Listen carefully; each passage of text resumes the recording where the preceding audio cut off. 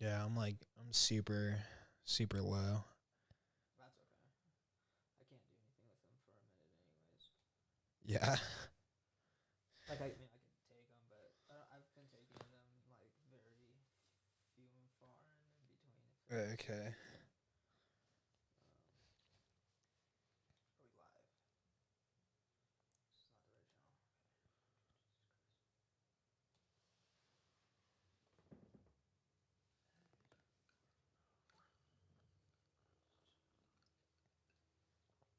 We are live on YouTube. YouTube makes it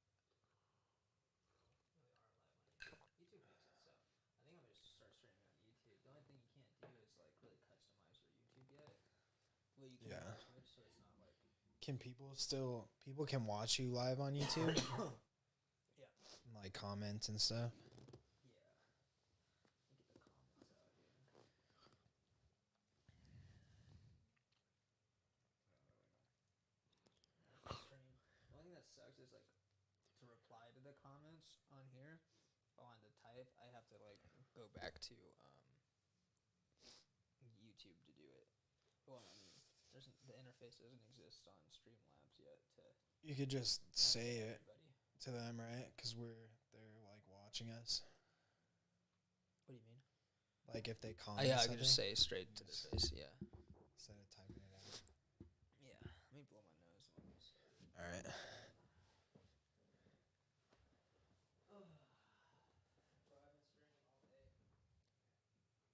On Twitch.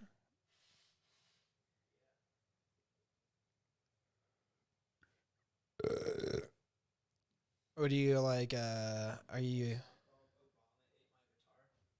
What?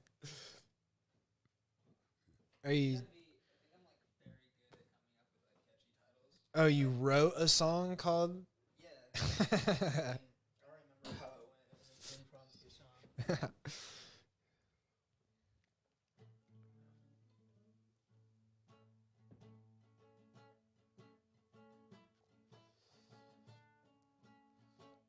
Obama ain't my guitar. I don't know. Go watch the stream. It was saying like, fuck. What was it? It was like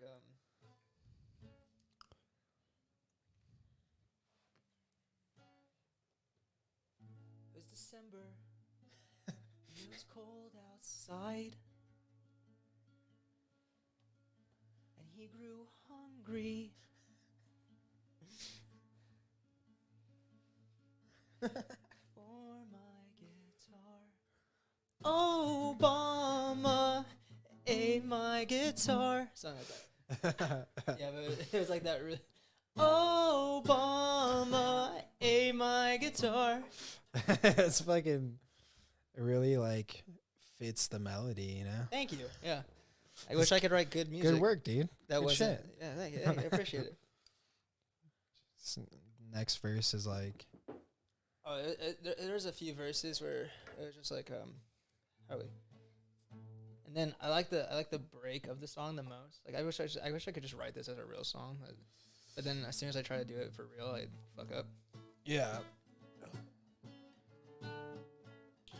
Well, you know, like there's a lot of musicians I'll watch, or at least there's this one guy. I don't know if you heard of Andrew Huang. He like when he writes songs, he'll just make the melodies and he'll just sing like gibberish over them. Yeah. And then later like write the Come lyrics the for them. That kind of works for me, except like the best lyrics I write, at least the ones that I think are good, you know? I mean, that's subjective, but the ones that I like personally come from like playing like shit. Yeah. And then singing over it, and then trying to sing something to it. And like the words will come out somewhat in a melody. Like the melody's kind of already there. But the hard part for me is when I do that, I have to figure out how to make the guitar better. Right. And then I have to figure out the rhythm to the melody. I think finding a melody and then working backwards is really fucking hard. Because finding the melody first and then writing the words. Mm-hmm. Well, see, like I have the the words, opposite problem. It's like the words for me when I do them when I'm playing will be the melody, if that makes sense. Yeah. Like, so I'm already singing in a melody, but the guitar is shitty. So the guitar is basically like just a way for me to get started to sing, sort of in like the tone, and then the things that I want to say in the song are said. Like, one of the songs I have, "Masquerade Me on Your Windowsill," like is the most like random sort of like, but then I was like, I kind of like that. Masquerade me. You can already hear like it has a yeah, and then I was like, okay, but how do I actually write some guitar to that? So it's like da da da da da da, and I fuck it up every time. But the problem with that for me is when I'm writing like that style, the guitar will sound too similar to the melody because I have to help it. I have to use the guitar to help me sing. Yeah. So I have to play the notes that I can hit. That's not. I don't think that's necessarily a problem though, because a lot of times, if you're in like a band setting, there generally is like one or two instruments that are going to be playing the melody to emphasize what the person singing is doing. But then, yeah, if you don't have a rhythm behind it, it's like it's almost seems incomplete. I don't know. Yeah, or the rhythm gets stretched out for me. I think it's just a lack of music knowledge on my part, but like when I play certain things like that, like this.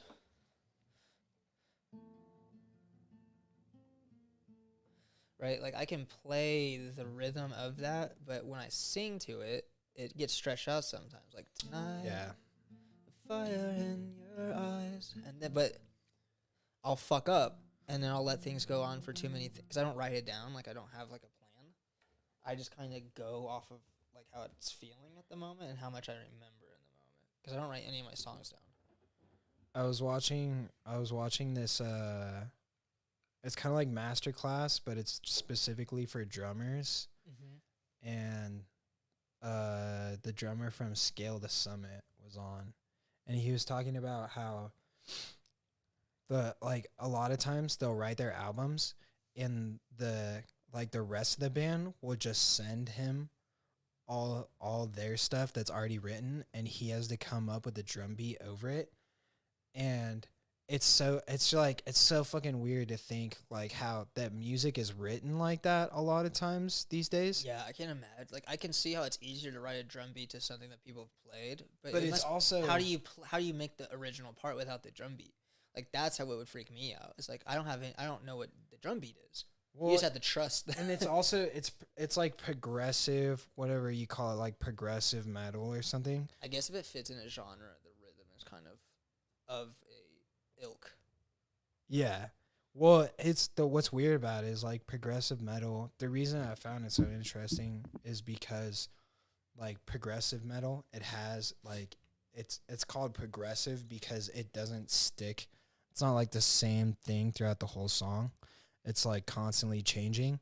So he'll come up with like he was like, "Oh, I just start with like a classic like 6/8 beat, which is already like not a totally common beat." Yeah. And then he's like, and then I break into like well there's 23 beats, so I guess it would be like 12/8 and then 11/8 like alternating. I'm like, what like how do you come up with that after someone's already written all the parts? I guess if you're that good of a drummer, it would be intuitive, but it's just fucking it's so weird to think that he's like, yeah, I just figured out that this song was in 12/8, 11/8 alternating. Like that's just he just picks up on it. I guess it makes sense if you're really tuned into the rhythm, like because all you have to know is like the tempo, and then you can know what drum beats would fit that. And then like if you're really good at music, like if I was to break music down as a science, I think I'd be good at it. Like I think I'd be really good at it, but I can't be creative that way. So that's like my problem is like knowledge meeting just like free expression. like a lot of the guitar stuff I could play, like a lot of the rhythm stuff on guitar that I could play, especially if I could like remember to play it rhythmically, I find hard to like sing to, especially if I don't have a melody yet. Like for example, what I was playing earlier, where I'm just like.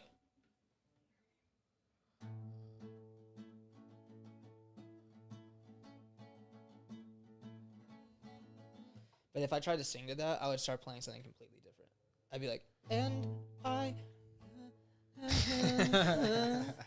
and it would just go to, it would just become something different, like entirely. There's only like certain rhythms where it's like waltzy stuff, like, wait.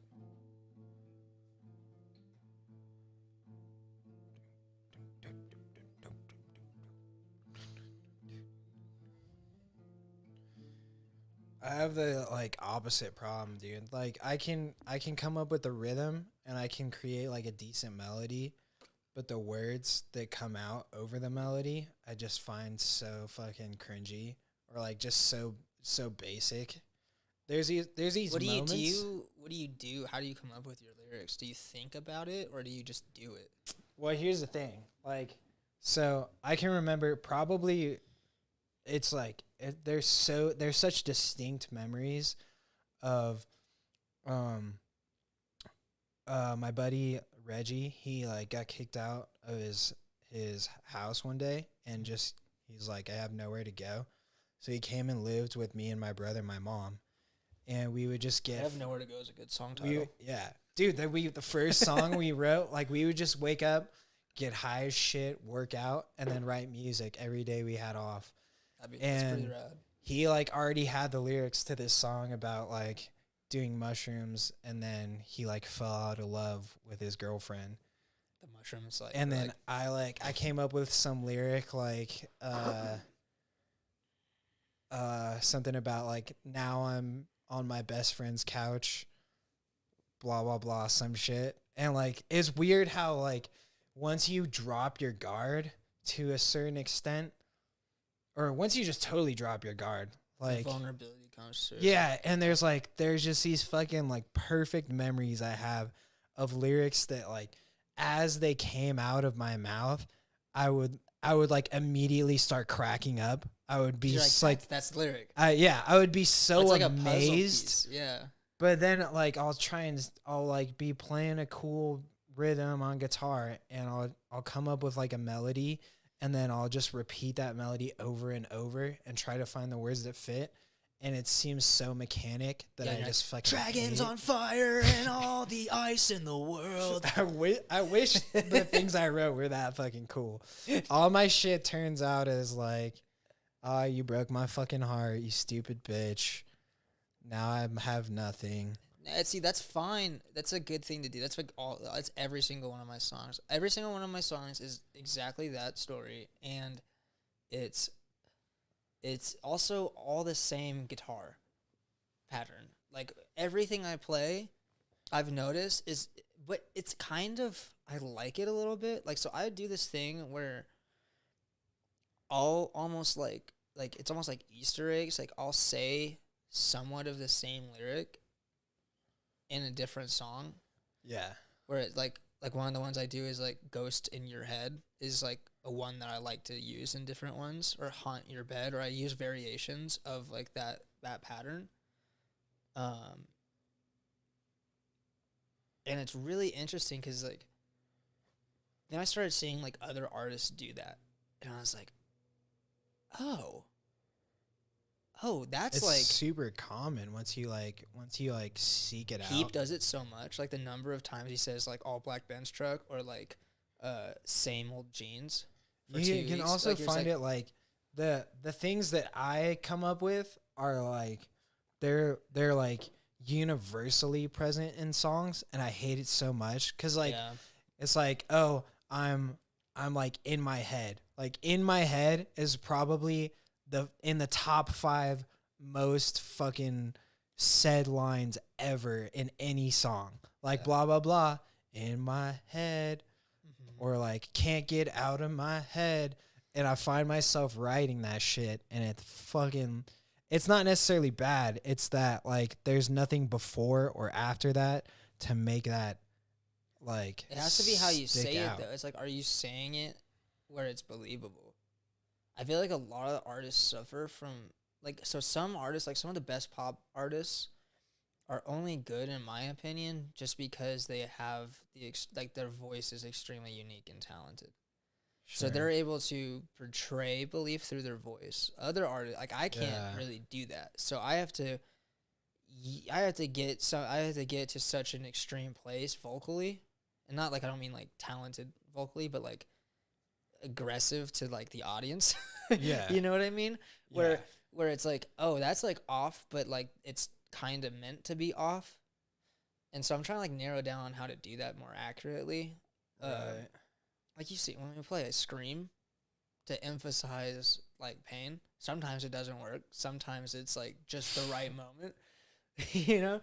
And I think it's really comes down to like, there's a reason those lines work.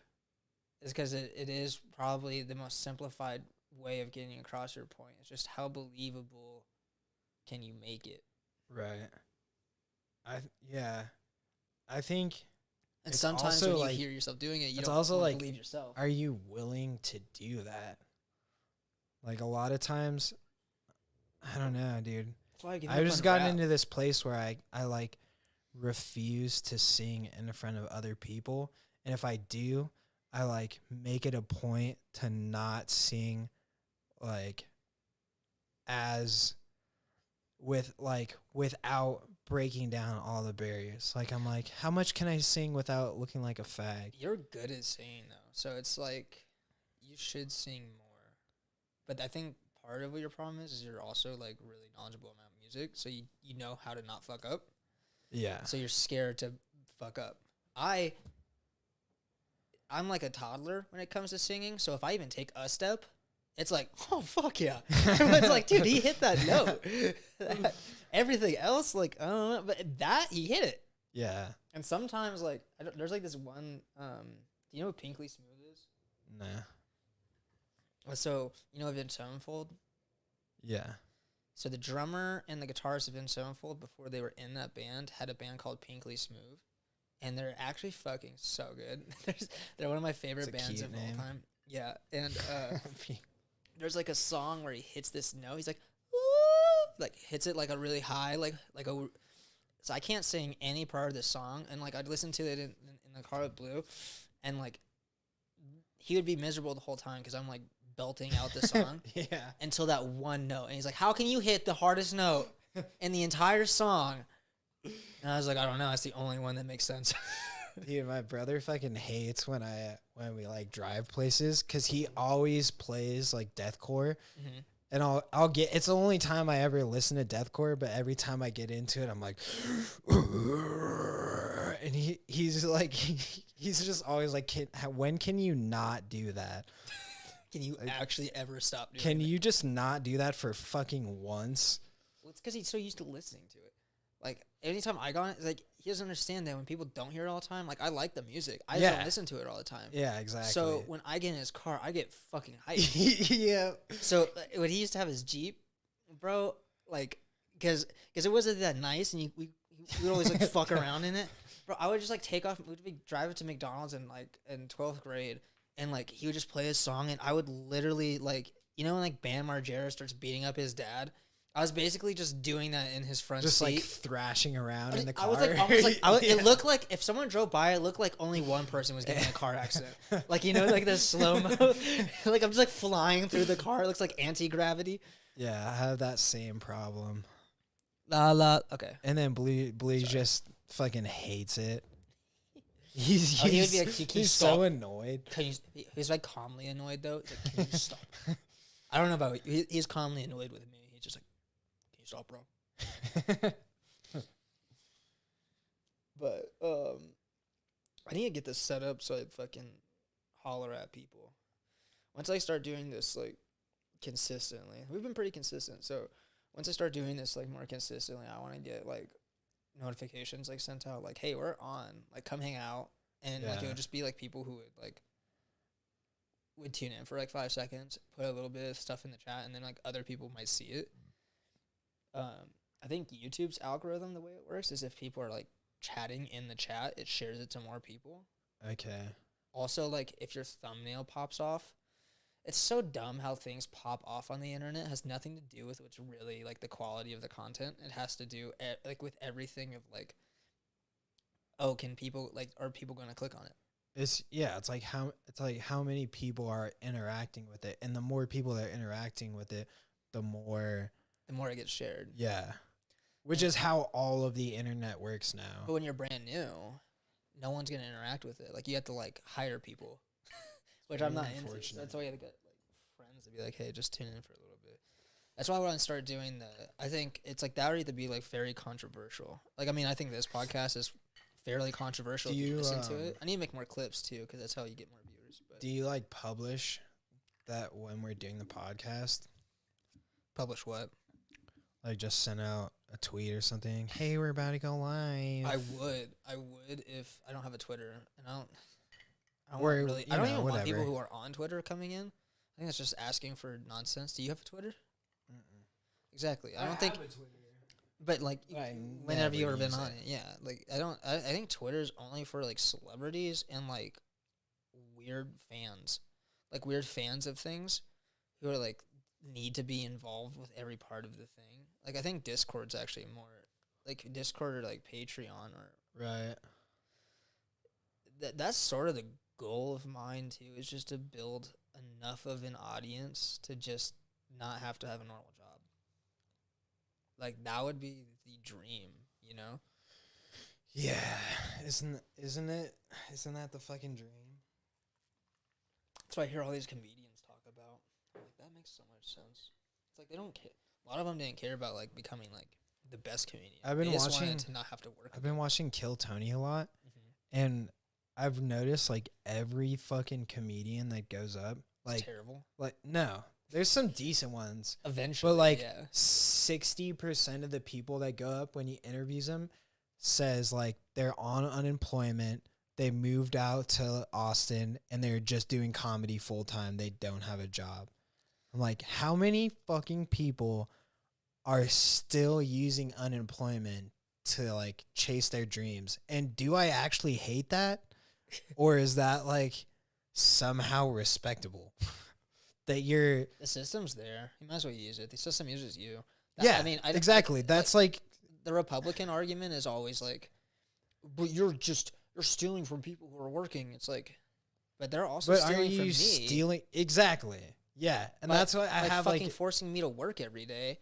You're stealing my life away. It's such a like double-edged sword where I'm like, fuck, I'm paying for these people to follow their dreams, but also Meanwhile- I could just as easily do what they're doing, but You I could- don't know you if could I get- would. quit. Yeah, I don't think you can just quit your job and get unemployment though. It has to like it has to be a circumstance. Yeah, I guess it depends, because I know I'm sure there are people. I don't know, because they extended unemployment for a long time. I wonder if there's They kicked people me off. that have somehow just been on unemployment for like a year now. Yeah. Well, you can extend it. You can keep extending. You just have to refile after a year. But fucking unemployment, like, I was on it, and then when I moved back to Nevada, my information changed, so they wouldn't keep sending like notifications to my old apartment, so my address changed, and like the next day after I changed my address, I didn't get like 2 payments, so I was like, what? Right? And I called them, and they're like, oh yeah, you need to send in a verification that your ID matches who you are. So I was like, is this because I moved? And they're like, oh, we would never do it because someone moves. I'm like, this is because I moved. They like lie to you. You moved 2 weeks too early, dude. Yeah, they use it as a loophole to kick you off. And then I sent in the stuff that they wanted. It's just like your social security and a picture of your ID. And it's like, here. And then they're like, oh, there's a discrepancy. And they won't tell me what the discrepancy is.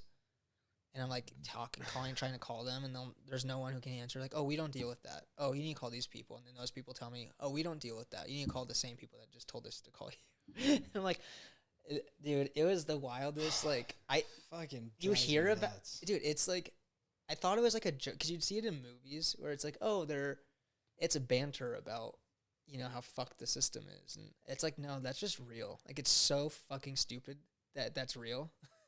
That there's two entities that like it's a clear question. Like, hey, you said there's a discrepancy. Someone made this decision. Who made this decision? Who has the authority? I wonder. What is it? I wonder, like, if it's. I don't know if it's possible to like actually figure out the statistics, but I wonder if, like, what percentage of legislation and government exists purely to find a loophole in the original legislation or government that was there to like protect the rights of people. Like there was this I would say a lot. I would say like probably more than beneficial governments. well, if you think about how, like, I don't follow politics at all, but I remember probably like 4 or 8 years ago when there was a presidential election, there was a candidate that was talking about like reducing the tax code, which apparently is just thousands of pages long, into like a sweet little 60-page like refined document.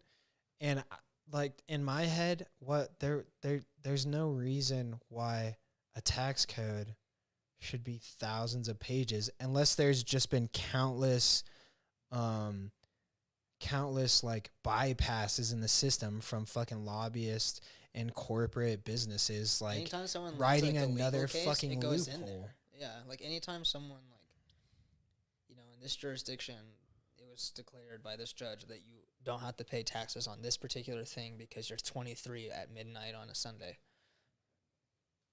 And it's like, oh, okay, so that gets written into the tax code for this state. But then if you look at like the giant tax code, like that gets And then you it's parsed realize into there's like everything. a whole fucking career industry that's built. Like there's like thousands and thousands of lawyers that are employed to find those loopholes and take advantage of them for businesses, which makes it seem like that's the only reason they're really put there in the first place. And in a lot of cases, that's it all a lawyer probably is. That's all a lawyer is someone who is knowledgeable enough of the law to basically rig it in your favor. Like Fucking bullshit. like if the law was actually good, it would be very clear on what there is to do. Right? The law is purposely women can't vote, and black people aren't allowed to vote. Not allowed to own property. These are all clear guidelines that make sense. Nope, no fucking immigrants. Fucking yeah, no immigrants. So what a clear law. Just none. No. But what if they were like somewhat near the nope. Well, define immigrant. Nope. Dude, so I went to Vegas last weekend for my birthday. Yes. And obviously this is how every Vegas story goes. All the It's Chinese like- people? Yeah. I mean, there's tons of fucking Yeah. Chinese people there. That's the only thing I noticed in Vegas when I went there. But there's this thing called slot hustling, which is like you're basically apparently there's specific slots out there. Like there's different types of games on different slot machines, and some of them you can take advantage of by playing them at a certain point when someone else is like who doesn't understand how it works has left it. And one of my buddies that I went there with Knows that. he knows that, and like he does it pretty frequently, and all fucking week long he was just pointing out like different slot hustlers to me, and like 90% of them were Asians because they all know about it. Like I don't know how you learn about this other than from word of mouth, but like Surprised it's not apparently like a big thing on the internet. a large, I'm sure it is, like, but a large majority of Asians just are like you can watch them go around and look at like specific slot machines and like click through them and like find the find the right like play to make a little bit of money off of it. And then, yeah, they just make like a small amount because it's like designed to like Yeah, pay out at it they're called after, like, progressive slots, so you're not gonna hit like a $70,000 jackpot, but they're like smaller jackpots that you can hit it's on. wild. But anyways, I had it in my head like probably every other fucking person that goes to Vegas that I was gonna like count cards Oh, yeah. and like fucking school the system. Your brother. And he's the one that got me into it, and he like doesn't do it anymore. But I've been getting pretty good at it, and I get there, and they have these fucking card shufflers, which just like are constantly, they're like continuous card shufflers, and basically there's this thing called deck penetration, which is like the dealer, if they wanted to, they could play one hand and then just automatically put that back in the deck. And in that case, you could never like take account of like the cards that have passed through because they're always being shuffled back in. But I think they hook you in by like allowing the dealers to play out a certain amount of the deck before they shuffle it back in. But it's basically a fucking loophole, and like the casinos have decided that like since so many other people are learning how to take advantage of this game, that they're going to cheat and make the game like less plausible for the player. So like they're effectively cheating so that you can't cheat, which I guess kind of makes sense. Well, they cheat at everything else though. Like, I mean, the majority of the odds for these machines are just so not in your favor that it's almost the most irrational thing to do is to gamble, because you will just lose money. You might, if you just want to throw money away, even if you ever win a lot of money, the amount of time that it would take for the average person, not just one person, but like the average person to win any meaningful amount of money, the amount of money that they would have to spend beforehand, right, like dwarfs the meaningful amount of money they win. Like this if one kid, you don't understand the like logistics of the game. but there's only a few games that you could do that. So Sure. like a lot of slot games, it's like you're just playing random odds that aren't going to like. But they're like Russian roulette. You can, if you go to one that's not a computer based one that's like a spin, like completely mechanical one. Is there a computer based roulette game? It's just a digital one. Oh yeah, I've like if you go to or a there's table one that a game, machine spits out the ball and it like does it. That's weird. I've only ever seen the ones where like the dealer spins the fucking thing and then sets the ball. Yeah. That's the only one I would ever play.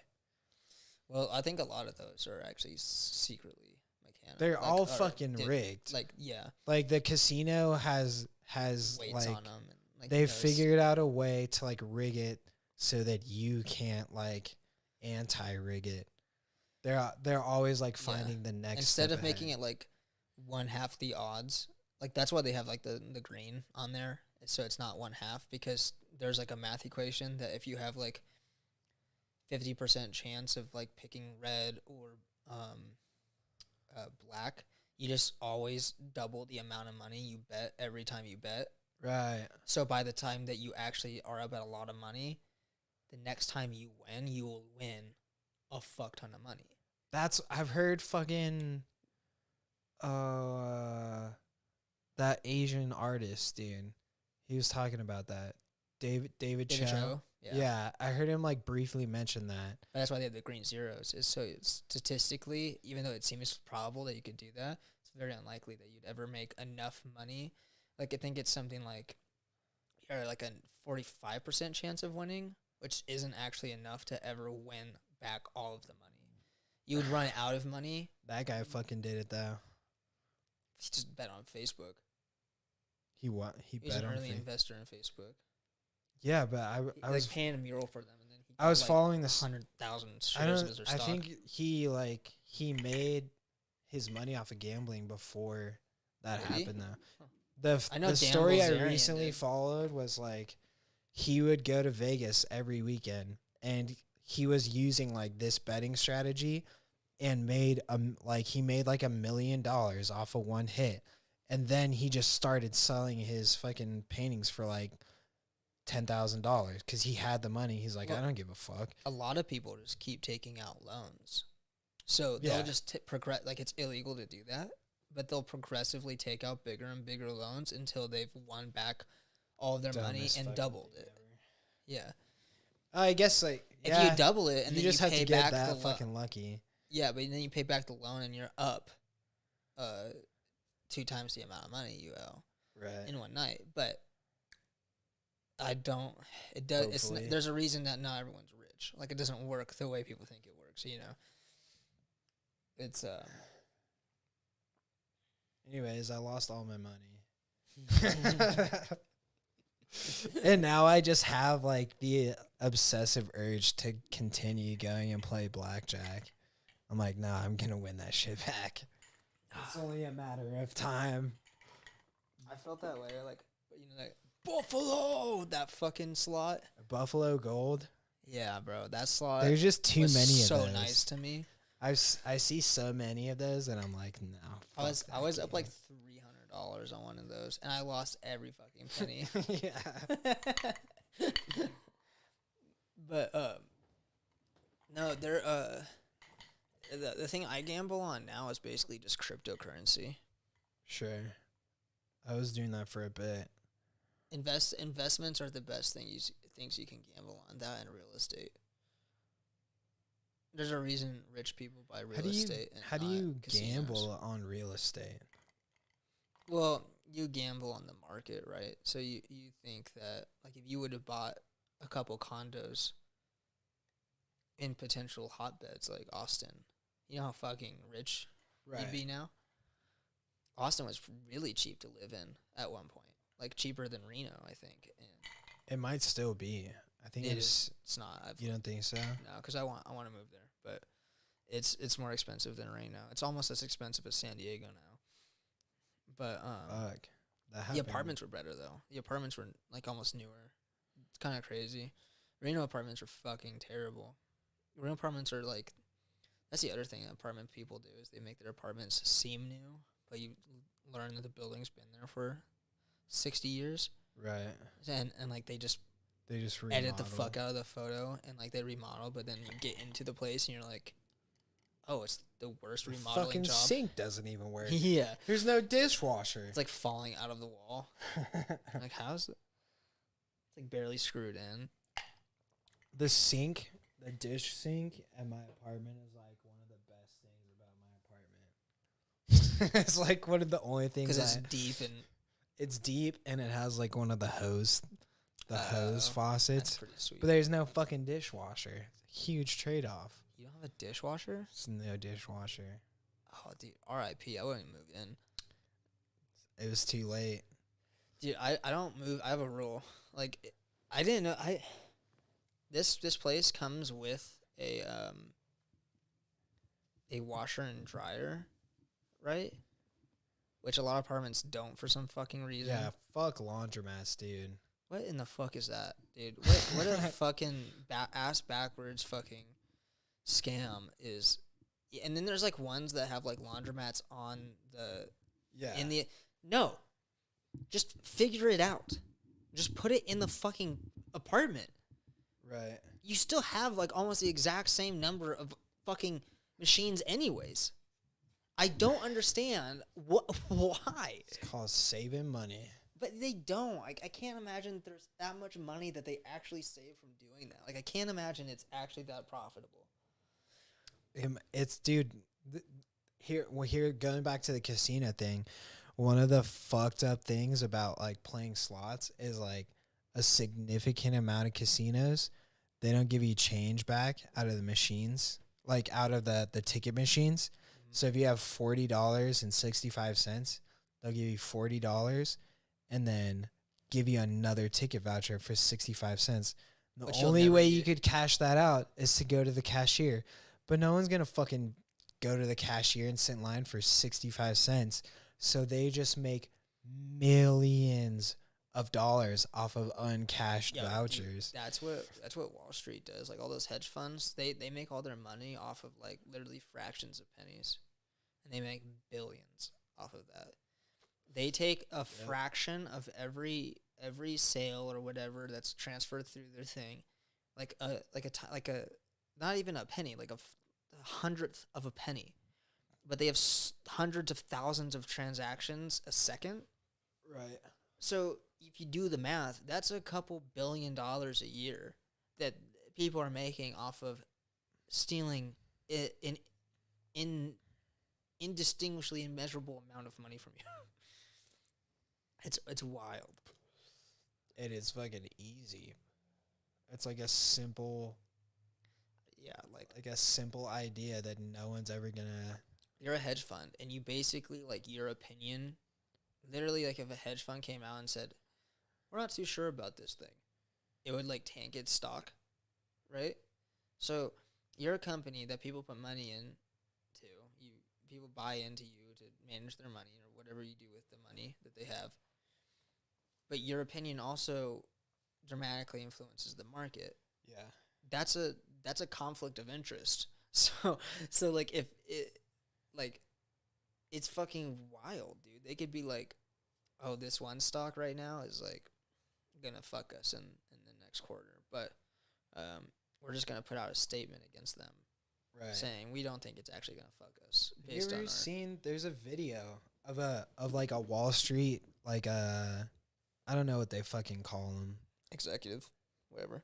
Yeah, he's Hedge some fund. fucking dickhead, but he like left the stock market, and he had this interview where he admitted that like a significant amount of businesses or whatever these fucking people are just publishing false stories to Yeah, dude. to like decrease or increase a stock depending on what they want to succeed. That's what. I mean, if you want to see like the craziest example of that, China is just did that with cryptocurrency.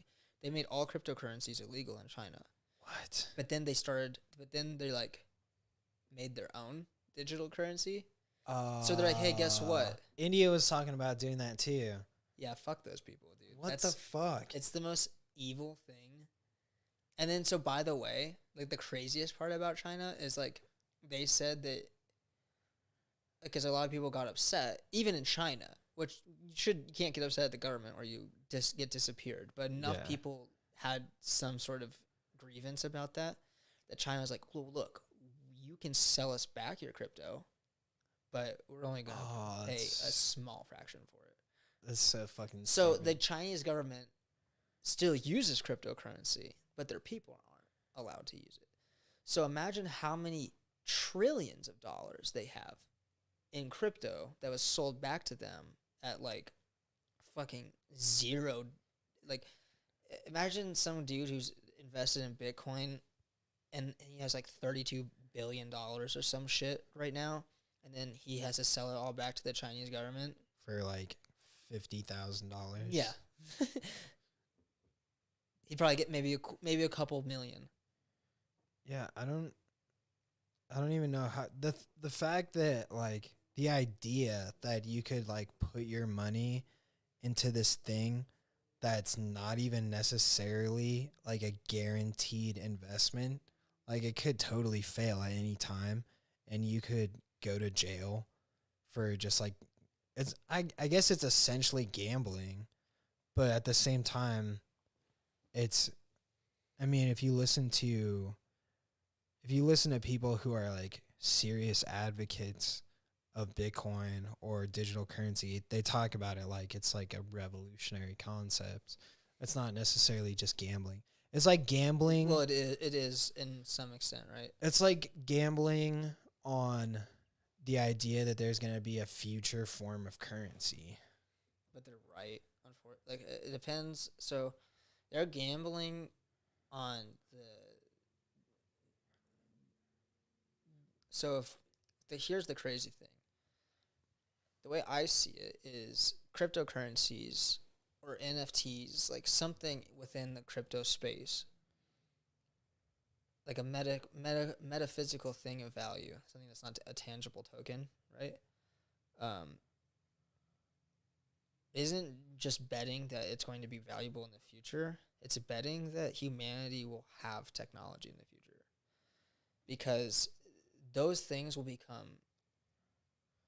So the clearest way to put this is, if you bet on cryptocurrencies, I'm not saying which ones. It's hard to choose like which one will make it in the long run. I mean, probably Bitcoin or Ethereum. It just depends on like what Elon Musk says that day. Yeah, pretty much. But betting on cryptocurrencies is betting on humanity. Okay. And the reason I say that is because, I mean, I was just watching this really long intro to the metaverse, Facebook's new, like, long-term project to bring people into this, like, VR, AR reality where everyone's interconnected and, like, it's really wild. Yeah. I've not heard of this. Dude, it's fucking crazy. The metaverse? Yeah. They're like, you're going to work, play, and live in the metaverse. They say that. They're like, what? And like, I was like, so scared when he said work. I was like, what? Wait, I'm going to work in the metaverse? You mean be a slave for Zuckerberg? It's so creepy too, because there's like his avatar is like watching these people play like ping pong. And I was just thinking to myself, I was like, that's like, and the other people playing ping pong didn't seem to be aware that he was there. It's like this weird like foreshadowing of like he's always watching. Like Facebook is always watching everything you do. It's so creepy. It's the singularity, dude. But it is upon us. But I think it's very clear that if humanity keeps civilization together and we keep moving, we keep progressing technologically, it's inevitable that we will, synthesize with something in a virtual reality space. I'm not saying that everything will be virtual reality, at least not maybe within our lifetimes, but I think the lines between what are virtual reality and are not will be very blurred in the near future. And if the only way that happens is if humanity is successful, oddly enough. Right. If we don't destroy ourselves. So the most valuable commodities that are going to come out of that space are going to be things like cryptocurrencies and NFTs. And that's why people make such a big hype about it. And that's when I see all these boomers who are like, I don't understand what an NFT is. It's like, you don't understand that where humanity is going. Humanity is going virtual. If I have a thing that says I don't care how many copies of that thing. If we're all living in a virtual space and I have virtual art that shows that I'm the sole owner of this virtual art, it's the same thing of having like a Leonardo, how many fucking Mona Lisa like ripoffs could you could print 100,000 billion of them. Yeah. You're not going to have the Mona Lisa, right? Cuz bitch, I got it. Mm-hmm. And it's going to be even more distinguishable than like what we have today. You know what I mean? Like some people could find really old paper, really old paint and like do processes to make things seem old. Right? To make things seem weathered and torn and appear as if they are like the original Mona Lisa or whatever paint, right? But it's a fake. You can't do that in the crypto space. It's impossible because of the equations that are behind these. Basically, it's like it's a log that says here's the digital identity of this thing, and anything that's validated on the platform is going to have a unique identity. Is it just impossible so far though? It's impossible entirely. I don't know. That's because they'll have a unique ID. So it has always. Whenever someone is 100% on board with one thing, I'm always very skeptical. Well, 100% anything. It's so you got to think about it like math though, because we're no longer talking about physical reality. We're talking about a virtual space where things are verifiable within that virtual space, right? So you can say 1 + 1 = 2 perfectly. There is no argument that you can make against that besides, like, you could say some, like, really weird things where you set different conditions for different variables. And maybe, to some extent, that could happen in the virtual space, but it would never be a passable proof, right? because no one's. It would be one of those things where it's like, ha ha ha, you have you made it look like you have this thing, but you don't. It would be clear that you don't have it. Just like the same way where you're like 1 + 2 actually equals 3. Like you could do a proof where that's the case, right? You could set up some Yeah, but I variables feel within like the equation to say that this thing is somewhat of a different thing, in a, you know. I think things only seem impossible because they haven't been discovered. There hasn't been a way discovered to like prove that it is possible. I know where you're coming from, but there's like there's a proof in math like I think it's like, I don't know what they call it. Is it problem theory?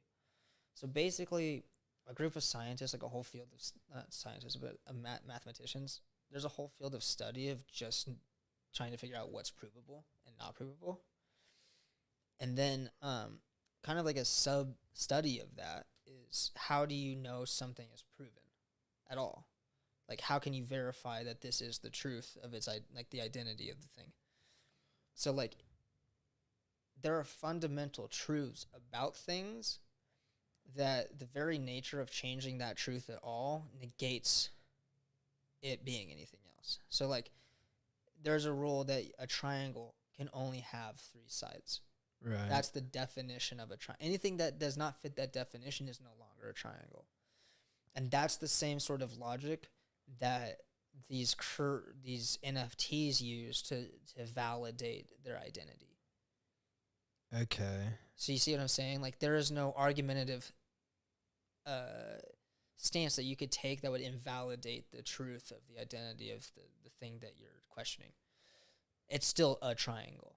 And so let's just say that this triangle is associated to, the identity of a triangle is associated to a particular owner of that identity. That's sort of how an NFT works. So you can't ever change the identity. The two are they can't be separated, or they're no longer the same thing, if that makes sense. And it's verifiable. Yeah, I see where you're getting at. Yeah. But I'm also They're saying like maybe there's logic holes that like our tiny brains haven't thought of yet to be like, no, a triangle can have 4 sides. Well, no, but I know it. I know it. Like you're kind of approaching it from like the people say this is unhackable, right? But it's like 2 days later, someone like hacks into the Pentagon. You're like, what? How do they? You know, so it's like, why couldn't someone like fake that an NFT is theirs versus someone else's? It's kind of like, this is gonna be like a huge stretch because I don't have like I haven't I haven't thought about this enough, nor do I care to like actually prove anything against it. But okay, so a triangle has 3 sides, and you can draw like any 3 lines that connect to each other at the end. No matter what, it'll always be a triangle. But what is the line made out of?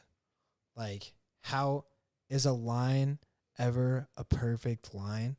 Is it possible to draw a perfect line? I don't think it's possible to draw a perfect line. And within every single one of those 3 lines that connect, there is an amount of uncertainty that makes it like structurally impossible for it to be perfectly represented as like a 3-sided shape.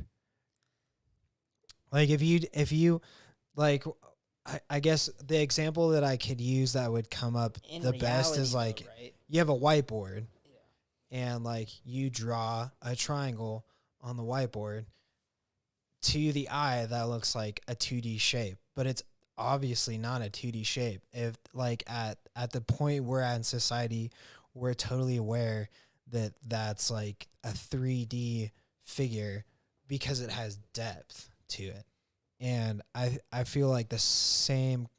If I knew the right words to apply that concept, I know what you're saying, and so maybe I could help your argument. first, when it comes to like the triangle thing, no one person or entity or anything in reality could ever draw a perfect line.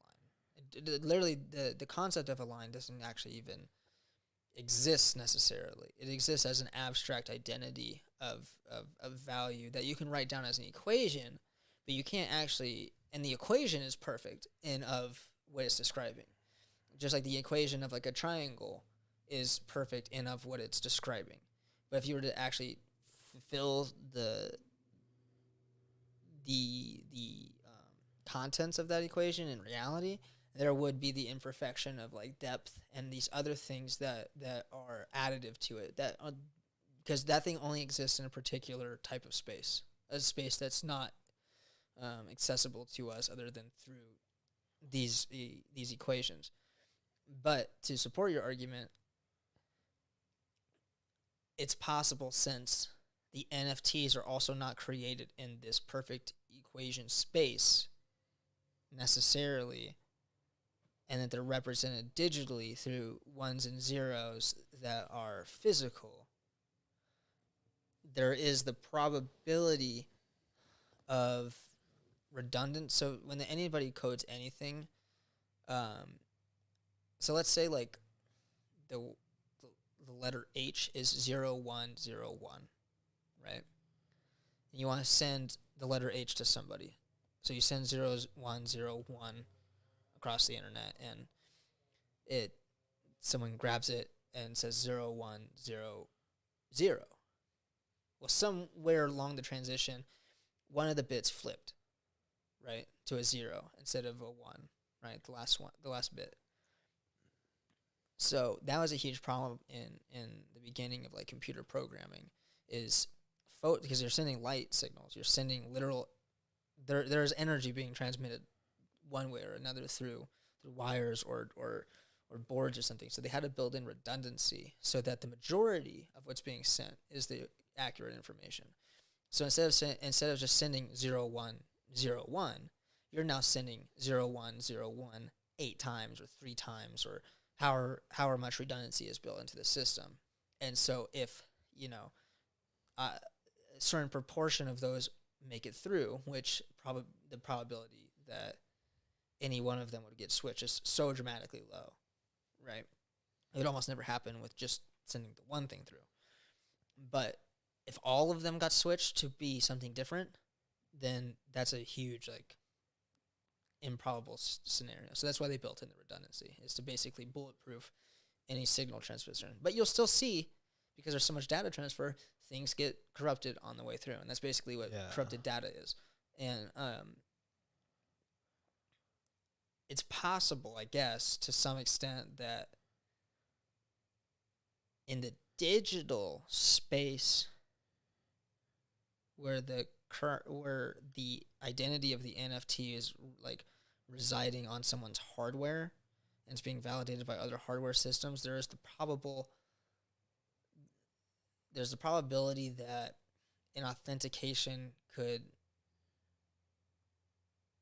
be wrong, but the chances of that would happen would probably be before 7 of our universes could end. You know what I mean? Like that's like why it's such a foolproof system. No, I don't know what the fuck that means. So the chances that someone's NFT would be corrupted into it looking like someone else's NFT on purpose, the probability of that happening is probably less than the number of particles in our universe 7 times over. Yeah, I wonder if there's like, I guess it just goes back to like, is there someone who would find a way to intentionally like trick the computer that's validating? But you would have to trick not only, that's why they have decentralized validation. So there's not just one validating source. It has to be validated. So not only is there redundancy, but then there's redundancy in the validation of the redundancy. So you're multiplying, and you have these exponentially long strings of like encrypted data to prove or identify a particular variable set, and then there's only one person who actually ever has the key to that set to decode it. And then that key is also to, if you wanted to like crack the identity, like the true identity of that key, the one that's like hidden from everyone else, you would it's like a couple hundred Googleplex of numbers that you would have to, like, it would take more time, and there's no computer that exists at the time to do that. And even at if, the like, time, humans are incapable of creating that computer, but I'm sure computers here's could the other create argument. those computers. By the time that we create a computer that creates something like that, and this is, I guess it's in a way a cop-out argument, but reality itself would be, like, the human race, if we're still around, would be so beyond advanced that the notion of an NFT or the notion of any of these things having any value wouldn't even be valuable anymore. Like, you would be talking, you're now in the realm of you're in the realm that I consider beyond divinity. I wonder if that's already happened. Like, I wonder if humans still think they're at like the pinnacle of existence, but computers have just secretly gone off and started fucking building entire universes on their own. And they just don't want us to know about it because they don't want us to feel bad about ourselves. I like that they're like, they won't like it if they find out. Like, they're gonna be really upset, you guys. Maybe we should just let them think. It's like when your like little cousin thinks that he won the game, but you beat his ass. It's like, yeah. don't It's tell him like that one. it's like Or like when he's playing the game and his controller doesn't work, so he thinks he's playing, but you're playing because he was just fucking up the game for you. yeah. It's like you don't want your kid to learn that Santa doesn't exist like too soon. At least that's like the common thread of like society is people are like, we want to keep our kid believing in Santa as long as possible. You know what's really funny about that is I think that's oddly poignant because that's what Terrence McKenna talks about. It's like he talks about like the machine elves and these elves don't necessarily understand the trauma they can bring you. Yeah. Just like a human picking up an ant doesn't understand the trauma that the ant can endure just by being picked up. Yeah. Right? Not even intentionally hurting it. Just a human being gentle with something that is so, it's not like it's beneath, but so in a different plane of existence than it is, the rupture that is caused by that. So like that's why sometimes people have, that's how he kind of explains bad trips, is he's like, they don't know that they're giving you things that are difficult, really. Yeah. They just see how you react after they have given it to you, and then sometimes they feel bad, but to them it's all play. So like a child playing with an ant doesn't know he might hurt the ant. Right? That's kind of how he explained it. That's fucking intense. Yeah. So you go into this realm and you're this really fragile entity psychically. Yeah. But they're not. We're like the ants compared to them. And they're like, oh, how you doing? I just want to play? Let me little pet you, old guy. Yeah, you're just like, oh, my childhood was a lie.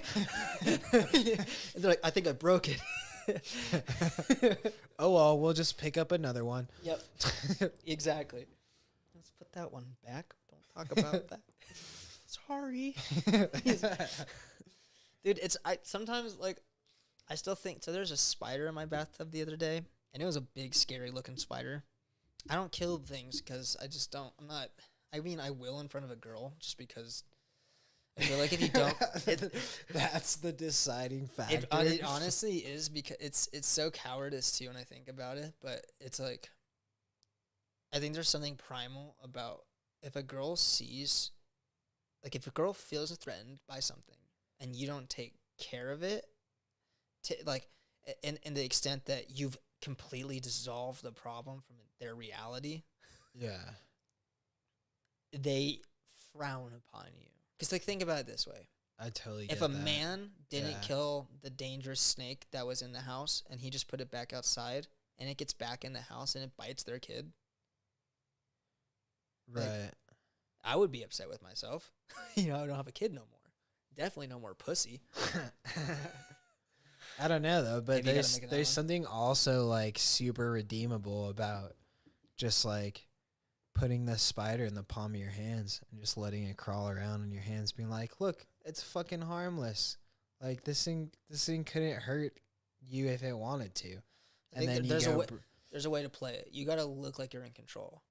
yeah, even if You you're can't look like the terrified. spider is dominating you. You can't make it look like the spider has chosen to live today. You have to be the one who's like chosen that the spider gets to live. Dude, my dad, I think, I can't remember if we were like moving something into his apartment or just another day. But one time we're walking up the stairs and there's the lights like outside the apartments so you don't eat shit on the stairs. And he's like, "Hey, come check this out." And there's this fucking spider web. And my dad lives in Washington. The spiders up there are fucking terrifying. They're like turquoise, they're like tie-dye colored, and they have massive fangs, and like you can see every one of their individual eyeballs. Yeah. Like they're ridiculous compared to like the Black Widow that you see here, which is like very mellow. Still, it's Like, still still scary, like kind of daunting, but it's not like If you there's didn't know something. it was a Black Widow and you saw the other spider, you'd be like, "Oh fuck, Yeah, that other spider." this one's way scarier." fucking terrible. But he just was like, "Hey, come check this. Hey, come see my new friend." And he would like go up to this fucking spider's web and say hi to it, and then like pet it. He would just pet this fucking spider on the back, and like it had no problem with that. And if ever there was a time where I saw a spider like responding in a Pet-like enthusiastic way. way, it was that moment in time. I was like, shaking "Holy its little shit, thorax. yeah, like this spider actually loves my dad." I think if you can do that, like if you can just totally dispel the idea that spiders are dangerous, that's even in some ways more powerful than being like, "I will destroy everything in my path." I just watched this video about Buddhism and fear, and like this guy basically has a dialogue with this enlightened being, not the Buddha, but it's a general like concept from the Buddha. That he's like, "How do I overcome fear? Like, I think isn't fear good?" And like they go through like this dialogue. It's like, well, fear is a way to prevent yourself from gaining further knowledge, right? Right. Okay. Like if you lock your door at night, you should only have to do that once. But the reason you keep checking the door is because of fear. The fear didn't allow you to learn that you locked your door once. You create this identity around feeling insecure that someone will come into your house, so you should go double check. Dude, that you locked the door. I'd fucking quadruple check my doors at night. I'm like, do. did I fucking lock that shit? I used to too, and then, like I watched this video like literally a couple days ago, and I was like, and then like, what is there to fear? Like, he's like, okay, well, what about a bear? Like, he's like, okay, so a lot of people walk in the forest and they're scared of a bear popping out of the woods. So every rustle or branch that breaks, they are aware that a bear may pop out. They're imagining a bear coming to get them. So they're constantly thinking, oh, a bear might pop out at any corner. And they're imagining this. And he's like, yeah, well, isn't that a good thing? Like, shouldn't you be prepared for a bear to pop out? And he's like, this isn't preparation. If you've learned anything about being a bear, all you'd have to do is know that when you see a bear, this is what you do. this is how you interact with the situation. These are the things that you should be aware of going in. You don't have to be anticipating that anything can be a bear, because that's when you're letting your imagination and the fear take over. And he says it a lot better than I do. I have to send you the video because it's kind of like, you should definitely send that to me. That sounds like something I could use. Yeah, I could use it. I could watch it 100 times probably and glean more from it. But he's like, when you let go of fear, you can finally be free. It's the only time you're free. I guess like the line he started the video with is like, a swordsman comes up to the Buddha and he says, "You foolish old man, and you think you're so virtuous. I could, you need to get down from here right now." And he's like, "I don't think I will. I think I'm just going to sit here and do what I was doing." He's like, "Aren't you scared of me? I could stick a sword through you. I'm the type of man who could stick a sword through you and not care." And the Buddha said, "Well, I'm the type of man who could have a sword stuck through me and not care." Yeah, that's fucking savage. Yeah. And he's like, oh God, the only way for you to be free is like from this tyrant, the sword guy, is to just accept that fate is a real thing, but it's not necessarily against you. It's just what is going to happen. And then the other part of the video is like, okay, well then I'll just sit in bed and let fate take care of everything. And he's like, well, if you sit in bed, you'll probably rot. So it's not that you can't, like, you should keep living your life. You just should be living it without fear. Their probability still exists, right? If you go into the woods alone and there's a lot of wolves, the probability that you'll get eaten by a wolf might be higher, right? So it would stand to reason that you just don't go into the woods when you know there's a lot of wolves in there. Right. Or you just don't go into places, blissfully unaware of your surroundings. It doesn't, like, our minds like to lock fear into this concept of preparation. Fear prepares us. No. Fear... It's limiting. Fear leads us into being as safe and comfortable as possible. That doesn't necessarily mean preparation. That if we let fear completely control us, we would take every breath cautiously. You know what I mean? Because if you inhale too much oxygen, you might start spitting up and choking.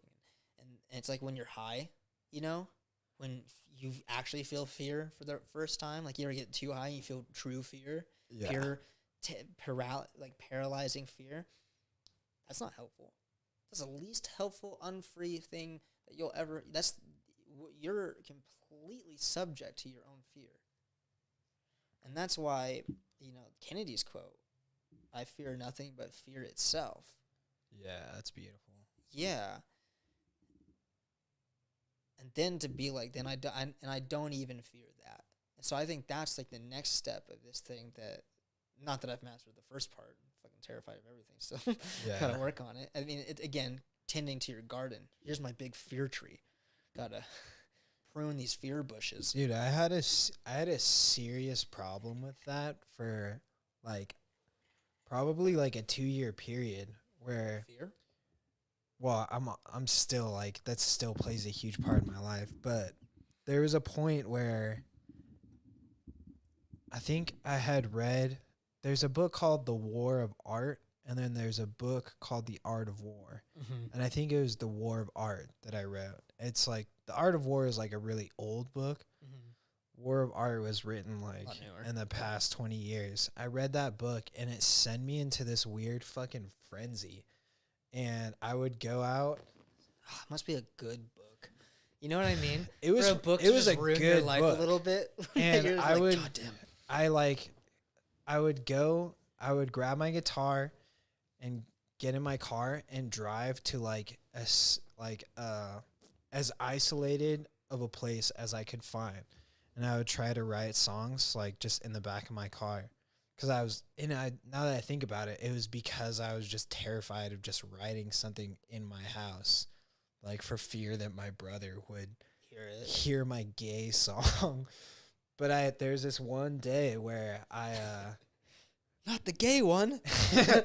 I like That's the gay one. I went and ordered like a super sugary coffee, and I was just like chain smoking spliffs, which has always been like my biggest weakness, and the fucking most unhealthy thing for you to smoke like unfiltered tobacco. And I was like sitting there trying to write a song, and I just got this sense that like something was wrong. And I started driving home, and I went into a panic, and I got home, and I was just fucking panicking more and more. Laid down in my bed, and I was like, holy shit, I'm dying right now.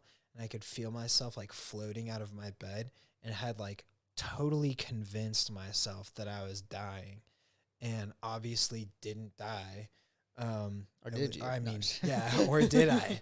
But for a year or two after that, You weren't even convinced that I you... couldn't smoke weed. I would smoke weed, Oh, and interesting. it would like I would go into like a full blown panic attack. Yeah. Well, And now that I'm thinking about that, that's like I was like playing into the fear and just inducing it more by allowing it to like play off my imagination. And it's something that I haven't even totally like shed off, cuz I don't know that you can unless you overcome you the develop- fear of death, basically. it's not like you have to overcome it. You just develop tools to manage it. right. And like the worst time to think about that is like, I mean, imagine being super fucking high. How many of your tools work effectively at that state? Let alone like, did you even have tools to begin with? So now it's like you're dealing with the full capability of your darkest thoughts unleashing onto your psyche, and like people struggle being sober. You know what I mean? People struggle keeping reality in place the way they want it to be sober, let alone the most primitive, penetrating things from the deepest parts of your psyche that are so overwhelmingly emotional that you're not even sure what you're even scared of anymore. Yeah. You just think you're dying. Yeah. It's like I it's must like be dying because it's the nothing only could thing ever your feel brain Yeah. can like come to when you like everything feels wrong. You're just like, oh, I must be dying right now. And that's Like- that's how panic attacks start. Is literally that is the idea that things don't feel good, and then they really don't feel good. You just kind of gave yourself a placebo of like a death placebo. Like you're just like, oh, Yeah, it's Well- fucked up. and the only reason it's effective is because you don't have the experience with that experience. You know what I mean? Yeah. And then the more you experience something, the better you can deal with it. But then there's also the objective truths of the experience and the objective tools that you can use to prepare it's the knowledge thing, right? It's like you into that state full of fear because you had no competency at it. And so that's why it's so important to develop confidence. Confidence is essentially just practice. It's a reflective practice. It's knowing that I've done things within this concept enough times to know the outcome. And when you start thinking about what is life and how am I doing, you haven't lived life even once yet. Right. So how do you have the confidence to even deal with it? This might be the first time you're ever confronted with this thing. But you can look at how other people have lived their lives and how other people have gotten through things. And then it's not using what they used is helpful, but it's learning from how they developed what they use is the most helpful, because that influences you or teaches you how to teach yourself to deal with things. And that's the most valuable thing you can do, is when you concretely understand that the genesis of your ability to do things is from within. And that's like the purity of it. And that's where love actually comes in, because that's what that part of the fable also talks about, is when you just accept that there's that you believe in love more than you believe in fear, you're going to be a lot better off. And love is confidence. Love is here's the crazy thing about love. So confidence is the concept that what's going to happen is within the range of what you predicted, within some, allowable amount, plus or minus this much. I think I'm going to be able to do this. That's why they call it a confidence interval. Mm-hmm. And love is just acceptance. Fear is rejection. Fear is anticipation, and fear is negligence. So the more you can radically accept the outcome of something, which is just to accept the fate of what is occurring, your fate, regardless of what it is, the more confident you're going to be. The less you can accept or radically accept the outcome of what's happening, the more fearful and hateful you're going to be.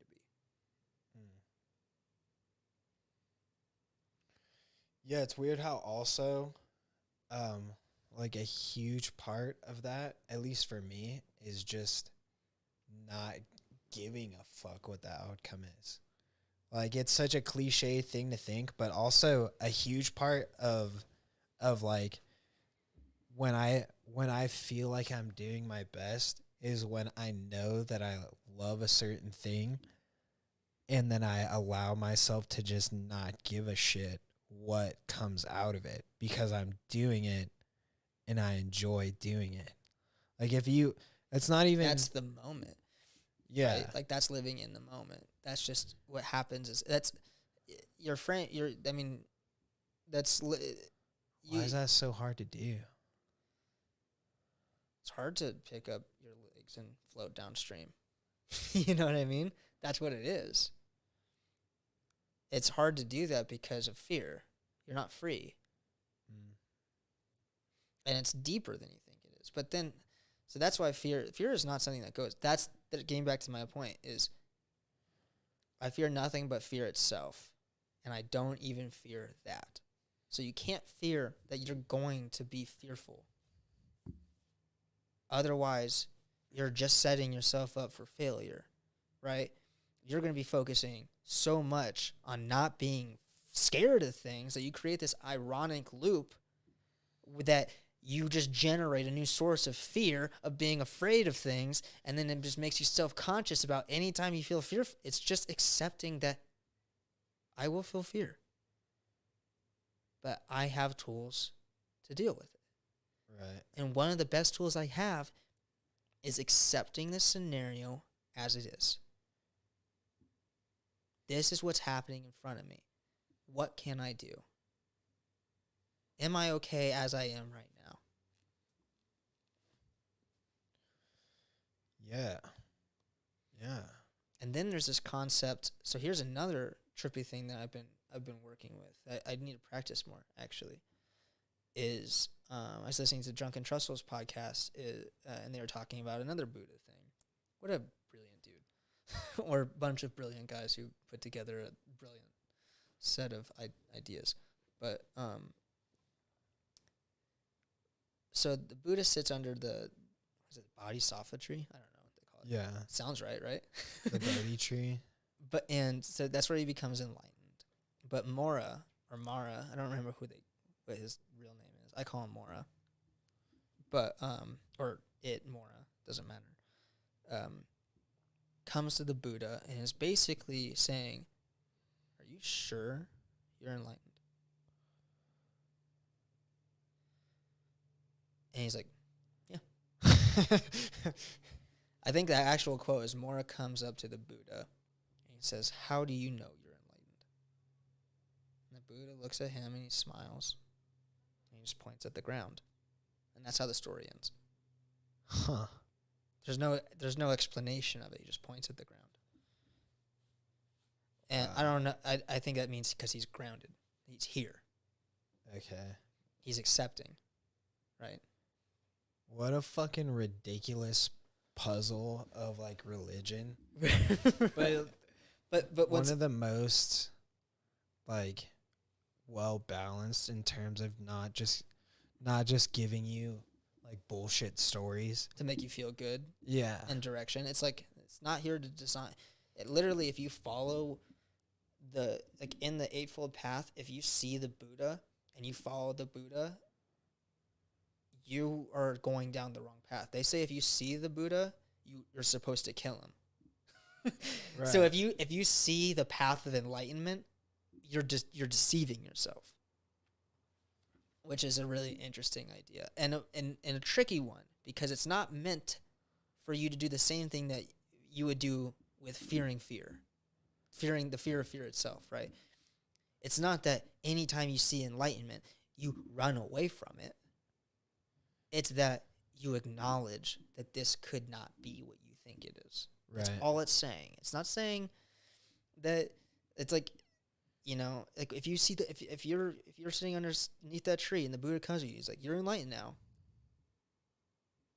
That's when you need to kill the Buddha and realize that maybe you're not enlightened. You got to test it. Have you ever read Siddhartha by I've skimmed it in college, but I wrote like a small paper on it, but not like I can't say I remember anything. I think it's one of like the defining points in that book is like he's traveling with his friend who's basically following him around, like looks up to him in every way, and they go and they like the Buddha becomes enlightened and they both want to go meet the Buddha and see what's up. And his friend is like, oh, well, this guy obviously has it fucking figured out. I'm like, just do it. I know I've been following you my whole life, but I think this guy like knows what it's all about. And then Siddhartha is like, which is interesting because Siddhartha is the Buddha's name. It's a different character. Yeah. He wanders off into the forest and just runs into the Buddha. And they have like a pretty good conversation. And like the defining point in the book is Siddhartha's like, I think you have some pretty good points, but I don't think you're right. Like I get what you're doing, but I just like I can't learn from somebody else. If you learn from somebody else, it implies that you don't have the knowledge, which is this weird paradox. And then the Buddha's like, oh, like this, like you're exactly right. And then they split ways, and then like he becomes his own enlightened self. It's because you have to enlighten yourself. It's the whole concept of you have to educate yourself. Otherwise, others will do it for you. So, which may not even be possible. And that doesn't mean you just teach yourself everything by yourself. You don't have to reinvent physics. You just have to be aware that when you're learning these things, that this isn't scripture, you know? Right. It's not it's just literally that whole story is just have a healthy amount of skepticism and come to the conclusions of especially the spiritual realm for yourself.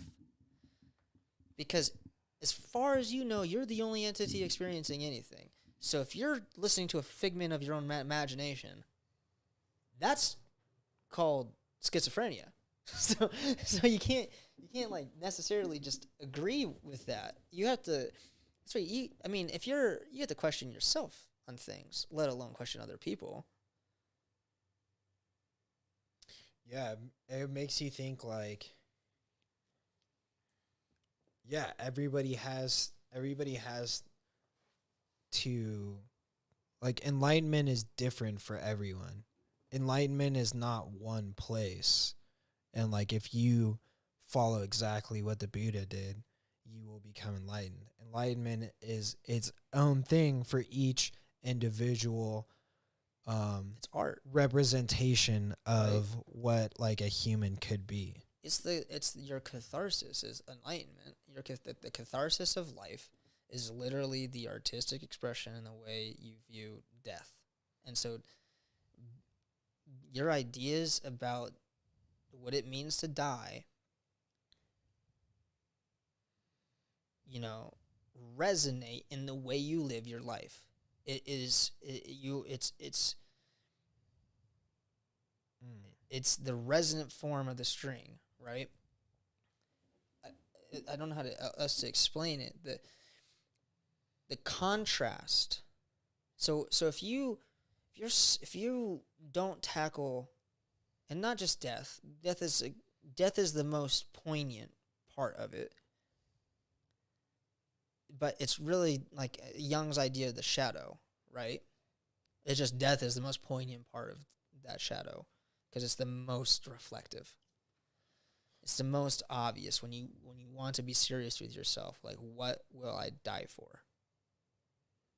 What is worth me giving up my life for?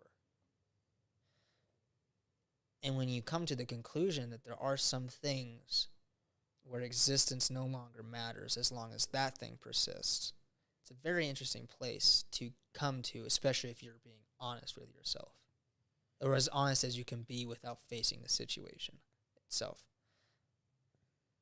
Or what would you kill for? You know, what is worth what I think my life is worth?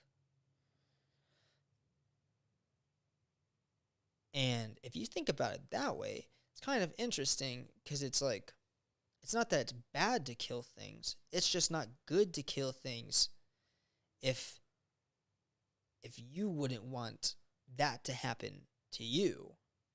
Yeah. That way, you know, like I don't want to die because someone broke into my house, but I think I would die trying to save my dog from getting hit by a car. Yeah. Even though some people would be like, that's fucking crazy. Just let the fucking dog die. It's not important. It's like, it is to me, you know? But for some people, surviving is more important than other people living. And I think at certain points of desperation, I would reach that state. And that's why this, like, staring in and having this conversation with death is very, very, very important. And that's why if you're not comfortable with that and you don't understand your relationship with death and you try to pretend like it's okay and you just follow everyone else's,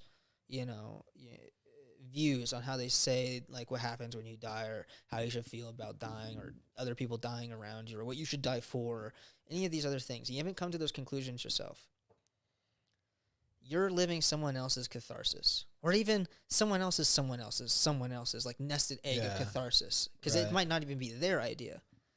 They just so closely follow someone else's fucking ideas. Yeah, and that may not even be the original purveyor's intention, right? They could do that to just subvert people's intentions, right? And very easily. If I'm the U.S. government and I tell a bunch of young men to go die in Afghanistan to save our country, but really all I wanted was fucking oil, you know? You have you have many generations, many thousands, hundreds of thousands of men who have died off of an ideal that was based in a lie. But they believed in it because maybe their forefather believed in it. Here's like the dumbest, fucking most cliche extreme that I can bring this thought that I'm thinking of. It's not gonna come out right. Try it. Well, I don't have the right words for it, so I'm sure there's some words for it. Yeah, the only words I can think of is like, do you think it's possible that Hitler was like an enlightened person? Or I don't know if that's like the antithesis of enlightenment or if there really isn't a difference. And like, how are you defining enlightenment though? Like, do you think you're saying like his artful expression of life. Yes. It's hard to say because we don't know how many of his ideas were influenced by other people.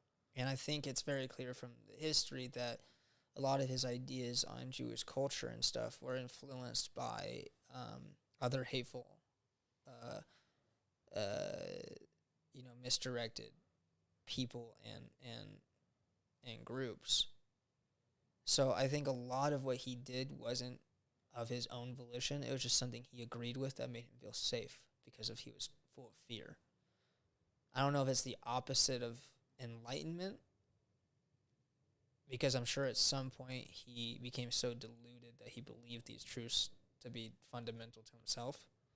I mean, I don't think someone can reach the power that he had without pure belief in self. So that's a lot of confidence. Well, okay, so I'm trying to build like some sort of realistic possibility around it. So like the Buddha like had this like list of things. Like people would come to him and say like, "Oh, Buddha, how did you become enlightened?" And he would say like, "Well, take a shower every day. Make sure that you like eat right."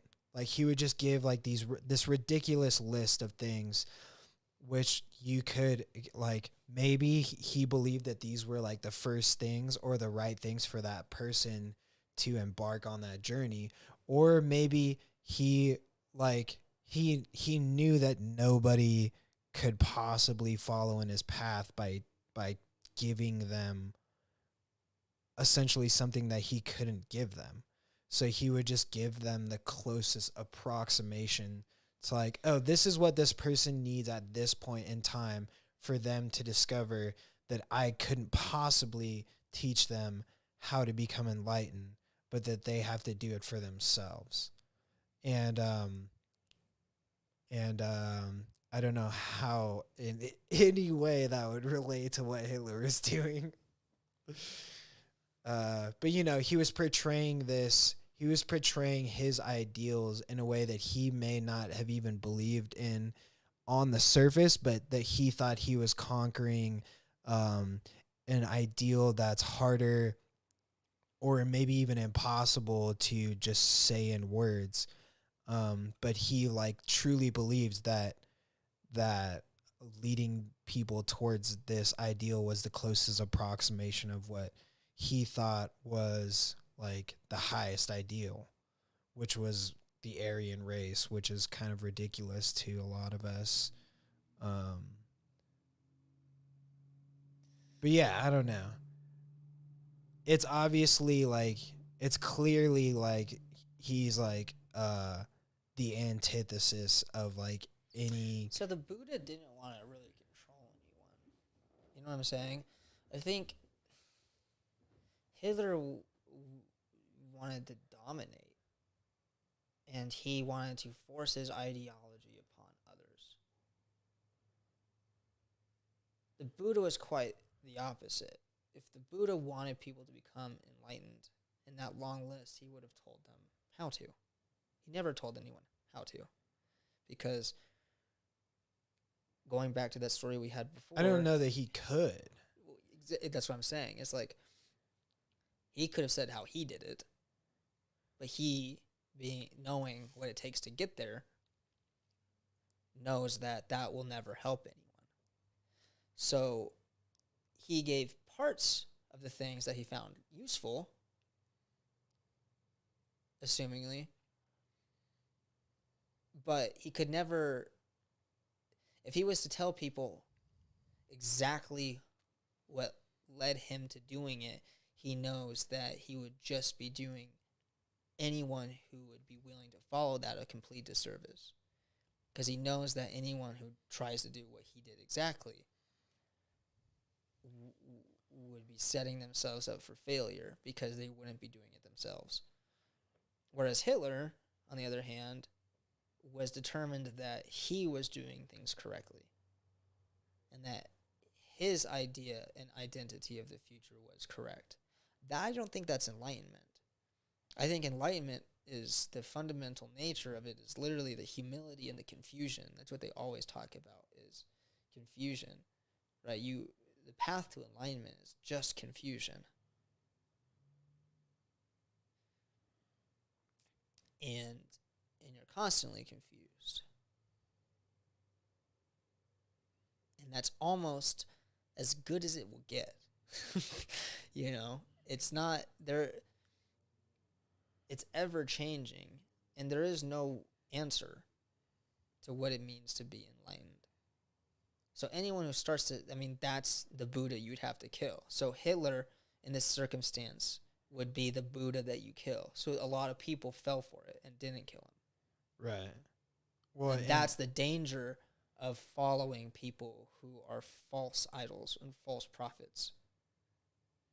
He was leading people to what he thought was a utopic, perfect society.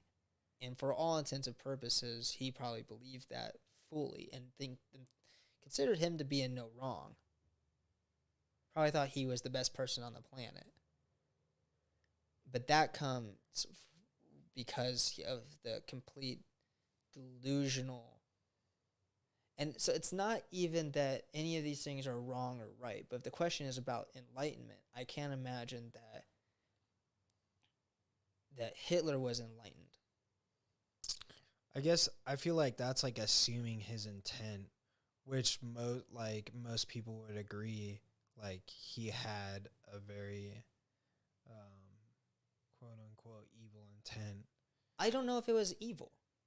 I like to think of it as to make it more complex, is there's no good or evil. The worst possible thing that you could do and the best possible thing, it's basically null in the end. It doesn't matter. It's the universe is indifferent towards it.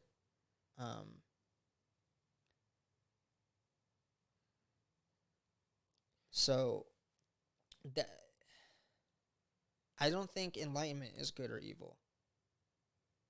I think that's where we get confused. I think it's one of the big confusing parts of it.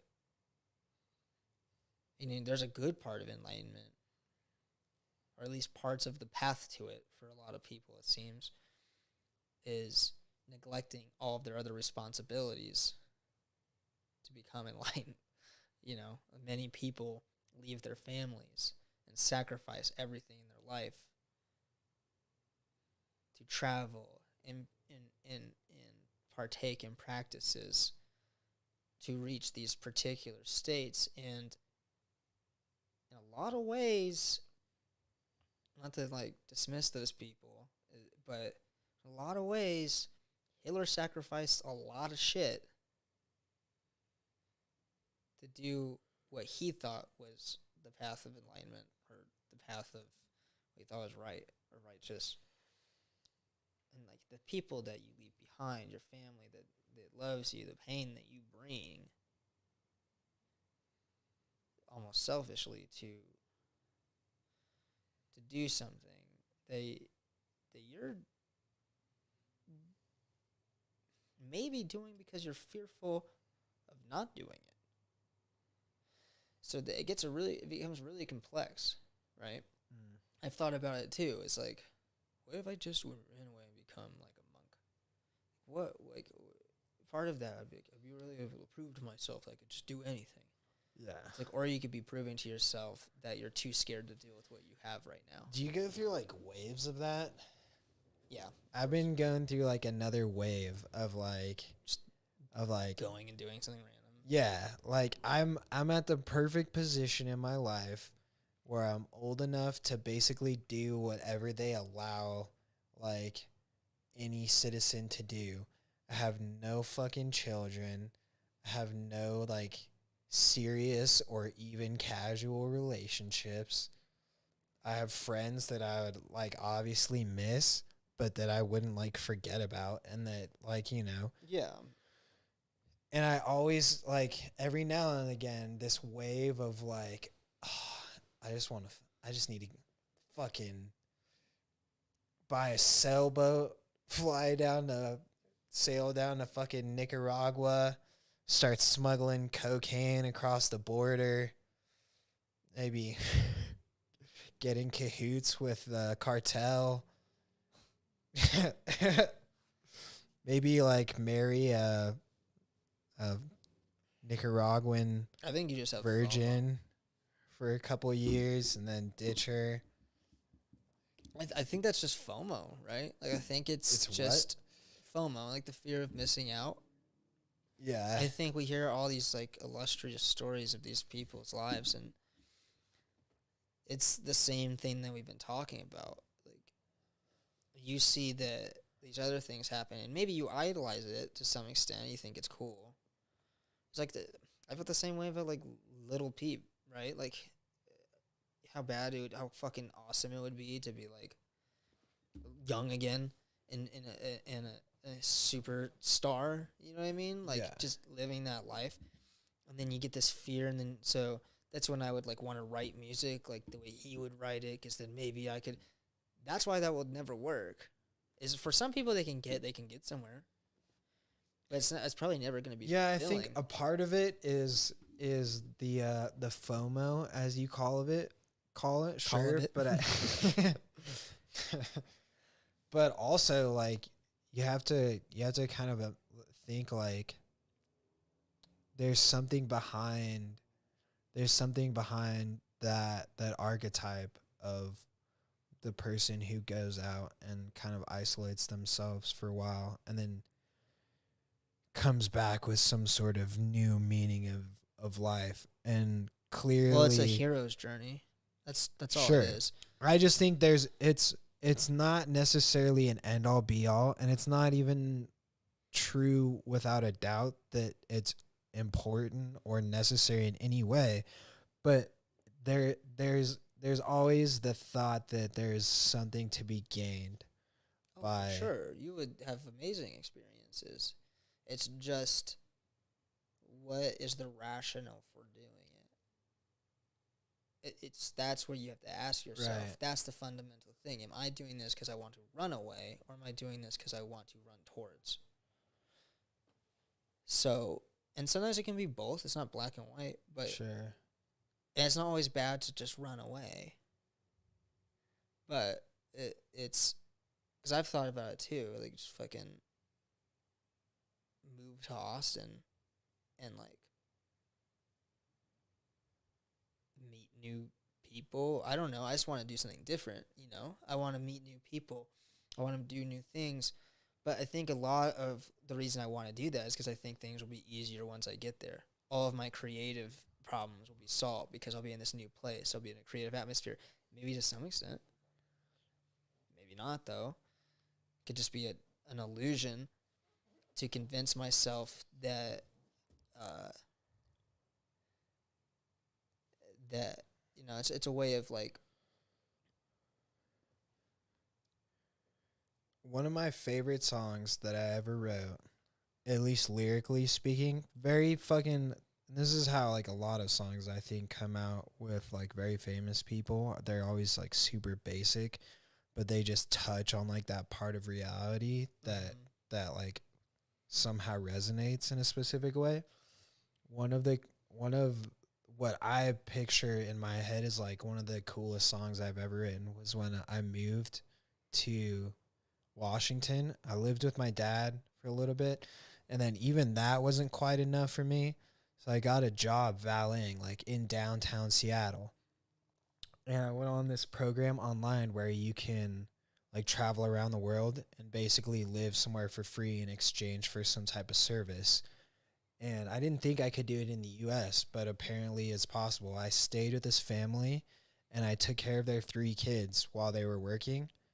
And I would, like, you know, I would go out in my car late at night and fucking smoke tons of weed.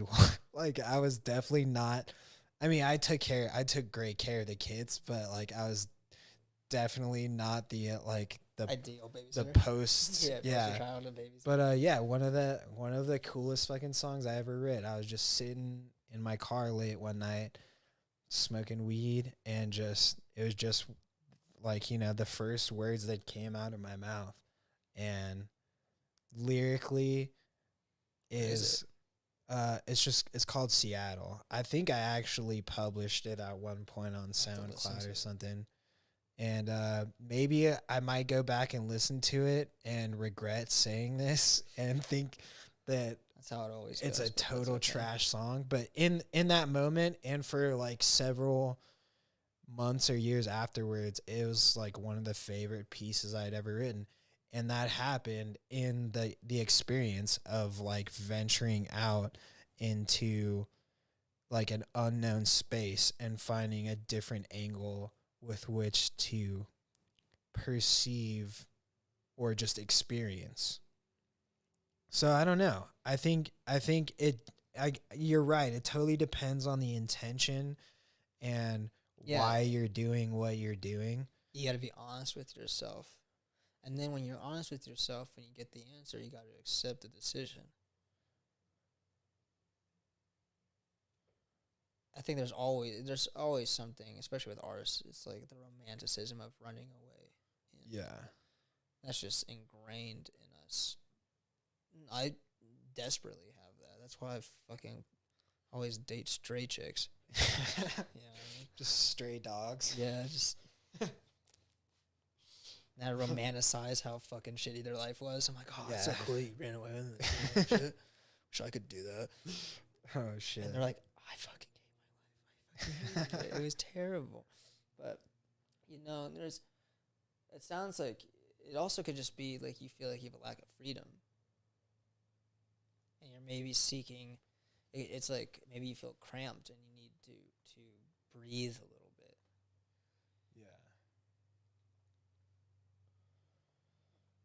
So I think something, I think that what I think fundamentally, no matter what you do, it's the thing that you're going to do. So I don't think you could ever like. It's hard to say like who has a right or wrong choice. It's just that's the choice you're gonna make. Yeah. Once you make it, that's the choice you made, and you don't know that that's gonna happen until you do it. Even if you plan, you can always change your mind. It's just that's what like living in the moment really comes down to. It's just that acceptance of that. But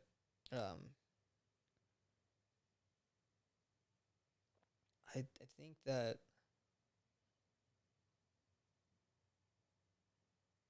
when you're in an environment for too long, then you become too familiar with it. There's a certain amount of cues that you get from the environment that you're in that are gonna let you know that maybe it's time to not be in this particular environment anymore. Yeah, it's kind of like becoming stale. It's reflecting back at you that, yeah, because like when you go to new environments, somehow things just pop more. Yeah. Things stand out to you more, Exactly. and that's a dangerous thing to chase though. 'Cause it's sort of like a drug, and so it's like, there's a point where it's like you make a new Minecraft world, right? You're like, oh, I didn't spawn next to an ocean. I really want to spawn next to an ocean. So you do it again. You spawn next to an ocean. You're like, but I don't like the forest that's over there. It's kind of so you make a new Minecraft world, and you just constantly try to seek this novelty for this like perfected thing that you think that you want. But if you were to look at any one of those Minecraft worlds, if you were to just maybe like turn around or walk 10 feet the other way within the environment, that perfect ocean is like right there. Or maybe you realize, oh, I didn't want an ocean. I wanted this little pond surrounded by these hills and these trees hanging over and like the vines growing into like the water. That's actually way more interesting to build in. And so that's the trap of novelty, right? You could keep seeking something that doesn't exist or will never satisfy you. Like the hedonic treadmill of I feel cramped here, time to move on. So I think again going back to tools is finding the tool to ask yourself, like one of the tools would be, can I grow or make space in this environment?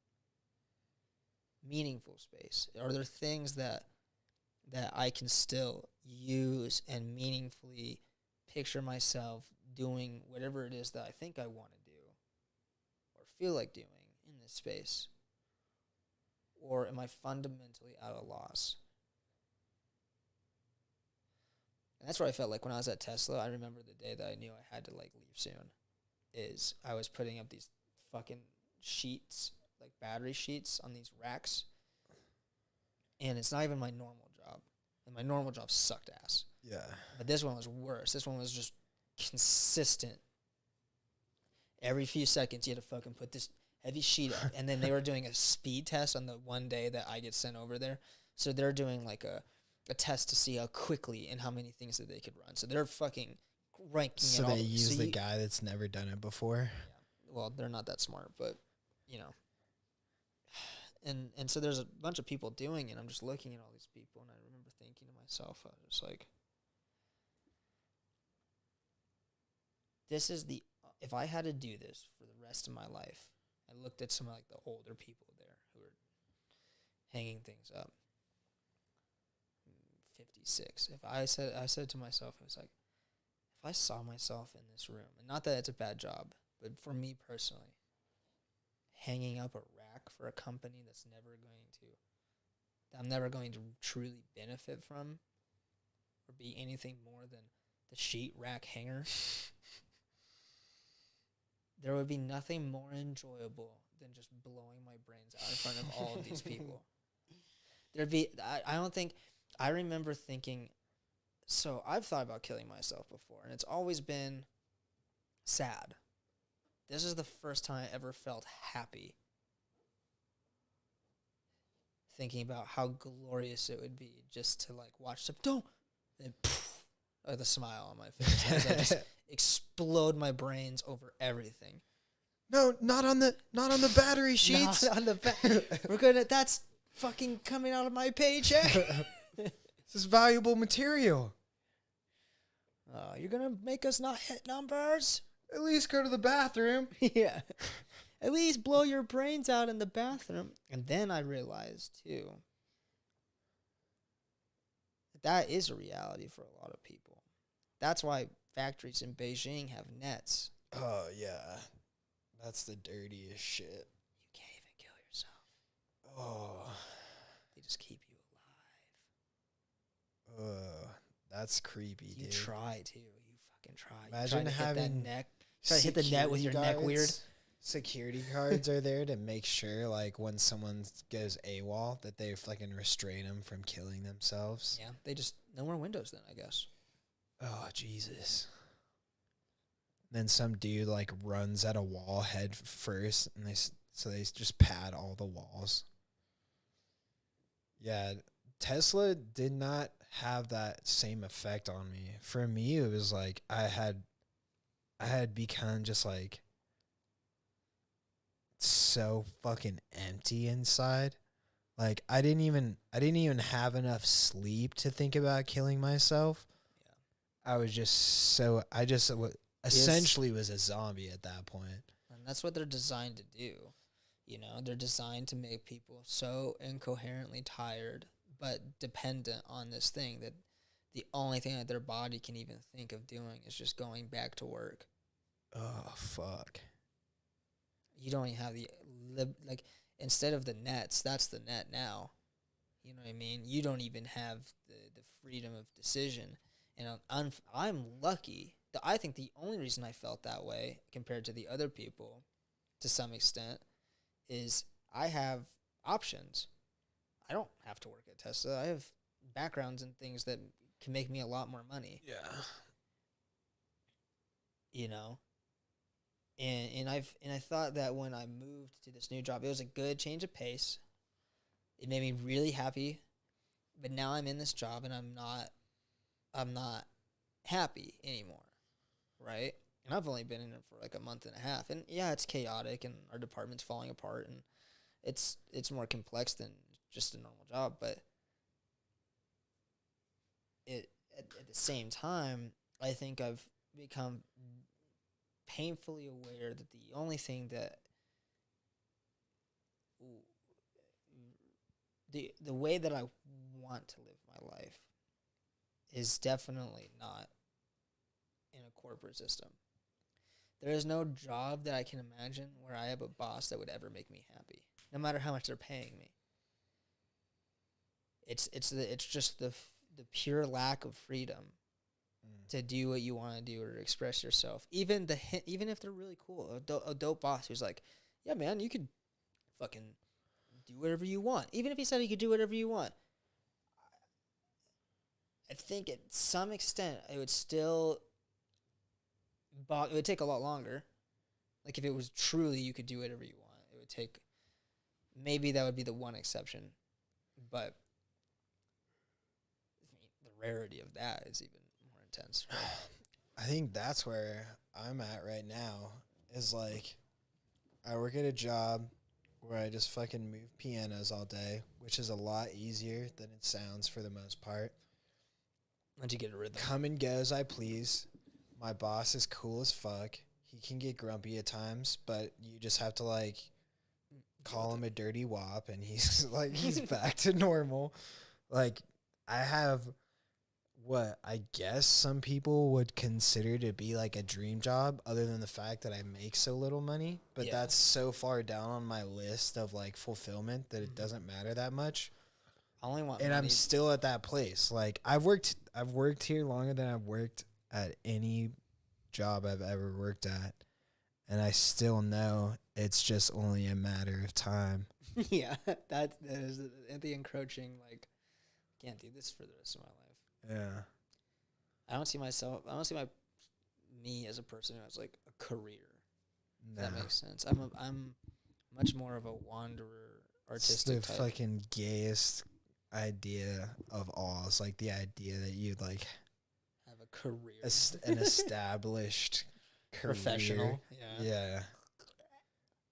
I even see people in like the artistic end, like, you know, like some musicians, not like ones that I really like, but like, you know, like pop stars like Miley Cyrus or things like that, where I'm just like, ugh, they've been so corporatized by like this horrible industry where it's like, I want to do art in artistic things like podcasting or, you know, playing game like Twitch or whatever it is, you know, making music. And the only thing I really want from it, like fundamentally to do those things, I want people to listen to them, right? I mean, I would do them by myself, even if people didn't listen to them. But the only way for me to like do those things the way I want to do them is to have people listen to them and support me enough, financially, that I can keep doing it. Right. So if I can provide enough value through like the art and the conversations or things that I do, enough to build up just enough of an audience. So the only thing I have to do is the things that are are like this. Even though I understand that at some point, it becomes a job. Yeah, it's like that's the dirty game you play, where you work hard enough to like make money off of doing what you're doing, and then some people get trapped in it, even though it was exactly what they wanted. Yeah, but I think it comes down to like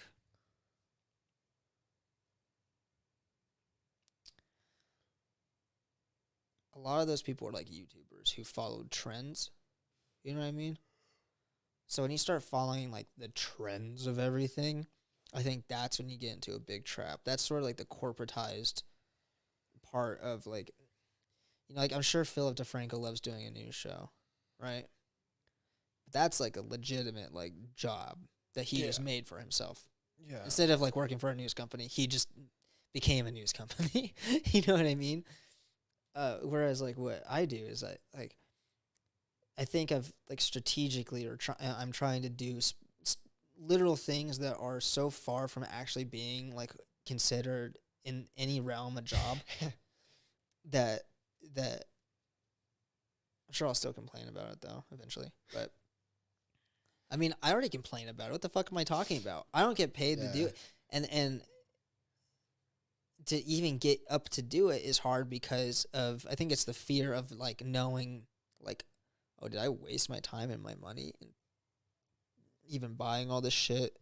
Should I have just saved it to like and just worked a normal job and have all this extra fucking cash and maybe got a new car or something? That, and I think that's just a fucking terrible, chaotic sort of thoughts. Because that the funny thing is like when I do these things, it feels so right in the moment, you know? And I think if I just settle down and really commit myself to it and not like,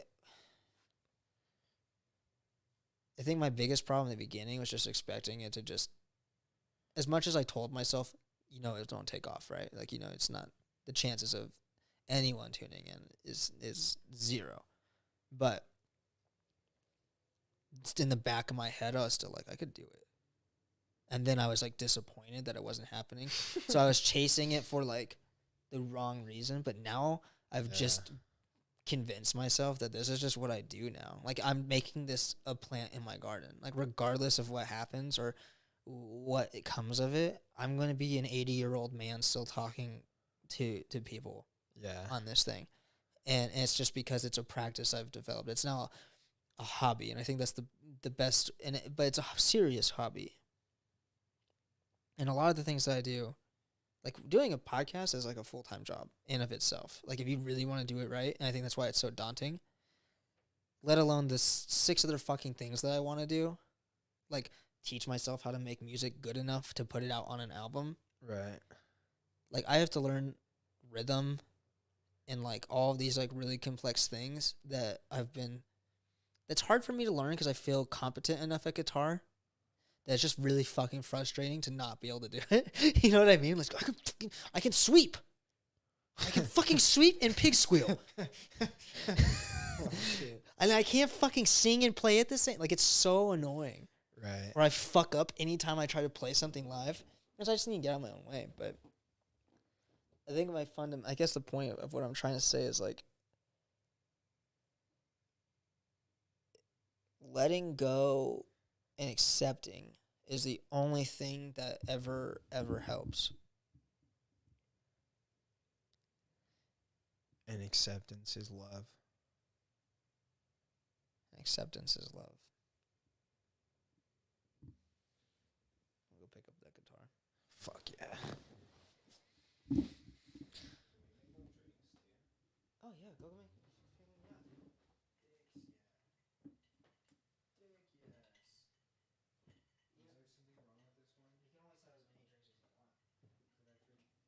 No, I think the peg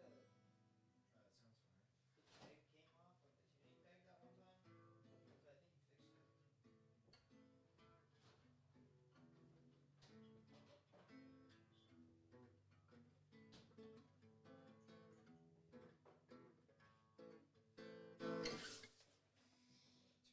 fixed it.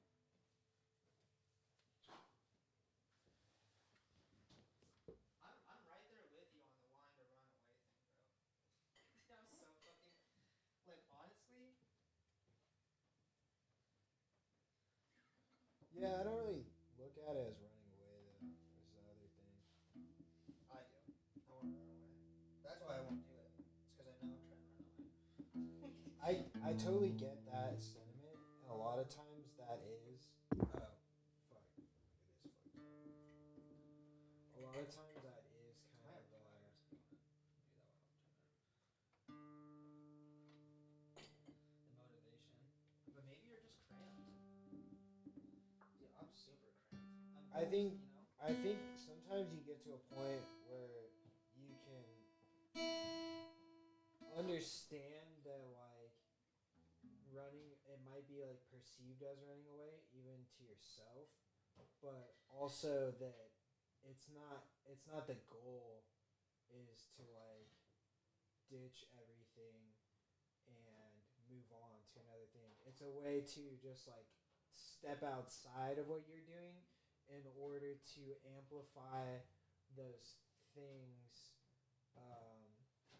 in like the like path that you're taking that maybe have become so invisible because you're so heavily ingrained yourself in it. Yeah. Well, my problem is I think very deeply about that, and I don't think that's yours. I don't think that I've done that. I don't think I'm deceiving myself from my opportunities. I think maybe if I did travel or do something, I would see more opportunities. But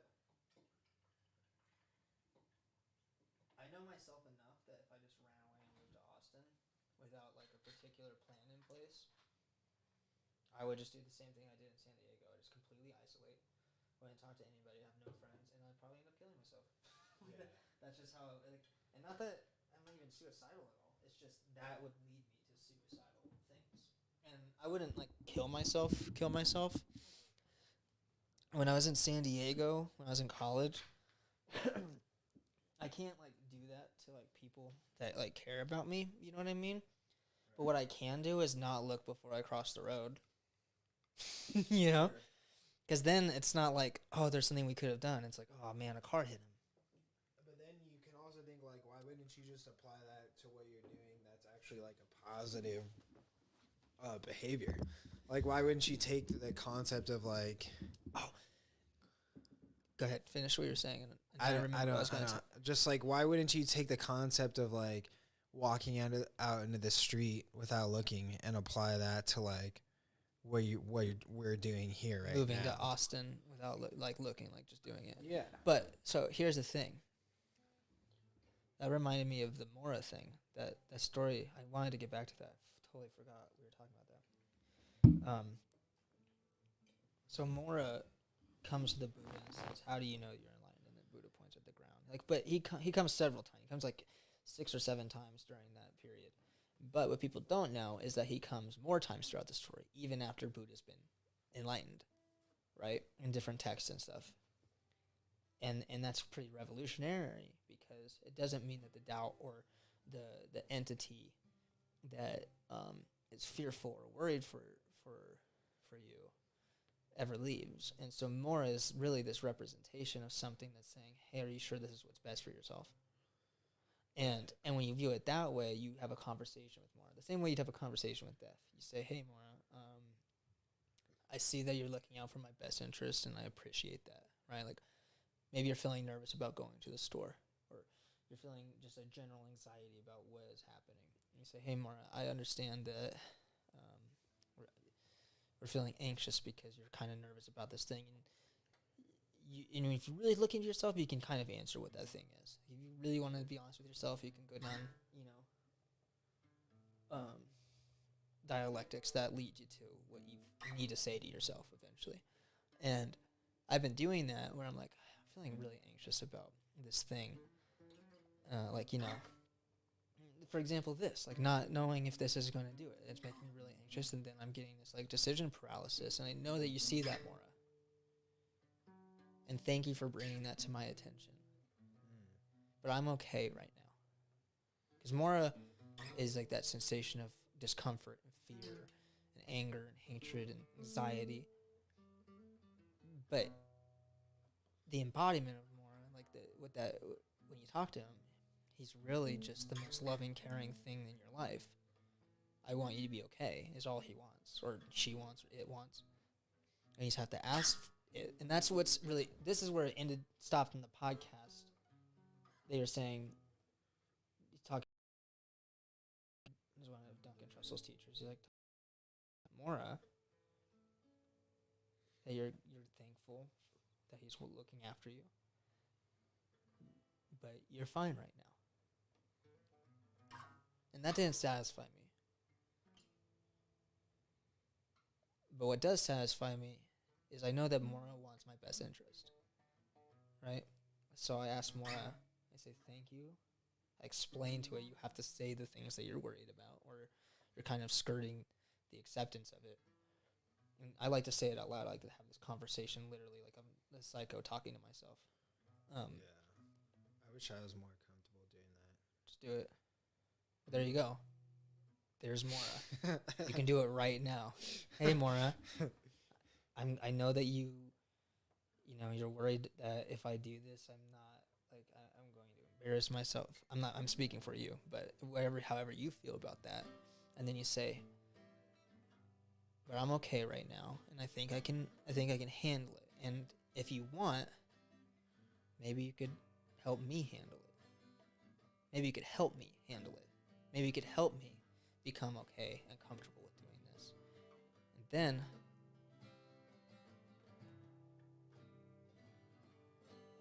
Mora, I adore you. Can't you see that I just want you to be? Mora, I could stare 1,000 miles out and never see anything but you. I can't tell why you want me to leave, but I see why you want me to.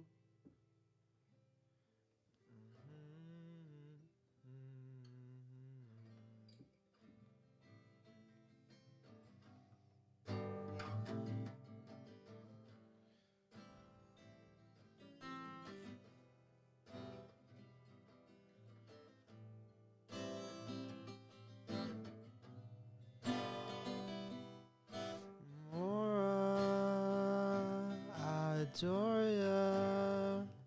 Won't you leave me alone for just a while? Mora, oh please, just let me be.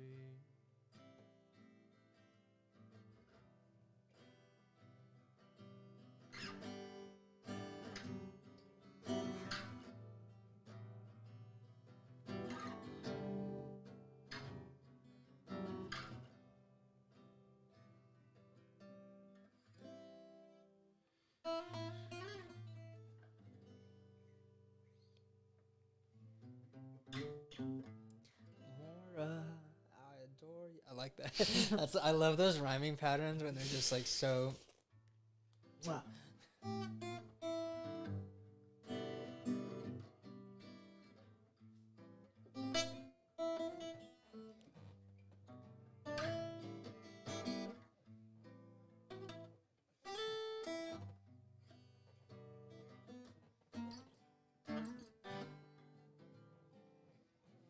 Yeah. I'm gonna try to play to you, so you just keep playing whatever you want to play. We can't find any other chords.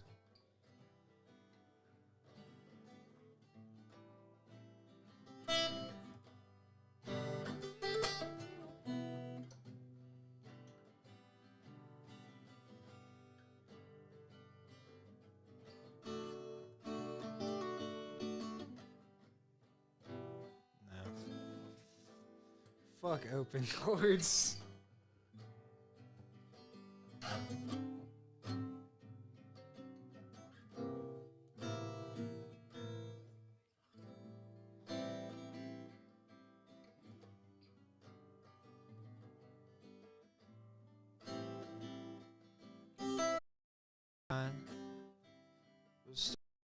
How I see what you are. How I still see.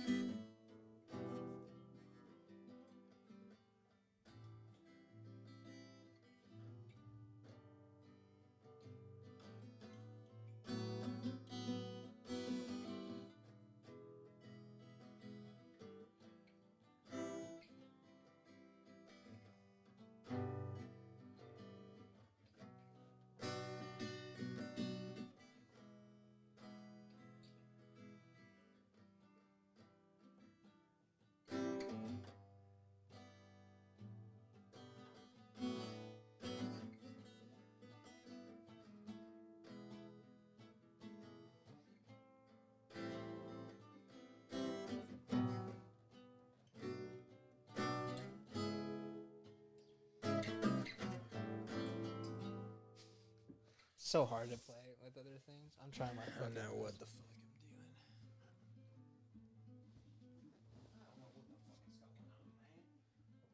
know what the fuck is going on, man.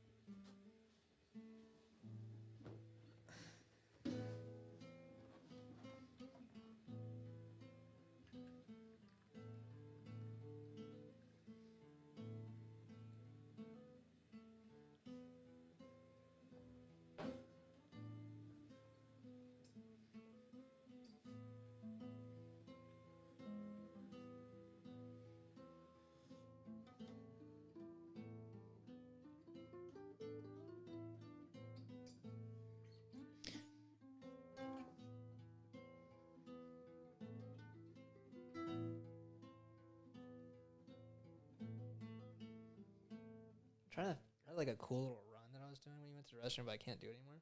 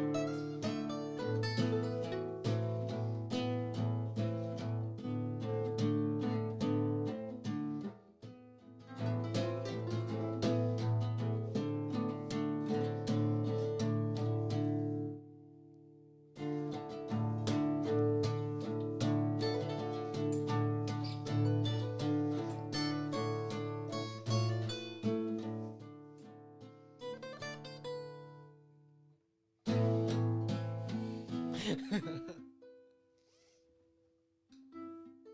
really pretty. What are you playing? Is it 10? Whoa, what you're the little like finger part that you were doing just sounded good with that. I was like, The yeah, yeah. If you keep playing that, and then I'm just like,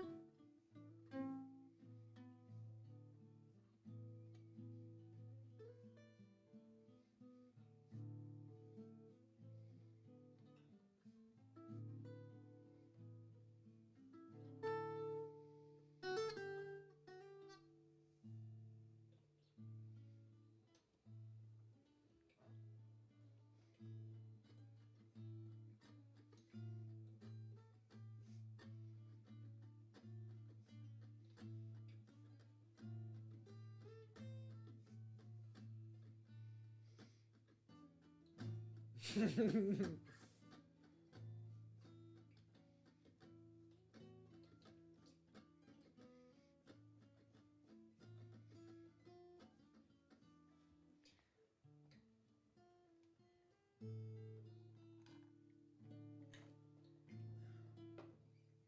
like we're like a lot of snakes are attracted to this area for some reason. Yeah. Nobody knows why, but they're gonna go outside tonight. There's just gonna be like a lot of snakes around.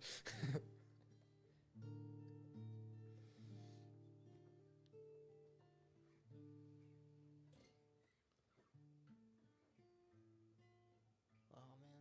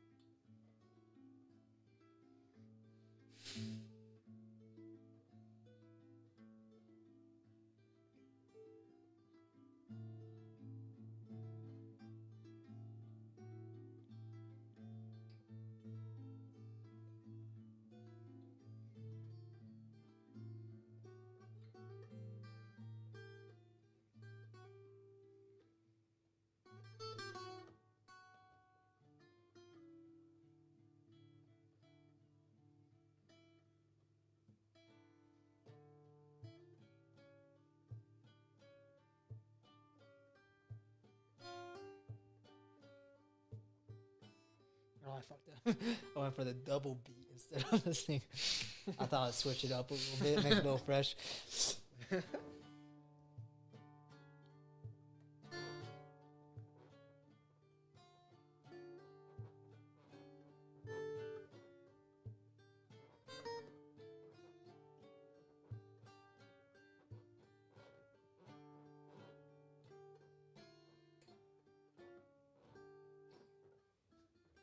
really wish I could get like. Have you seen those like amazing percussion guitarists? Yeah, they're like. The only reason I won't do that is because their fucking fingernails are 7 inches long. Yeah. You know what's really fucking cool is have you ever heard of Super? There's fucking. Have you ever heard of Super Guitar Bros? No, that's It's like these two like super attractive, fucking I don't know if they're Russian or just yeah, whatever you call it, and they do some fucking wild shit. It sounds so cool. And one of them they do like a lot of the like that fucking tapping and shit. I don't know enough about percussion to even fucking start. I tried watching a video where like the dude's like, okay, level 1. I was like, okay, I got level 1. And he's like, level 2. And then he was like, level 3. And I was like, wait. Hold a fucking phone, bro. As soon as they start doing like this shit where he's like, Yeah, it's fucking. It gets complicated. I get so confused. I'm like, what? And then sometimes like it like you like mute the beat. Like so you're supposed to hit it where it like rings, Yeah. but sometimes I'll hit it where it's like, and then it doesn't hit the right way, and I'm like, and then it fucks up the whole rhythm.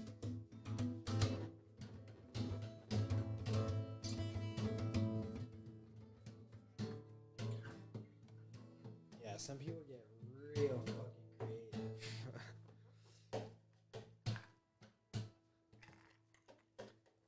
we should just start a band where we like We're not good at it, No, but like, we act like we are. we're really fucking good at like percussion on the guitar, but we never actually play the guitar the way it's supposed to. We just only do percussion.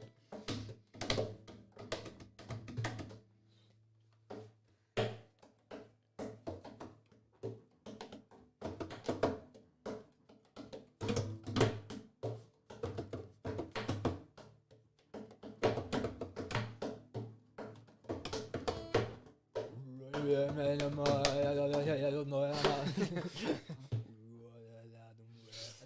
want to make a satanic band just for fun? Yeah. Aren't all great bands satanic? Aren't they? At least if you playing backwards. I'm trying to think of satanic notes.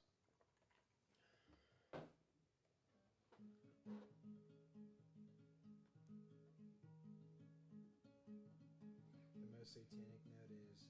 I guess it didn't sound that satanic.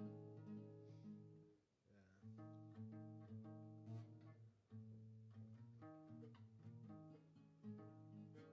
I'm just playing 666.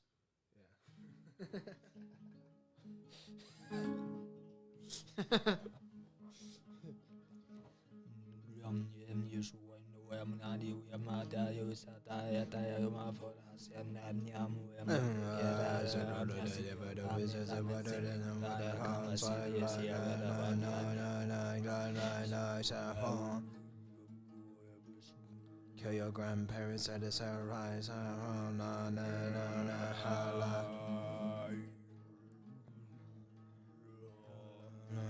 don't know. That sounded pretty safe. Commit bank fraud. Go ahead, take a step on the grass. I don't care if the sign says "Do not walk on grass." Hack into the computer mainframe and create a world virus that destroys the entire internet. What am I? Blow up Australia.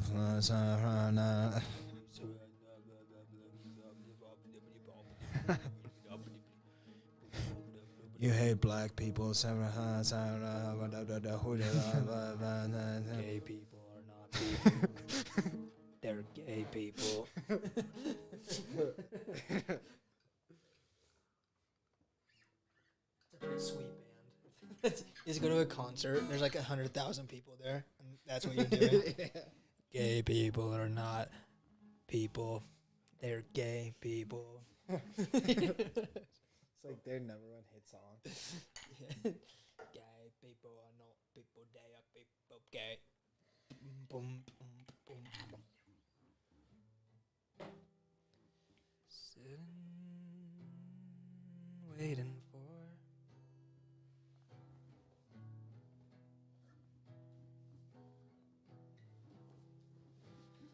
Sitting here waiting for. Sitting here waiting for.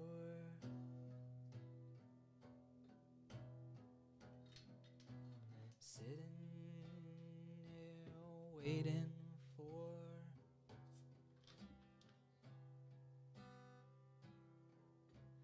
Sitting here waiting for.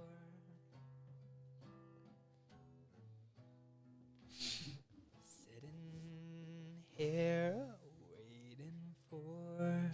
That's the whole song. There's like waiting for waiting for what? For what? Just like screaming at the. Oh my god! Oh, what? If, you know how I have those movie ideas? What if I The just whole made time. songs that do that? Waiting for, but still, it's still like waiting for. Who is for? That's the grand reveal. You know, like that movie idea where like things just become more red, or like the people think you're. Of course. What if I just made songs that do that? Yeah. I don't have any ideas yet, but I feel like that's a fucking sick ass lane. Yeah, that's kind of like why I can't start thinking about it. I kind of like that when you you write a lyric and then it's like it sounds incomplete, but if you think about it hard enough, it is complete. Yeah. If you listen hard enough, it is good. It's good music. I promise. I had to have a talk with myself the other day because I kept saying to people, I was like, you know, I feel like I could make good music if I could just sing and play guitar well. And then I really reflected on that. And I was like, anybody could probably make good music if they could just sing and play guitar well. And I was like, what am I even telling people? Like, what a weird veil of insecurity where it's like, instead of just admitting that I'm not good, I'm like, but I think I could be good if I had all of the qualities that make people good. That I don't have those qualities, but if I had them, now I just say I just need to practice more.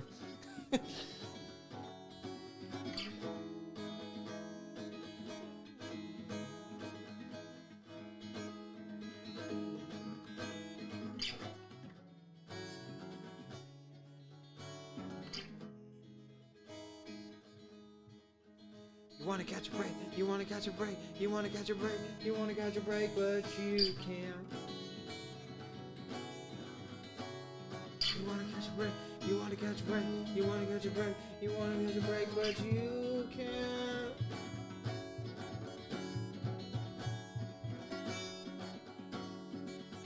Sitting by the ocean, cause a lot of motion, but you can't. You wanna do something, I forgot the first line, don't know what to do, but you can't. Just like fucking double bass. You know what I've been thinking about doing? It's like, I think some of my songs like would benefit from having like drums in them, even though they're purely acoustic songs. So it can't be a traditional drum set. So I was thinking, if I can't do anything like that, what's like the best type of drum of all time? Like the best drum sound ever made? 808s. Yeah. Just bass. Like, you know what I mean? And so I was thinking to myself, what if I just added... I totally agree with that. I think 808s sound good when they're like used right. That's like not even... Yeah. Anything sounds good when it's used right. That's not a real statement. That's what I was just talking about, man. Yeah. But I think Obama just looks black anytime he sees a mirror. I think like the coolest drum sets are drum sets that are made out of things that aren't drum sets. Like my buddy Adam, he's made a suitcase drum kit, which is like you take a suitcase and that's your kick drum. Oh, that's dope. And then I guess there is like you can have like regular drum like pieces if you want to, but the idea is that you can fit most of it in the suitcase and just bring it around with you, and then pull everything. And then you out. have the part of the drum that that just makes sense. I'm surprised they don't keep the rest of the drum inside the kick drum.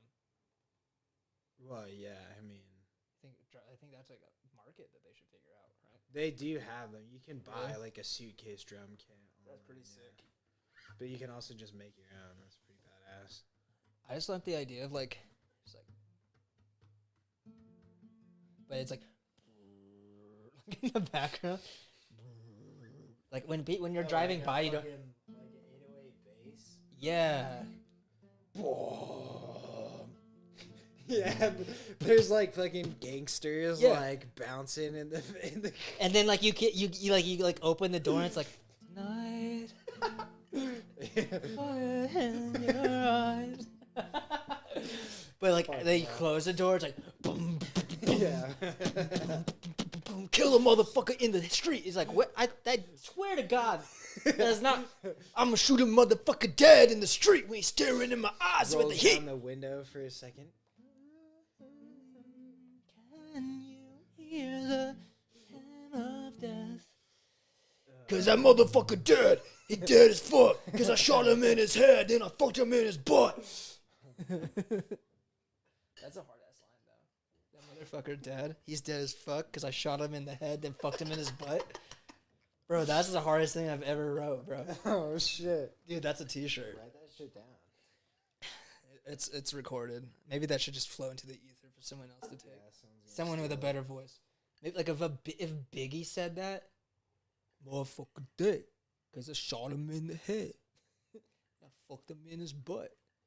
Motherfucker dead as fuck. Yeah. They call me Big Fucker. big fuku guy. It's like, wait a minute, I thought this was a song. It's like, no, that's just what they call me.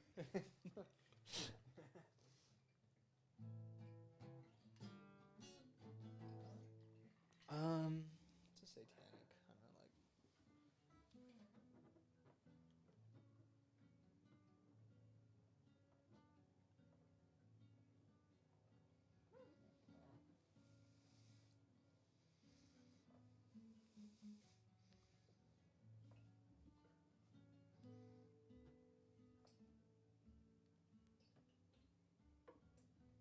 Cause like, I mean, I basically use 808s anyways. Because I always play like open E's on everything I do.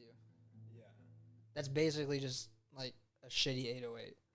Like every song I have is just. Could you imagine? So it's just like. You just feel it in your chest. You're like, this song is really slapping hard. But it's so mellow. I think I've decided to also become more mellow in my music. Like, I've decided that I really like a more chill sound. Yeah. But then turns into a less chill sound. Like one of the songs that, like the masquerade me on your windowsill. I don't know how to play it anymore. But then it goes.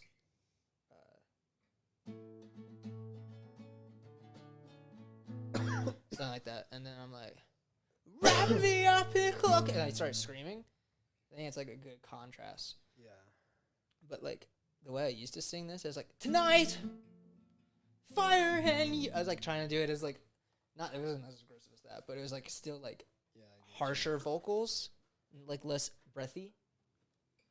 And I like it's like oh. I think in a way I'm like stuck doing that. Breathy or harsh? No, like what was the first word you used? Breathy? No, before that. Like chill. Calmer, chiller stuff. Like that's all. When I really come up with something I like, it's always like some chill shit. Not always, actually. That's not true at all. But it feels chill. Like you can listen to it chill. Like that's the thing. See, one of the things I heard someone say about like instead of this is how I feel about music now. Like I said, like when we were talking about earlier about having tools, right? Like when you meet the Buddha in the forest, you need to have the tools to know that like his path is not your path. And as much as I would love to make Little Peep songs, and I feel like I would actually probably be good at it if I knew how. Like if I could sing like him, I would make almost identical songs that he makes. But maybe not the melodies. The melodies are fucking impressive. I'm not as good at that. But lyric wise, I could probably do what he does. I think I'm better at lyrics. But I don't. For me, someone said because I watch people react to his music for some reason. It's fun, I guess. I don't know. And they like one of the people I would listen to. They're like, when you hear his music, you're like teleported. Like you can't like if you're like listening to his song like to listen to it, it takes you somewhere else. Yeah. And even if you don't like it, you're teleported either way. Along for the ride. Yeah. And so like that's the thing. If I'm gonna implement like do anything that Peep did, it's going to be that. It's just to try to teleport people somewhere else. Yeah, I guess that's kind of what you want. Yeah. So I can still idolize him and do things like him, but do things like him in that general sense. Like, what is the essence that I'm trying to reach that he has? I'm not trying to be him, because that won't work, you know? Yeah. I've gotten to weird points where, like, sometimes, I don't know, I think that's almost a threshold you have to pass. Like, sometimes I'll be writing this song that's fucking super cool, and I'm like, oh, like, I'll even tell people, like, dude, I just wrote this rap. It kind of sounds like Mac Miller. And then, like, I feel like a total douche for saying that. But at the same time, I feel like you have to, like, mimic the people that you love until you expand beyond it. Yeah. I think I found a way to do that. with because I just have such a different interface to it. I mean, he was using trap beats, and it's like we sing about similar things, but I want my stuff to be more haunting. You know, I mean, his is pretty haunting because it's story. His story makes it haunting. Right. I want to like represent the realism in his songs too. Like he only sang about like his life, and I don't know if I wanted to go down exactly that road. It's so hard to know. That's where I take another influence. Oh, let me show you Pinkly Smooth. You'll have to look it up on your phone. I'll play it on the speaker. Yeah, I think you'll like them. Have I ever shown them to you before?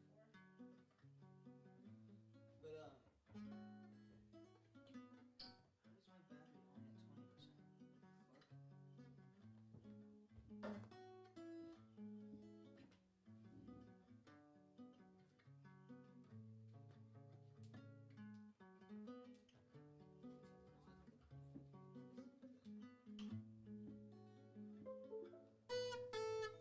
only at 20%? They shove that thing in a random hole in my computer this whole time. The cards for this was just in a random fucking hole in my computer. It's even like I just like put it in our slot. Is my phone charging now? What the fuck just happened? I'm assuming it's charging. I have no fucking clue.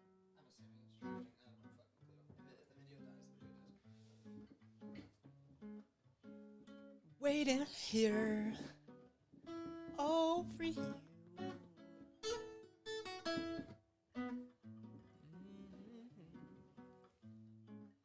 Go ahead and grab a drink.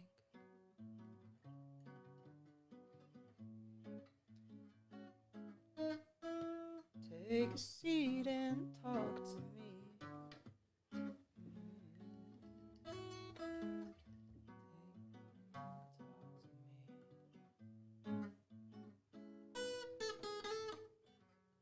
All the things that we could be.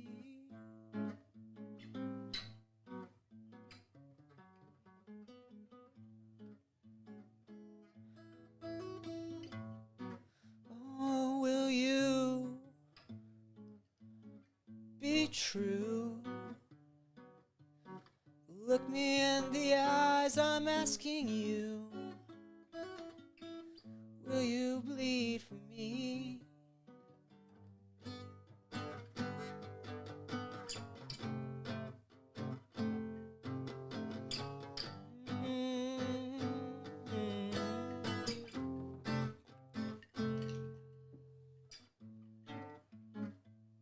Sometimes I think, what if I just got up and left? Where would I go?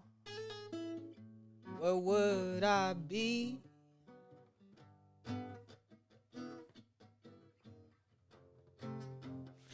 Where would I go? All the things I could see.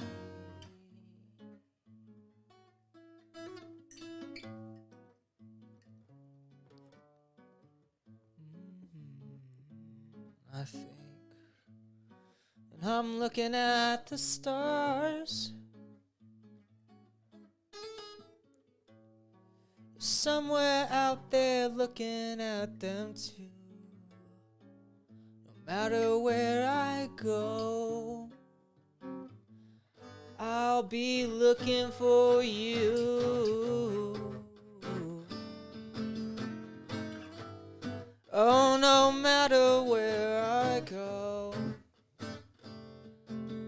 I'll be looking for you.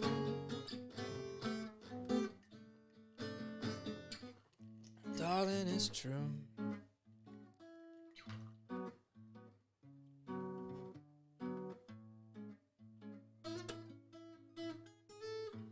Run all over the world for you.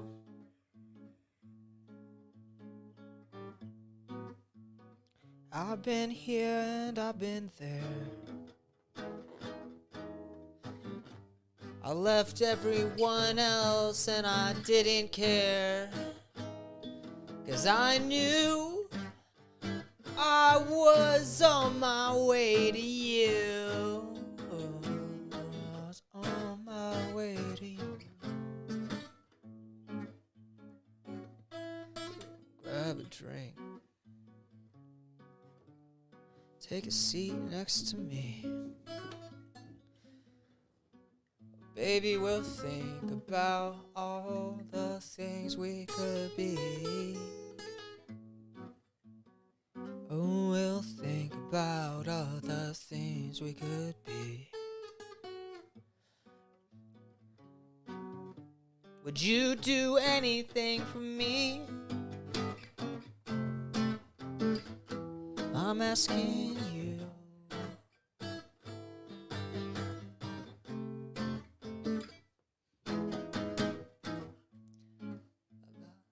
La la la la la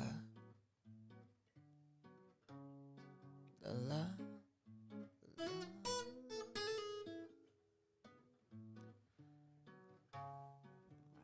My vagina. My vagina's looking at you kind of funny. Hey, big boy. You hungry for some clams, daddy? Oh, I want you to put it in me. Put it in me hard. I want you to fuck me until I see the stars. Oh, baby, please. My kitty's purring for you. Meow, meow, meow. Meow, daddy, meow. Oh, daddy, meow, meow, meow. Meow, meow, meow, meow, meow.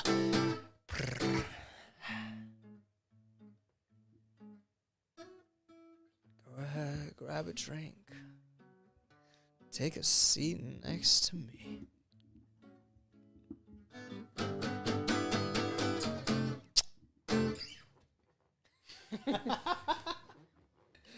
Bro, that's another lane for a band. We could have 100 different bands. I swear to God, like a band where you have songs where it's just like sincere, like almost like cigar lounge type, sitting drinking vibe, and then meow meow meow like in the and then it just goes straight back to take a drink. Sit down with me. A lot of bands do that pretty well. Yeah, I think they do. I guess. I feel like System of a Down is pretty good at that. Oh, that's true. Yeah. Actually, not a lot of bands are very good at it. It takes like a certain. Speaking of bands like that, do you have your phone?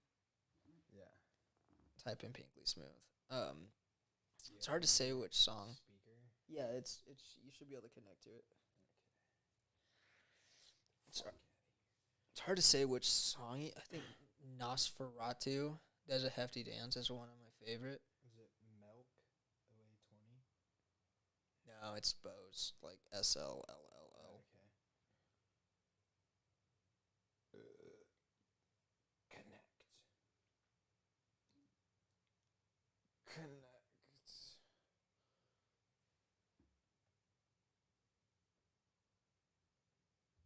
What if we connect like Wi-Fi? I know, that's what I'm saying. Like, what if we do? We connect more like Bluetooth. Yeah.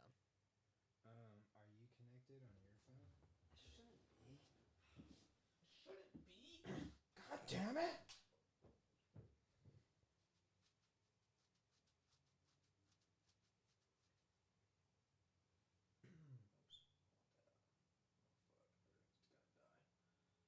Everything's gonna die. Really wish I could fucking sing though, like impromptu sing. Now I didn't connect. Okay, yeah. So I'm in music. I don't know why I connected to it. Yeah, I think I can sing impromptu. It's just a matter of whether or not what I say makes any sense or comes out in a cool way. It sounds good to me. I think you might maybe too harsh on yourself. I always fuck up when I try too hard. Oh, maybe it's because I have airplane mode on. I don't think it's on iTunes or anything. I did like look it up on.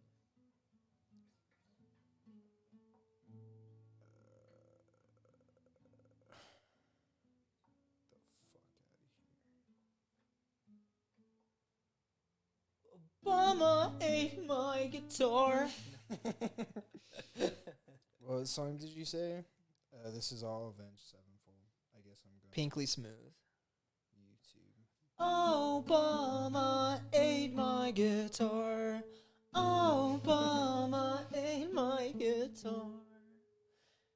He came from the bushes and he scared me. Oh, I can't give it to you, Mr. President. He took the guitar right out my hands. These 6 strings keep me alive.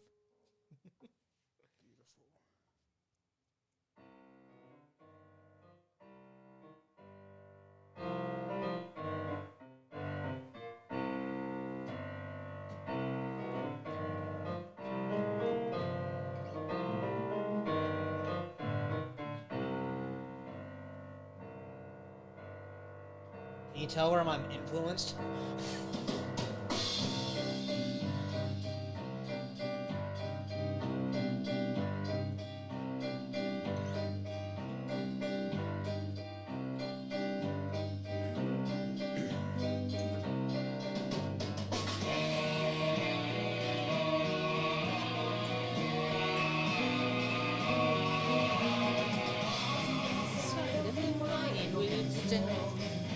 There's a dark memory of a man.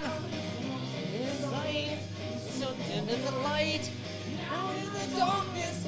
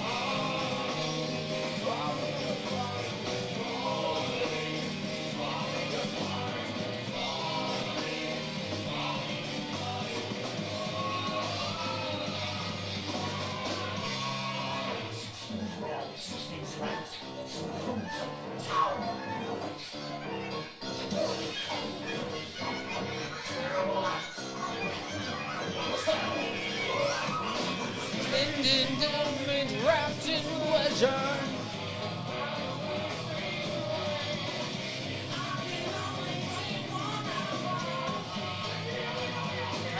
Pixel and nasal, Pinkly Smooth. What's that? Pixel and nasal.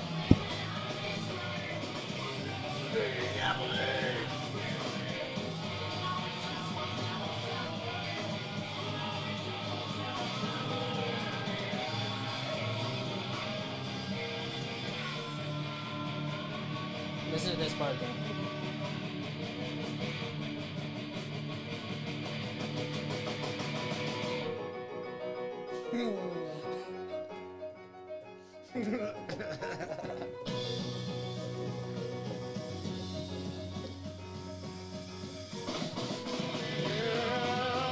It's my blood tonight. Well,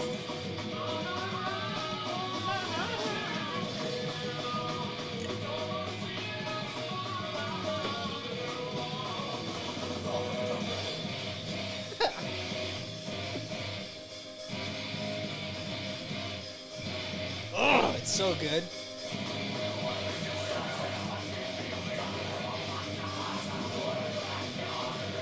Just chaos. I don't know how you do this in tandem with people. How do you have a song like that? You have to write it all out and just do it. I don't know, dude.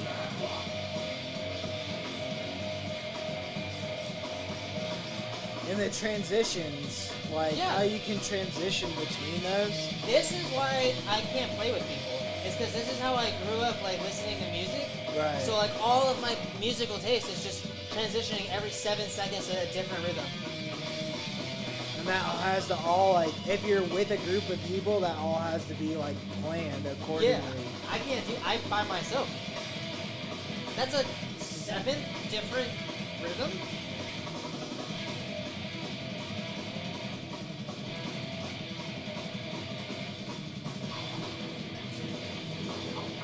This is actually the drummer singing Avenged Sevenfold.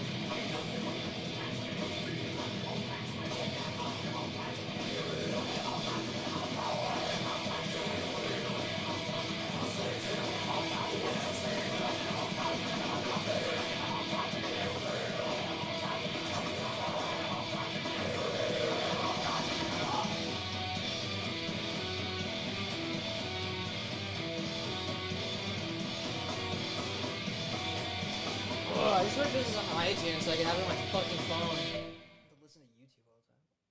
Now play Pixel and You said what about the drummer?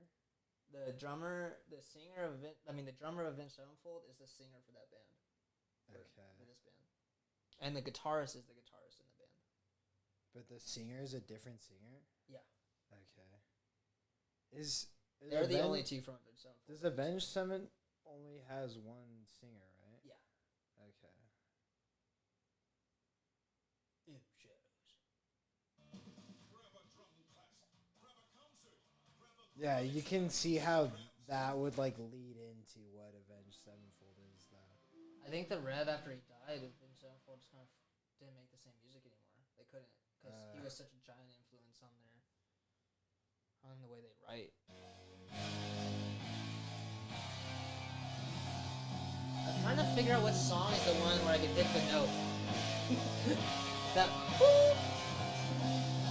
around.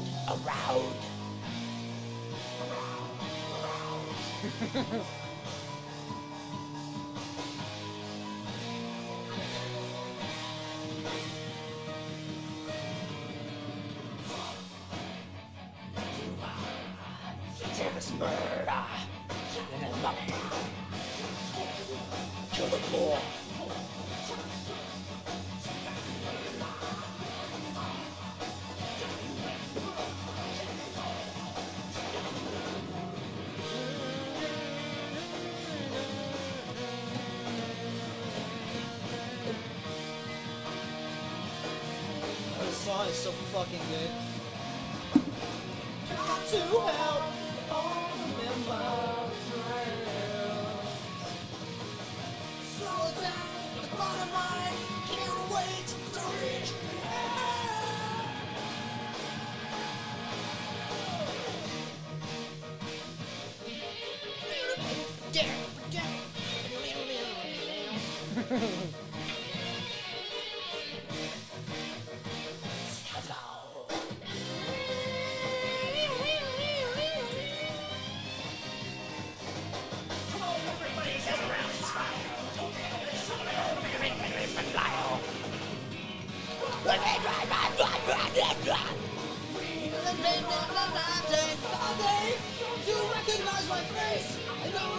Yes, we know you very well. It's my favorite line of any song ever. We're sick of waiting for one day.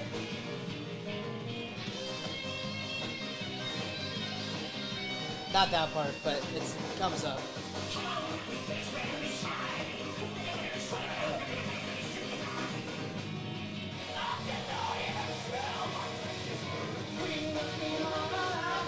One day, you recognize my face? Yes, we know you very well.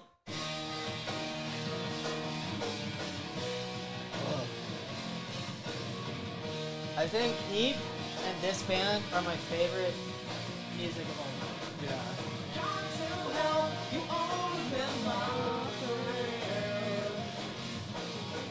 Slow down, the bottom line, can't wait to reach the end. Okay.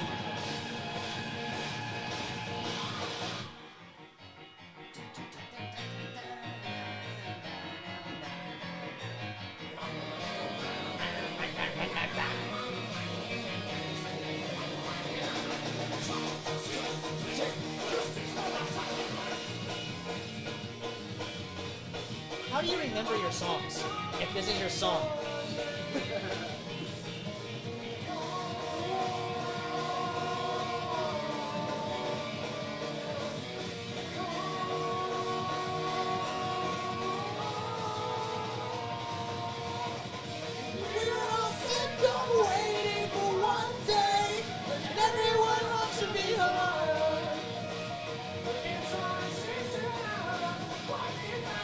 That's the best song ever. Everyone loves to be fired.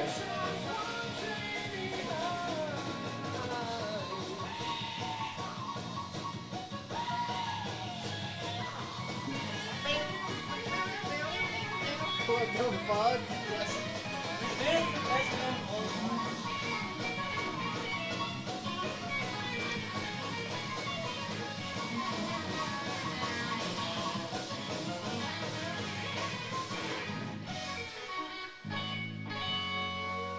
What the fuck?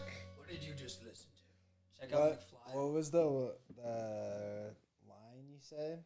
We're all sick of waiting for one day. It's either when the way I always remember it was when we all become fire. But I think what it's written is like when we love to be fire. Okay, The whole song is about like dragging your friends to hell. that's cool. Yeah. Dude, this is like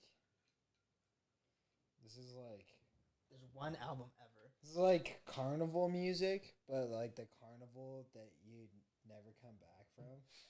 Exactly. McFly is a so play McFly. Wait. No, play Mesmer. So here's a story about Mesmer for all the podcast fans. Learn about crypto and get paid as you learn. So Shut up, bitch. do you remember? Did you ever have to do a Chautauqua? No, I don't know what that is. You ever hear about hair tech onto the mic? The podcast is still going. So, for a Chautauqua, you have to like basically become a person from history. And I'm someone who works outside the rules of the system. And originally, I wanted to find the darkest person I could do. You weren't allowed to do Hitler because too many people have done him before, Yeah. apparently. So you weren't allowed to do him, but you were allowed to pick anybody, and then your professor had to approve or whatever. So I was like, they said they didn't say a person from history. They said a historical figure. So originally I picked Nero, who like burnt down Rome, and I was like, okay, that's like the most evil fucking person I could have ever I found. thought right? you meant Nero from The Matrix. I think someone could have done him and got a better grade than I did. Is that Anyways, tied together? Is there a Nero that like burnt down that's a the real Roman emperor. empire? Yeah, he is notorious for playing his fiddle while Rome burns. That's that story. Wow. He used to have a rap song where it was never a song, it was just lyrics. But I said, it's, I leave bodies hardened like those on the Pompeii Islands. I light my Roman gardens. Something like that. With Christians. Bodies hardened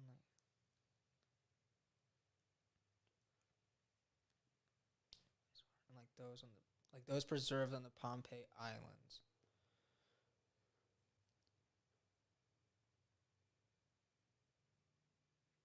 Christians. It was something about like Christians and lighting my gardens in Rome, and it's basically just like a reference to Nero, because Nero hung or like basically crucified a bunch of Christians in his garden, just to have it lit at night, and he would light them on fire. Just so he could see his plants as he walks down. So there's just burning bodies, and he's like, I mean, we have to light the gardens. Yeah, I guess when I used Hitler, I was like, I already knew that was a terrible example. But I don't know if like you could use this guy, for example, or like Genghis Khan, or any of a number of Well, we're of talking about fate, right? people who were At that point. equally as creative, but in a destructive way instead of in a constructive way. It depends. And what then if you define by those negate, terms. if you negate the idea of good and evil, then you're also negating the idea of destruction versus creativity. But we're looking at those people in terms of greatness and mediocrity. So I don't think enlightenment necessarily means that you achieved greatness. I think it just means that you have achieved an internal peace. I don't know if those people were peaceful internally. Right. Okay. That makes So- sense. So I mean, because then I guess like that's why it's a confusing conversation, is because we're mistaking enlightenment for greatness, and greatness is a subjective thing, and it's a primal thing. Yeah, It's- like you're the fucking homeless guy living down on 4th Street could be enlightened. That's typically the story too. Yeah. I mean, Jesus was supposed to be a vagabond, carpenter, nobody. Yet he is the most historical figure that's ever lived. The most remembered individual in history that may have never been alive. Yeah. Which is kind of crazy, right?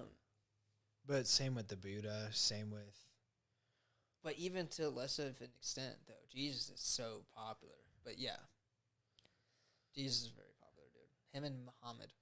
I wonder if the Buddha is less popular or if he's just less popular in our culture. Cuz there's billions of people in East Asia. I'm talking about India. worldwide. I think Jesus is the most popular. No, Muhammad is the most popular. Sorry, but Muhammad, by proxy, people know of Jesus. So Jesus is at least talked about, but Muhammad is the most believed. I think being Muslim is, I think, is it called Muslim? What is it called? Islam, Islamic? Yeah. Islam is the most popular religion. which is Oh, weird is it? cuz I don't know anybody who's Muslim. I've only met a few people. It's just not popular here, which just makes the world seem really small when you think about it. If like, it's just how our society is. I might have met one black chick who is Muslim. I think it's weird when black people are Islamic.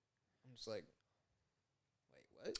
Well, what's his face? Fucking But then I learned history, and I realized that like the black movement was very predominantly yeah. not Christian. They were mostly Muslim.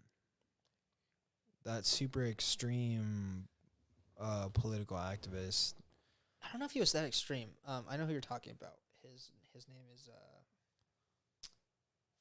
Not MLK, but the one that nobody talks about because he was like burning down buildings and shit. Malcolm X. yeah. He was Muslim. No, he just incited violence. He's like, he didn't believe like MLK did that He thought MLK was a pussy, basically. yeah, he did, because I know that there was there's some crazy shit, like MLK was kind of like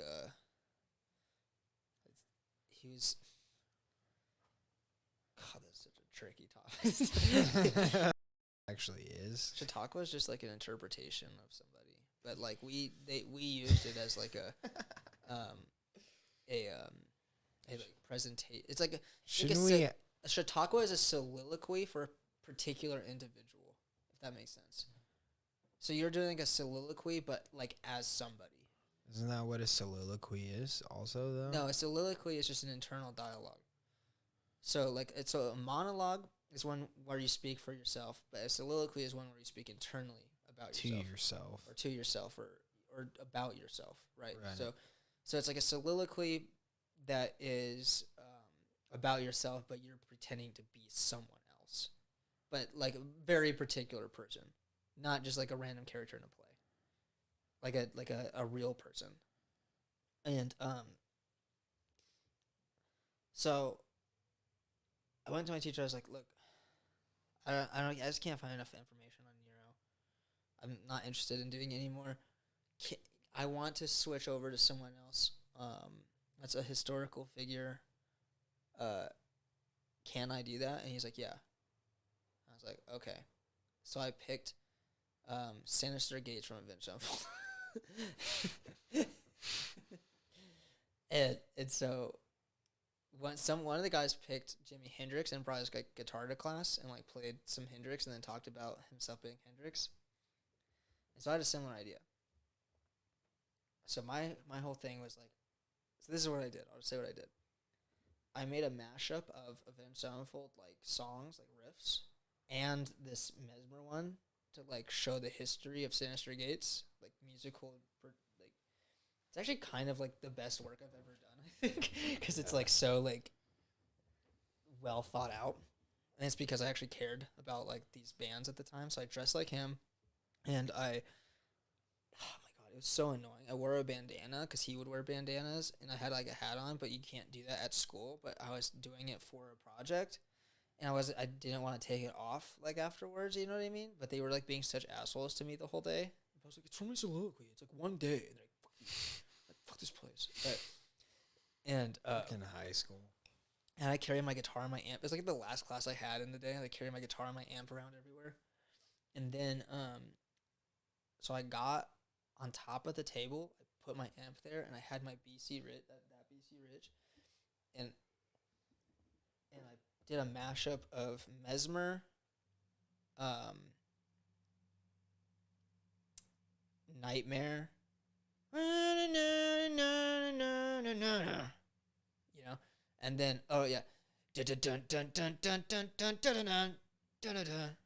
you know that one.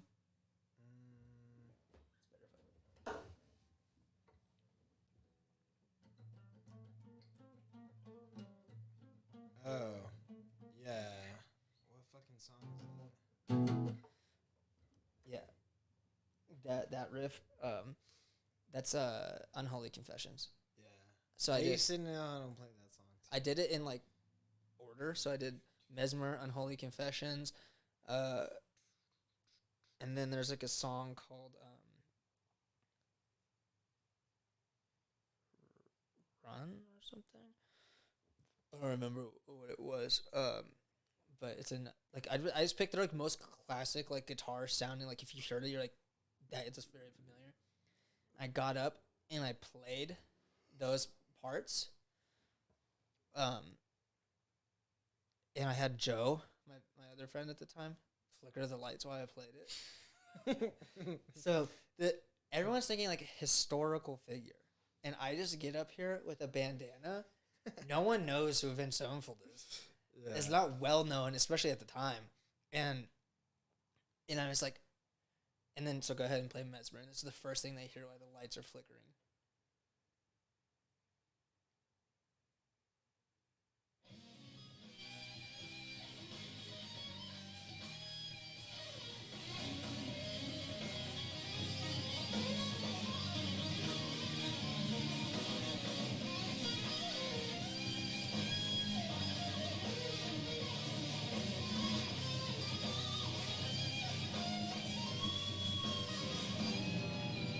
Played that.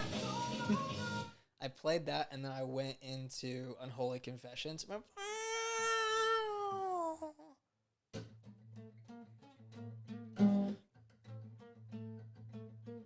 And then I played, there's like another one, it's like, no, it's,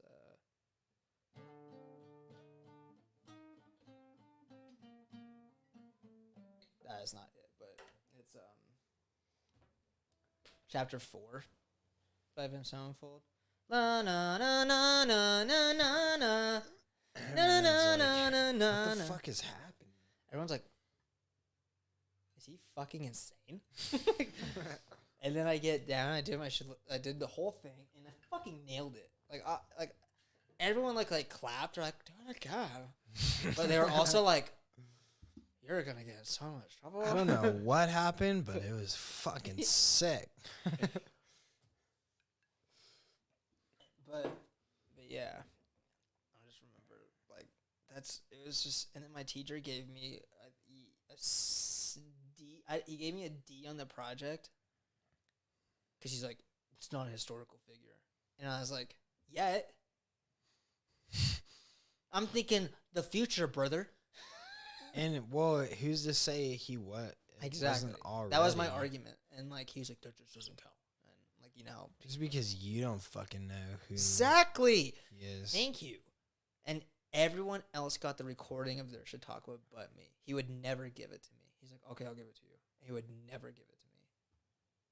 What a bitch. Fuck you. Hey, I don't remember your name, but history teacher at Demai Ranch High School. Hope you're having a good life. I have no animosity towards you. Really don't care anymore. I hope you fucking jack off to that video. I look so fucking It bad. just ends up being like that was the best. That's why he didn't give it to me. That was the best year of like his high school career. Oh fuck. But yeah. But go ahead and play that song because it's fucking rad. I'm gonna start it from the beginning.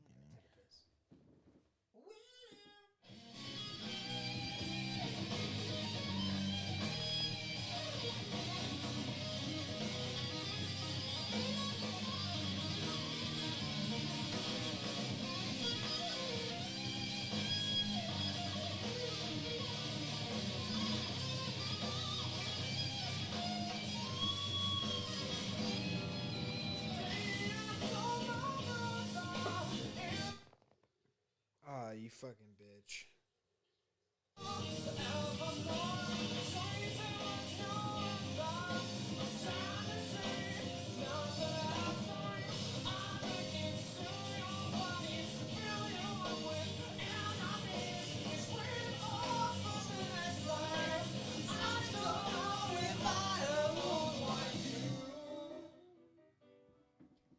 I think this is the song I hit that note on too. Story time. I still don't know any of the lyrics though. It's like impossible to decipher. I think he really wants to die.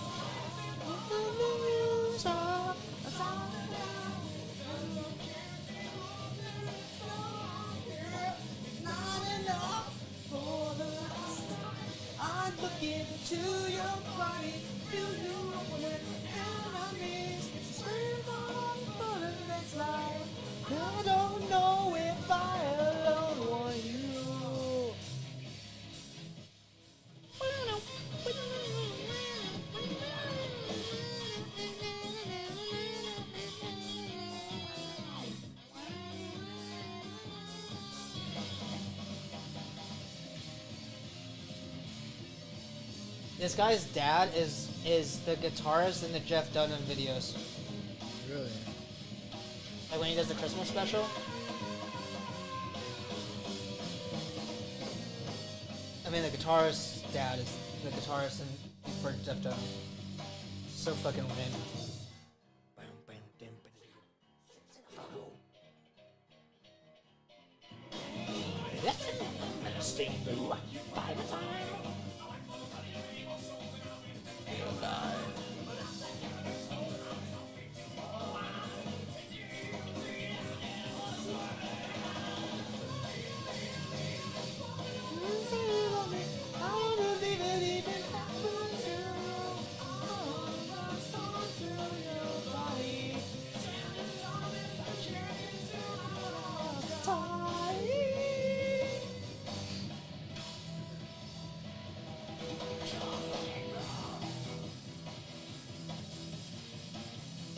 That was the note I was able to. I didn't hit it this time, but that was the note.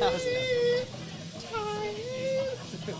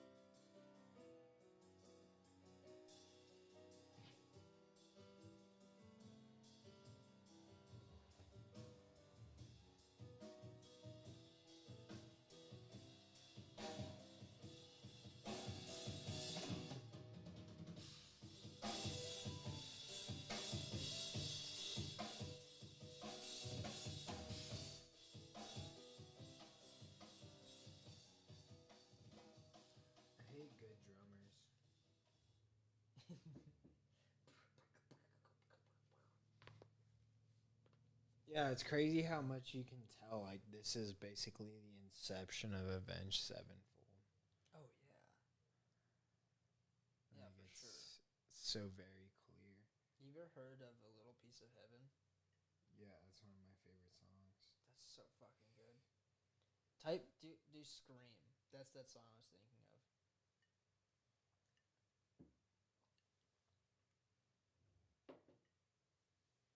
Just in front of that classroom with all these fucking licks, bro. I don't remember a fucking ounce of it. What song is it? What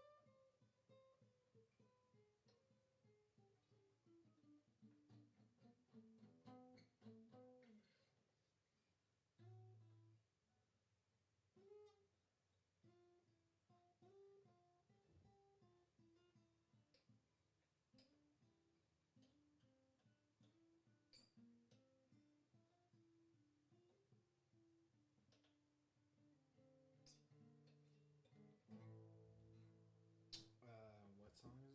Scream by Avenged Sevenfold.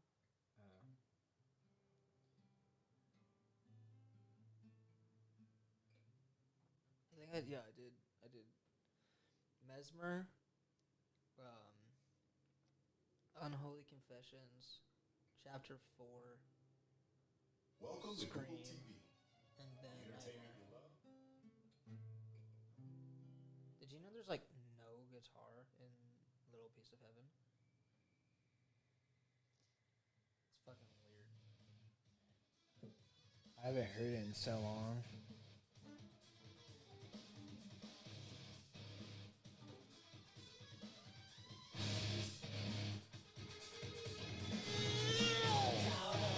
And then I went into Nightmare.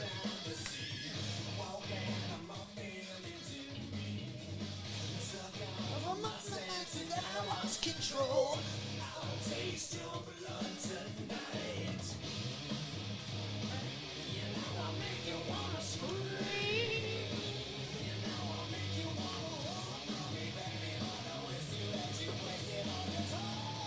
The song's just about rape.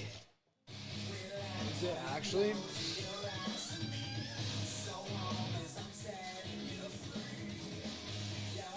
By your side, there's no struggling. There's all mine this time.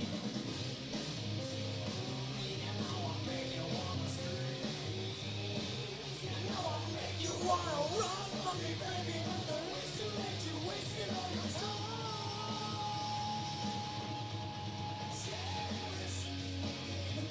See, this almost sounds kind of like the same singer, to me, but it's not. It's the same style of singing. Yeah.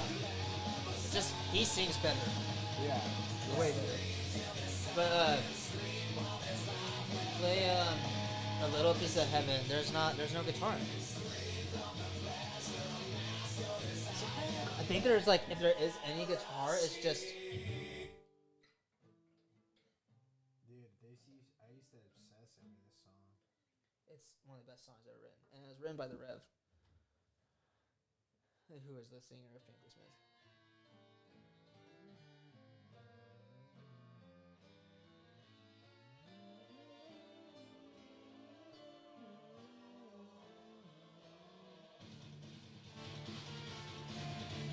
Isn't that guitar? It's piano. That's gotta be guitar, dude. There's no way. No, it's piano and bass.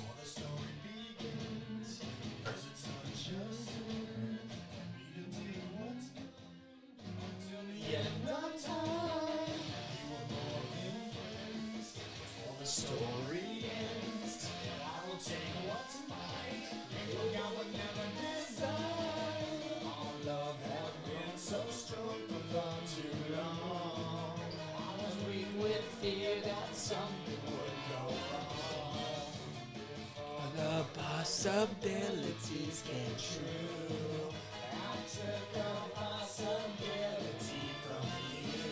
Almost locked myself to two. That's the rep. Deep. That's the rep.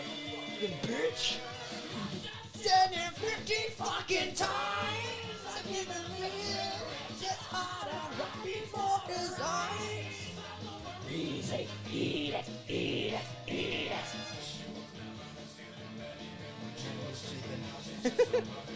Crazy how this is like a modern day orchestra. Yeah, Like a really it's- dark it's one. so complex. Oh, yeah. You know what? You want to hear an even more complex song? This is like their least complex album. Climb a big corn, that's why I gotta eat it for your thighs. And I know it's not your time. Bye bye. And the word to the wise when the fire dies, you think it's over, but it's just begun. Baby, don't cry. You had my heart, at least for the most part. 'Cause everybody's gotta die sometime. We fell apart. Let's make a new start. 'Cause everybody's gotta die sometime. Yeah. But baby, don't cry.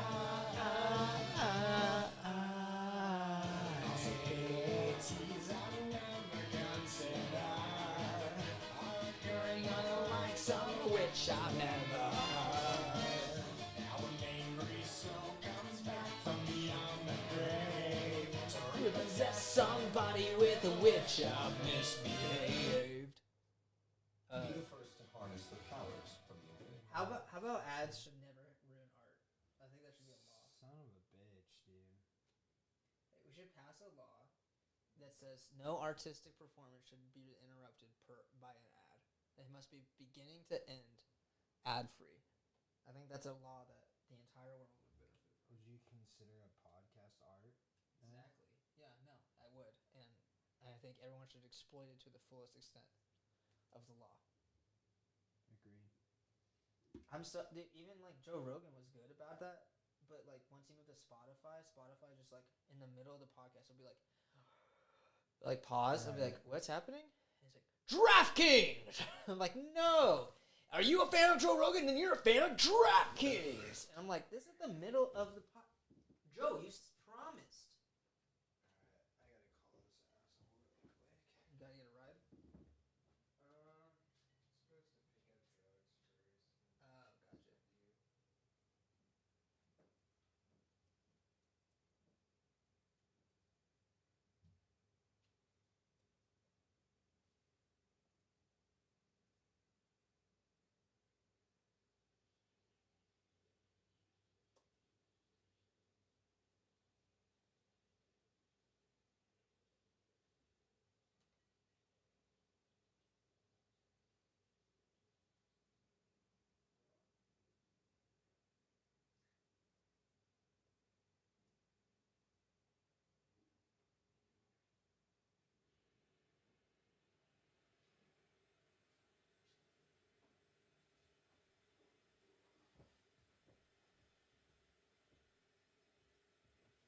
gotcha. He's not answering, which means I feel less obligated.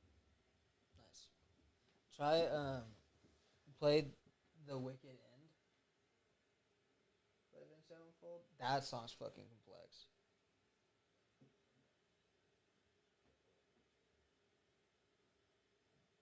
Oh, like if you look at like listen to the complexity of the drums. Like if you listen to like the album City of Evil by Avenged Sevenfold, they actually do decent.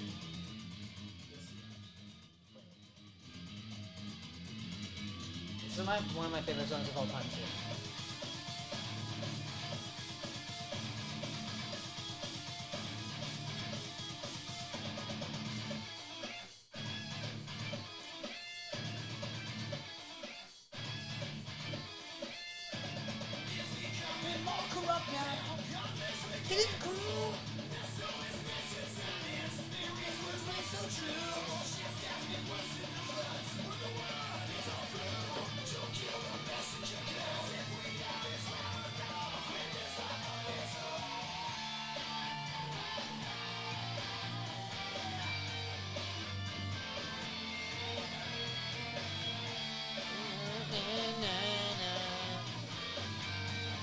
Don't let the singing distract you from how complex this song is.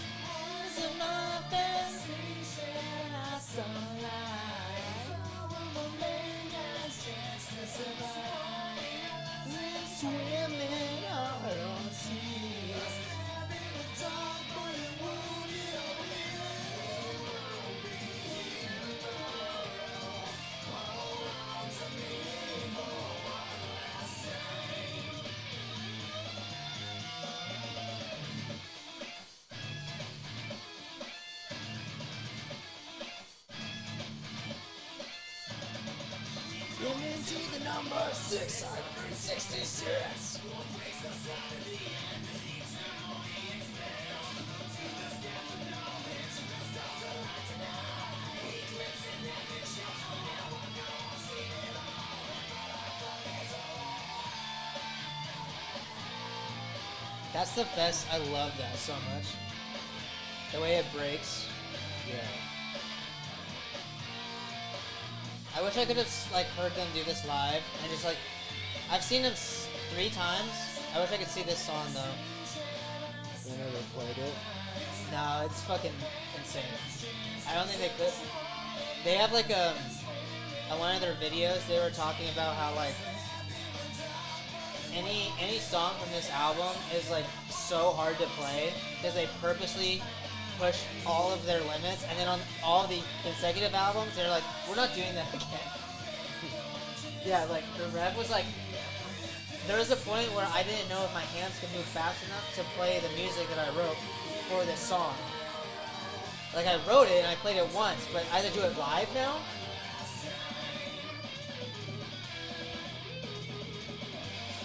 It's everywhere.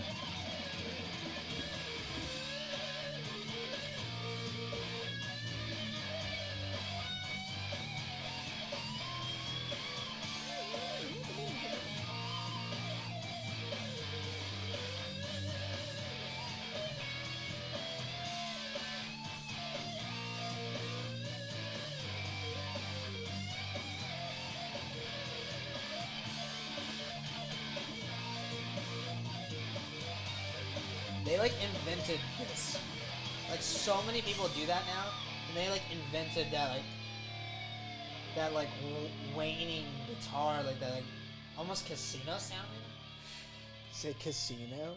It's like that's it. Just sounds like things like casinos going. And it just goes into this. Yeah. Like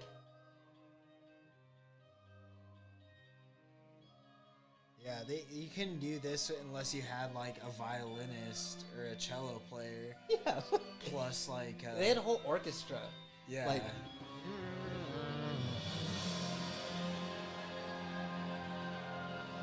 I wish I could have seen this live.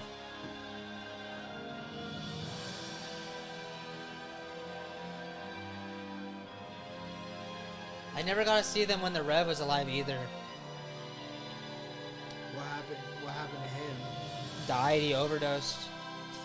You want to hear the story? We'll finish the song, I'll tell you the story about that. It's fucking wild.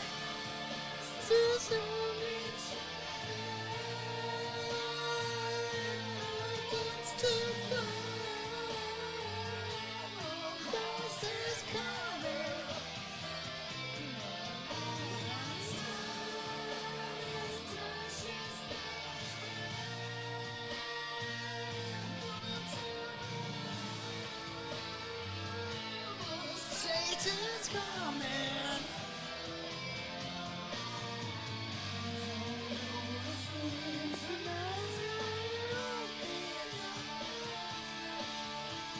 Like, what even is this rhythm?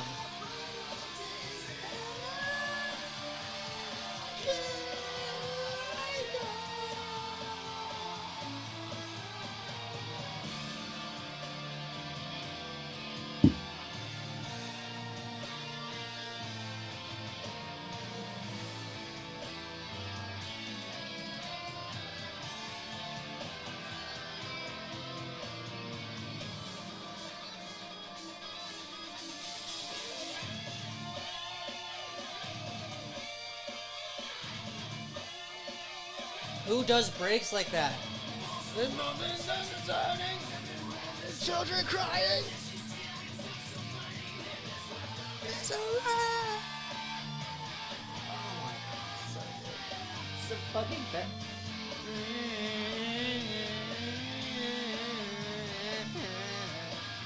He uses his voice like a guitar.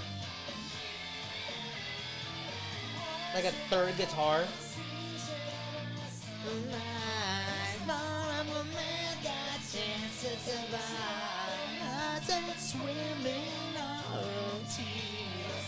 In the dark, but they wounded our ear.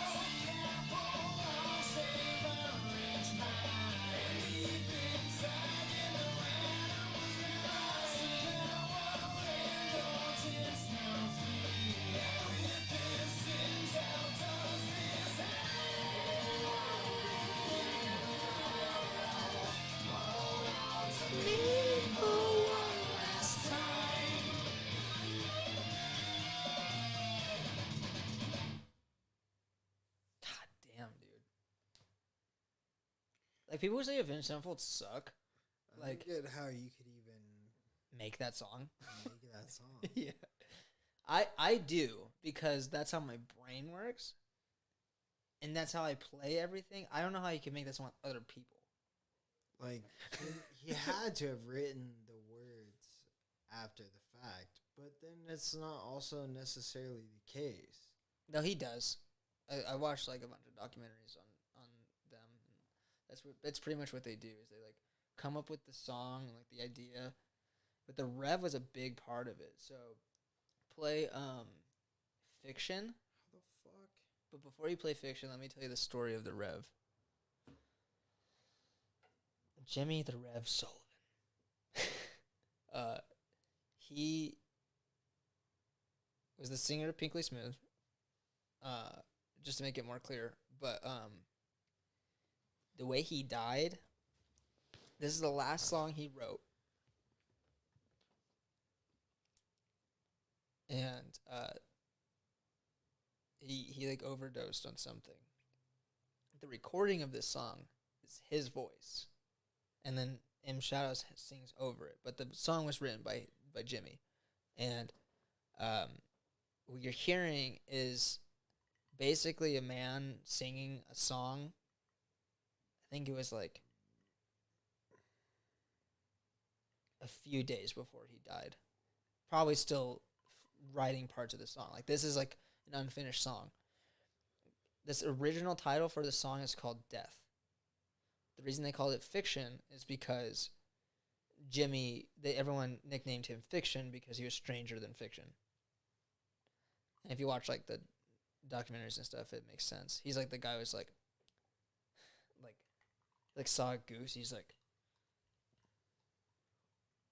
holy fuck, that's the king of like ducks. Like ran after it. Yeah. Come here, Duck King. He was like one of those types of people. But go ahead and play the song Death, knowing that story.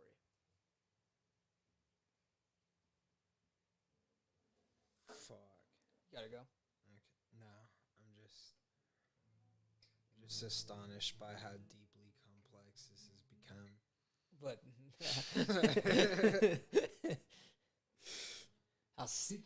yeah, right, because it's called Fiction, but it's actually called Death. And Simple ingredient. All the way to the top. Whoa. Careful with all that deliciousness. Simply almond. Honestly simple. I fucking hate you. you can tell that he was the creative heart of Avenged Sevenfold.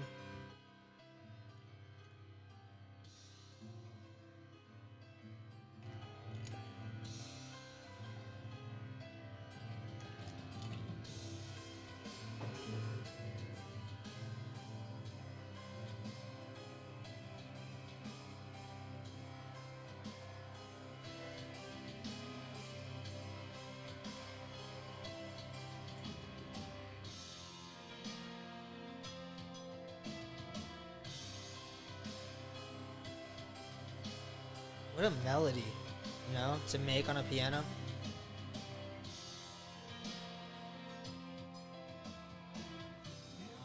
think I understand how this world can overcome a man. Like a friend, we sought it through. In the end, I gave my life for you.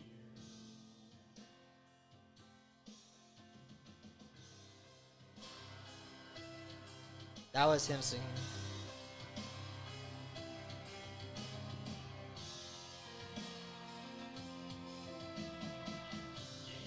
All I had to give, found a place for me to rest my head.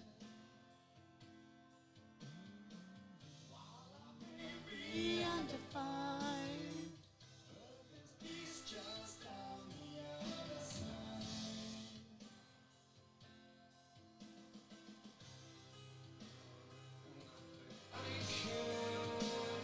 More than I would let it burn under my skin.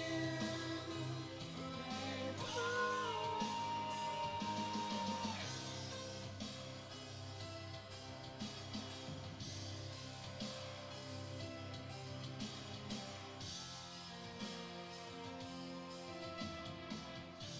This life set you free. Took a piece of you inside of me.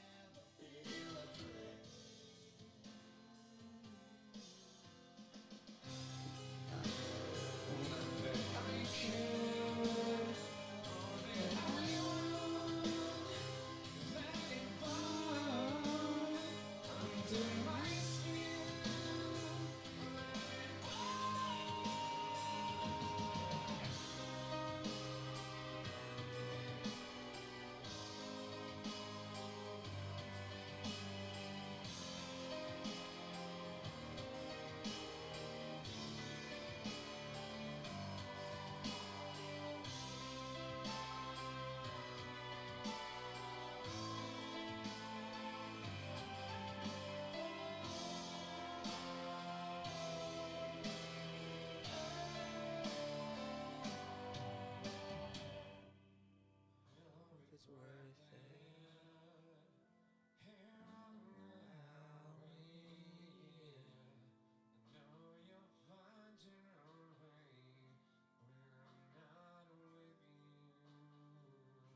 So tell everybody, the ones who walk beside me, yeah. I hope you'll find your own way when I'm not with you tonight. I hope it's worth it.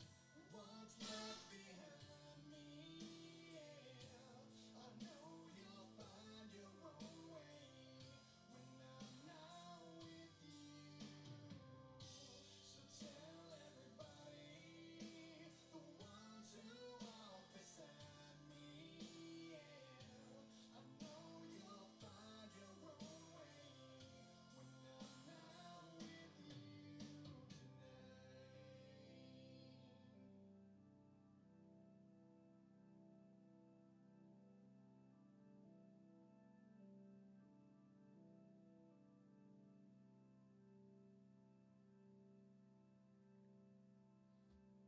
That's a suicide note. Yeah, that made me super sad. Like He straight up drug overdose, and he's like, just felt like crying a couple times, and I don't even know why. bro, let it burn like under my skin. I didn't even hear most of the lyrics he said because It's so emotional. I'm more of like a General sound. like the overall musical quality, but something about it just made me really want to cry. That was intense. Dude, it's straight up a suicide note. And then the rest of his band played it and sang it for everyone. That's fucked up.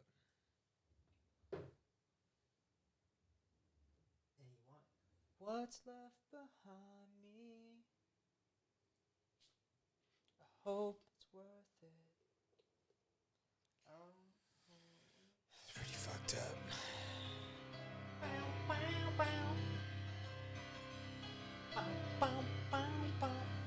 Now listen to the lyrics, dude. Like, it's.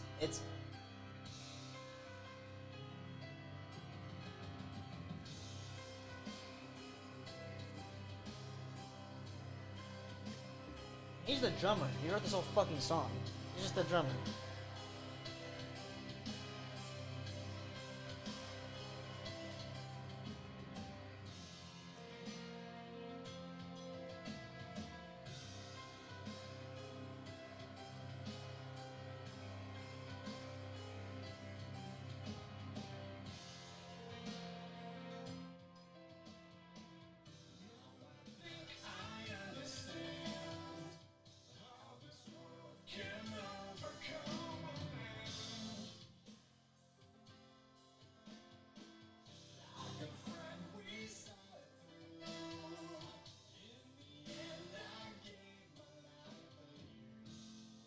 The drums are so crazy on this because it's like slow, but like the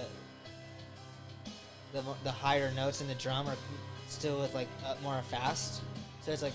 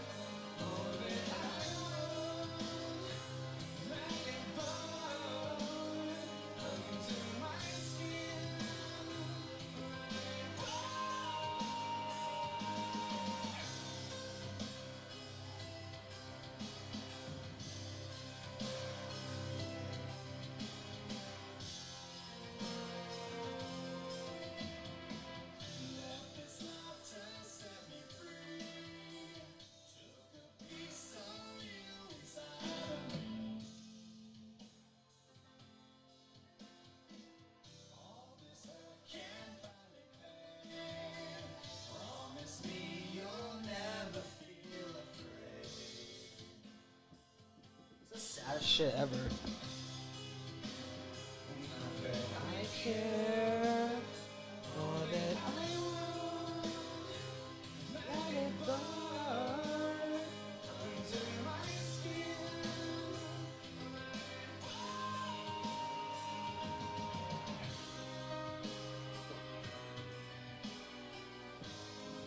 I've tried for 16 years to hit that.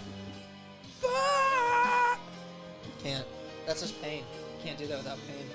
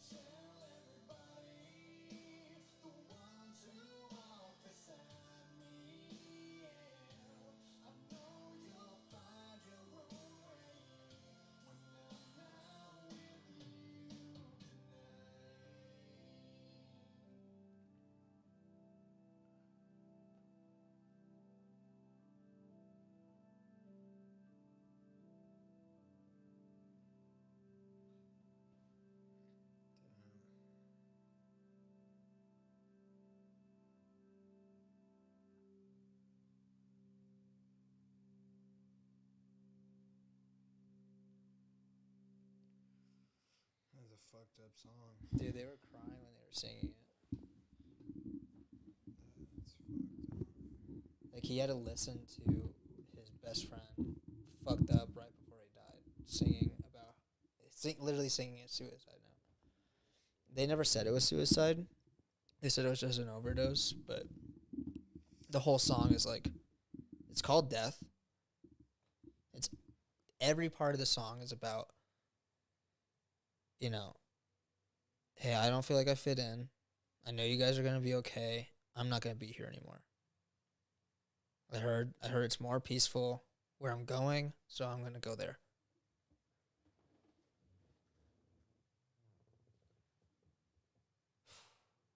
You can it's worth it.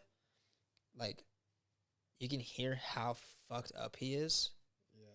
You like, if you didn't know like the context of this song, you would think that like you're like, who the fuck is singing this? But like when you know the context, it's tragic. I mean, even before you In the very beginning of the song, you can hear told it. me, I felt it instinctually. I was like, "Wow, something's up with this song." Yeah. Just I don't know, just the way it feels. Why is the best art the most solid, if that makes sense? The most permanent. Why is it? Because it will never happen again? Because you know that what they're saying is as true as it gets? And it's just so fucked. And why do I like it so much? You know what I mean? Like, I think like that's not the part that's fucked about it. The part that's fucked is me enjoying it so much and wanting more. And then I fucking like Lil Peep because he does the same thing in all of his music. Everything is about dying. And then he dies.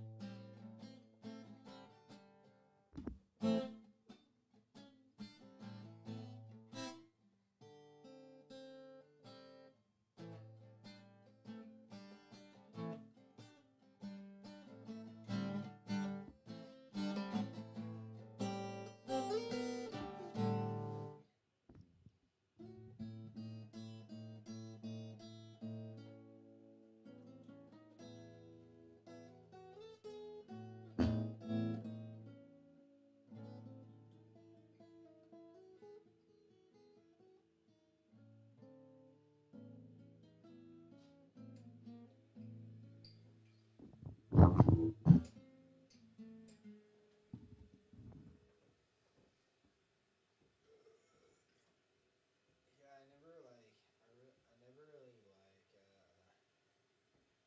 explored too deeply into Avenged Sevenfold. They're very interesting. I didn't like them as much at first just because my mom liked them before I liked them. Like, I liked their early stuff, but then my mom liked like Almost Easy, which is like, Yeah. come back to me. It's almost easy. You know? I always liked their shit. I just never Mom, stop. I never got super deep into them. My kryptonite is when I watch a documentary about people and I get to Yeah. learn about who they are, and then I'm like, oh, well, it all makes sense now. And I bet that's what it feels like to like know them, you know? It's like, I think there's like levels of like knowing artists. So it's like peripherally, if you kind of know their backstory and who they are, but from a distance, you can like almost fall in love with them. But if you like know them on a day-to-day basis, you're like, I guess they make music. You know what I mean? Like, yeah, they're really good at that, but kind of a dick at home. He never does his dishes, fucking asshole. You know? But there is like that sweet spot where you can just purely respect somebody, but you don't have to deal with their shit. and then you can fully like take in their pain. Like I'm sure Peep wasn't like, I don't know. Everyone who talks about Peep is like he was the best person to be around. The only thing he ever wanted to do was make anybody laugh. Like, he sang about dark stuff and he sang, but it's like people around him were like, you would have no idea that that's who he was, you know, like on the inside. It's like there's two different things happening. Like there's like someone who's like, Peep is the funniest person I've ever met, and he's the funniest person that if you ever met him, he's the funniest person you'd ever meet.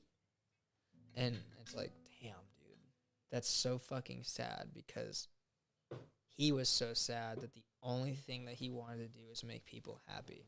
I heard a song recently. Bro, this almost made me cry. Because, so Little Peep, before he became Little Peep, was Trap Goose. And he did mostly rap. What? His name was Trap Goose.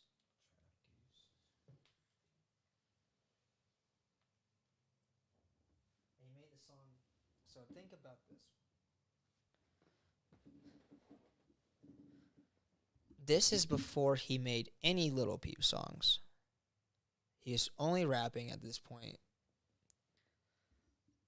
And he stopped doing this because he wanted to express himself better, and he thought he could do it through singing. Like just the like you'll hear it, like just the change in his voice and how he sound. Like you won't think that it's him if I showed you this song randomly, but it's way before he made anything that would sound like Little Peep, right? And the song's called "The Goat," and like pay attention to the lyrics because it's unbelievably fucking tragic. Because he just foreshadows his entire existence, as short as it was. Oh wait, you should look it up. Look up Trap Goose, the Goat. Trap Goose, the Goat. I mean, even to make a song, the Goat, before you're even Little Peep. Right. God damn it, dude. And you can tell, like, he wouldn't have made it as Trap Goose if he just did what he did. But, I mean, he would have made it kind of, but you could tell, actually, bringing it back full circle to our conversation about, like, he was being the people he idolized, and then he got good enough at it that he broke through it. Right. This is right before he broke through it.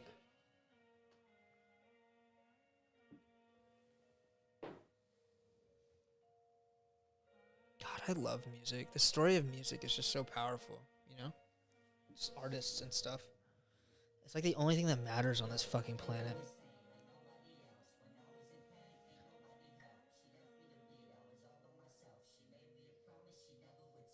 told her I needed her. I said I believe in her. She told me she never will. I hung up and I popped the pill. I ain't gon' hit you, my mama will. I ain't gon' hurt you, my partner will. Remember you rode in that Chevrolet. I know that my dick name is Bonneville. I know that I fuck you like no one can. I just saw your name on my phone again. I probably ain't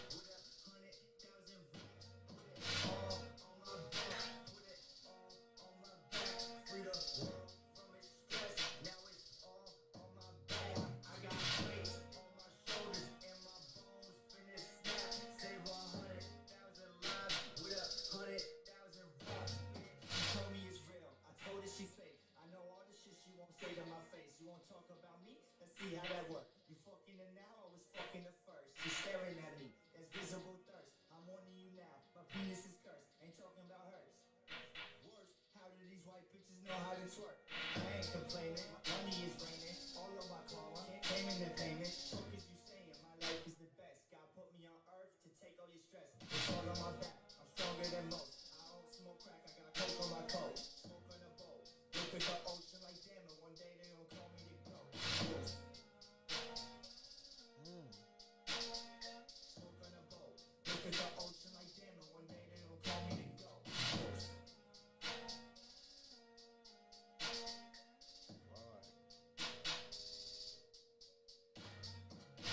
And then just to know what he became, fuck, dude, it makes me want to fucking cry. Save 100,000 lives with 100,000 raps, and he probably did, dude. Like to know like how many people he's fucking touched. That shit is wild. It's the saddest shit, and he's like going to Hollywood. I don't know if I'll make it, but I probably could. You look at the fucking picture of him too. He's like 14. He just looks like a redneck. Really? Oh yeah. I see it. Fuck, what was his name? Peep, Gus, Little Goose, Well, Trap Geese. Trap Goose. Yeah. So Trap Goose. So think of what you just heard, and now play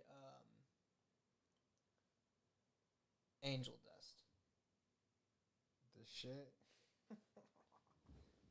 Yeah. So wait, don't play Angel Dust. Play let me see. Again, another album before he was even famous too.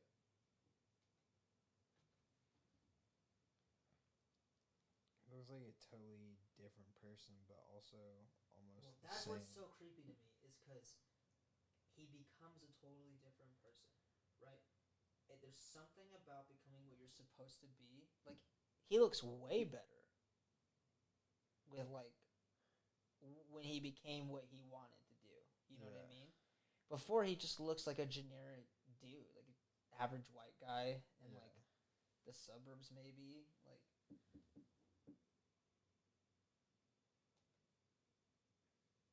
Play Pick Me Up.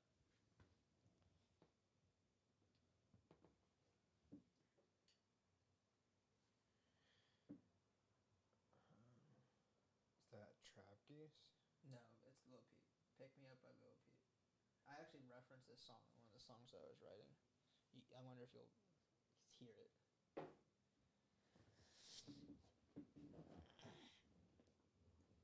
So it was really annoying because it's like I got to a point where I'm like, what else do I put in this song? And then I was like, those lyrics are like really similar, but different. So I'm just gonna steal them and like call it a reference.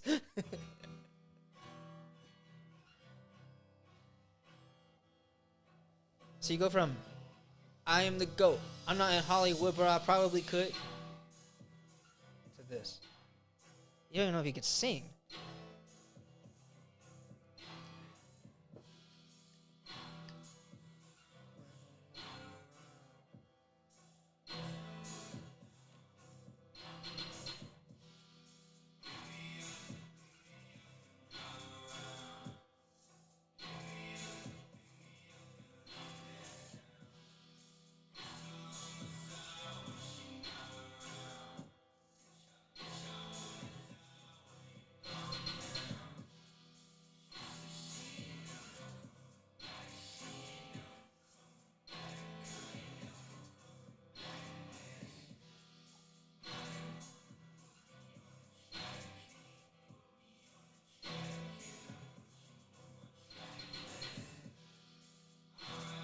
Watch you bleed to death.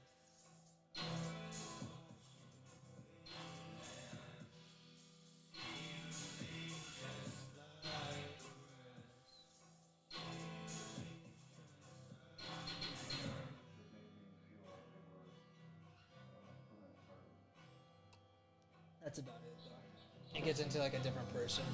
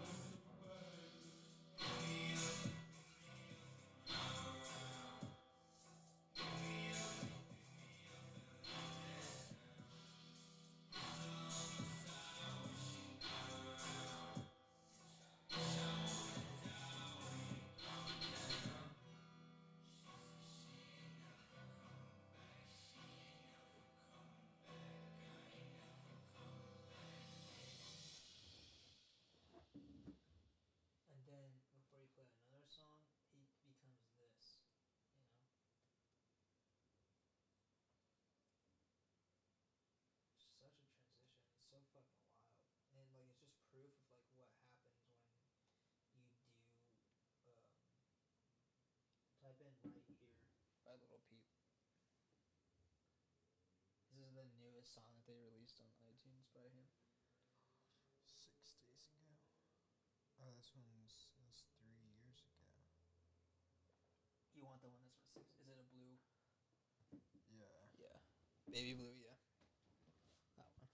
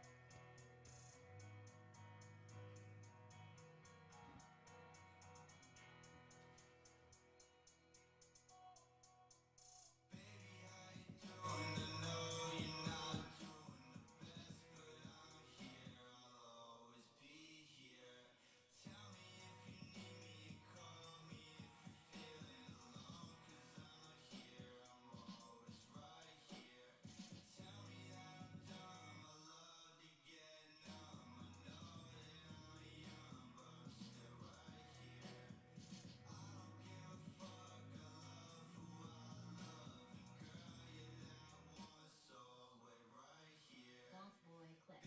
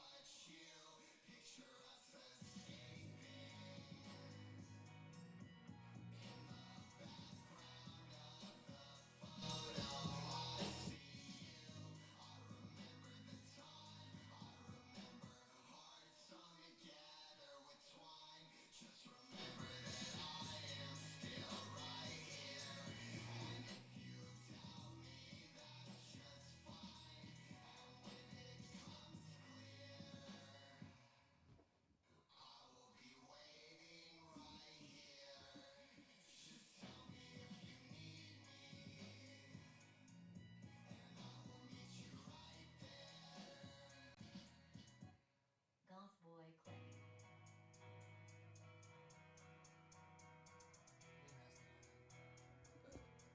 Cave's part's the best. It's always the best.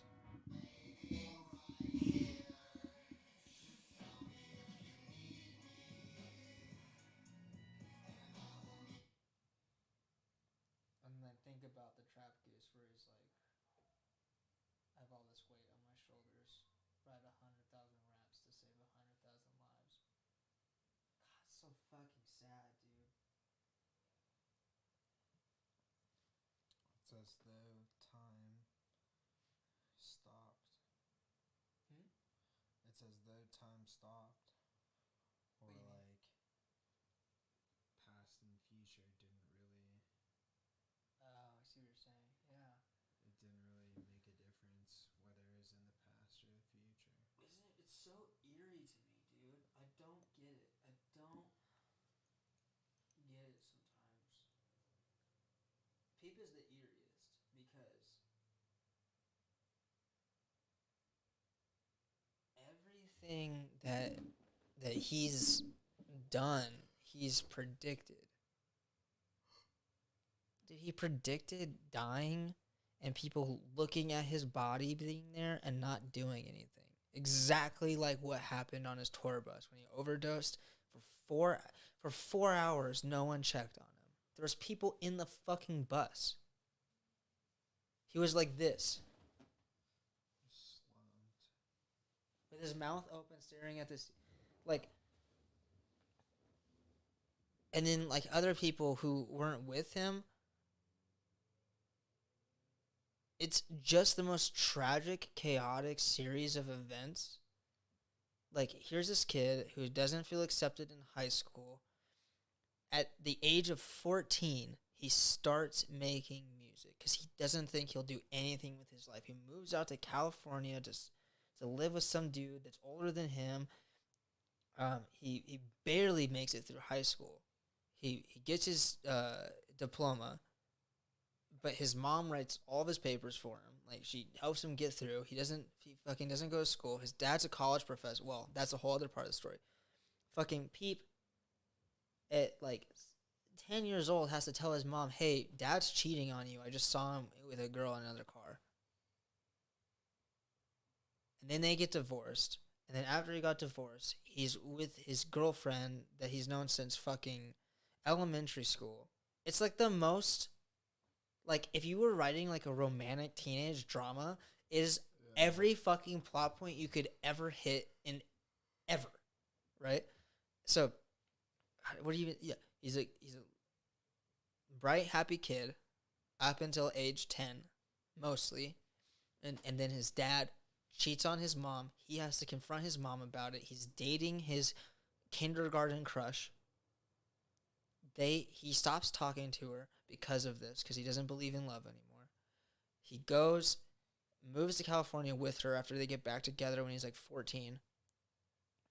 Barely finishes high school. His mom does everything for him to help him finish high school. He moves out to California, makes music as Trap Goose, doesn't like it, moves back into his house because he didn't make it, right? He didn't, and then he makes Little Peep Part 1, and Emma films him, his high school girlfriend, kindergarten, that he's known since kindergarten, moves back out to LA because he gets some traction, moves in with the Schema Posse, makes a bunch of fucking meets a bunch of people, ends up getting too big for Schema Posse. He moves into Goth Boy Clique. They move out and buy a place in LA, in Skid Row. All his friends are fake. So he moves out to London to get away from all the people that are just abusing him. And he makes an album with McConan that's still not released called Diamonds. And then he comes back to the US to film, I think, with Lil Tracy. He filmed Awful Things for his album Come Over When You're Sober. Lil Tracy, his best friend while he was in California, the person that, like, in the documentary, his mom was like, he's always with Tracy. Tracy. Is like, hey, man, I'm not in, like, I don't want to be your sidekick in this shit. I'm not in this music video enough. I can't be your friend anymore. Like, I feel like you're just using me. Like, I'm not a side act. I'm a main act, and you're like overshadowing me, right? Because of that one music video on Come Over When You're Sober. So he goes out on tour. His management, he has new management now. He does Paris Fashion Week because he's blowing up. He walks down a runway as a fucking fashion icon. Bro. Dude, isn't that fucking wild? And then after that, he goes on the Come Over When You're Sober tour. He runs the whole thing because his original tour manager couldn't come. He invites everybody from Goth Boy Clique as a goodbye because he's going to branch out and be his own artist. Tracy denies the invite because he's still upset about being Peep's sidekick. And then, 2 days before the tour ends, one more show to go,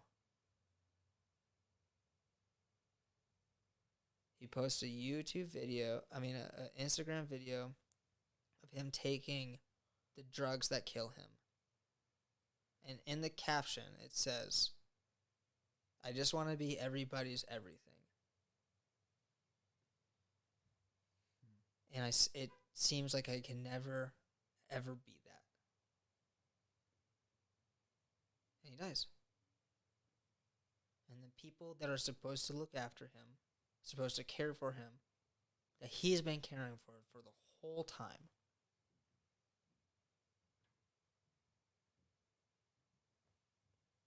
Didn't do anything. 4 hours before a 911 call.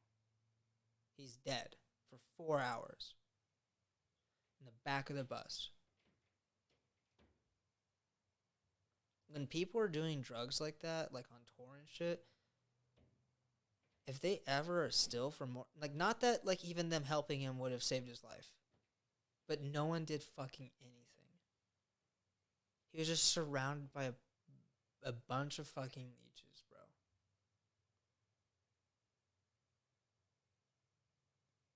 And from like what everything I've ever seen about him and everything that all the documentaries and like all of his music, he only sounded like he cared about people.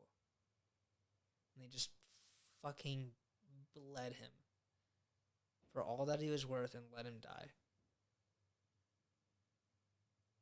At 21 years old. He started making music when he was 14. That's the craziest shit, dude. That's so eerie. And then on top of that, all of his music predicted it. Like, what the fuck? Like, for a long time, I thought that song, like, Fiction, was, like, the most crazy song I've ever heard because he wrote it right before he died. And then when you realize, like, it's a suicide note, like, it's insane. Almost every one of Peep's songs is a prophecy. The GOAT, before he even had anyone listening to him, no one gave a fuck about him. He moved back to his mom's house and sat in his room for a year, making music with the people around the internet. And then some of his songs kind of took off, like Star Shopping took off. And he moved back out to LA because he thought he had a chance. And the only fucking reason he made it is because he decided to talk about how he actually felt. Which is like the hardest thing to really do right. Because you think you're talking about how you feel. It's like what we were talking about before, you know? How do you know when you're being genuine? How do you know when you're making the best music and art that you can make? How do you know when you're just floating downstream? How do you fucking know? You can feel it. You can feel it. I know, but it's like, it comes back to the fear. Why are we so scared to float downstream? Yeah. So terrifying. Why am I so scared? And it's not like, and then I'm like, well, I'm not scared, so I'll just fucking pick up my guitar and I'll like, da-da-da-da-da, and like sing. And then I'm like, but that's not it. You're just masking the fear. Yeah. You're just being outrageous and over the top to just do that because you think you're subverting the fear, but you're not making art anymore. You're just making noise. You're making noise to drown out the sound of how scared you are that you can't actually fucking ever say how you feel or be vulnerable enough in front of people. And you can't take the time to get good enough at an art to do it masterfully. You know what I'm saying? At least that's my fucking problem. Is I'm not afraid of being vulnerable. I'm not afraid of like saying how I really feel, but I am afraid of doing my best at it. You know what I mean? That's where I get scared. How much time am I going to sit? And I run into that dilemma, man. I run into the dilemma of sitting here thinking, how much more time until I just fucking quit my job and I focus on this? How much more time until I think about all the things that I could be fucking good at if I just had enough time in the day to devote to it? And then my alarm goes off.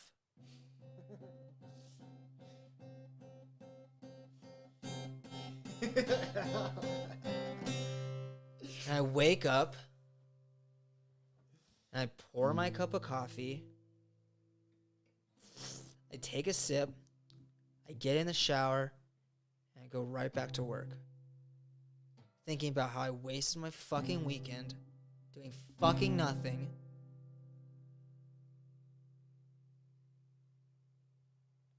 And I sit here and I'm on a podcast talking to fucking no one, complaining to the universe, because maybe God will hear me, screaming, why can't I figure it out? Why can't I be vulnerable? Why can't I do the things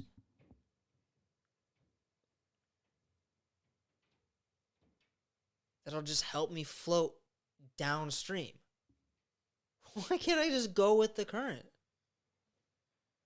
Why do I have to resist it so much? Why do I have to resist it so much? Why?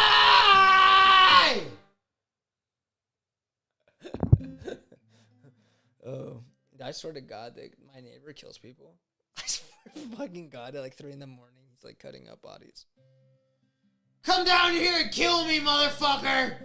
My name is Uriah! Oh, you know, it's a great like concept.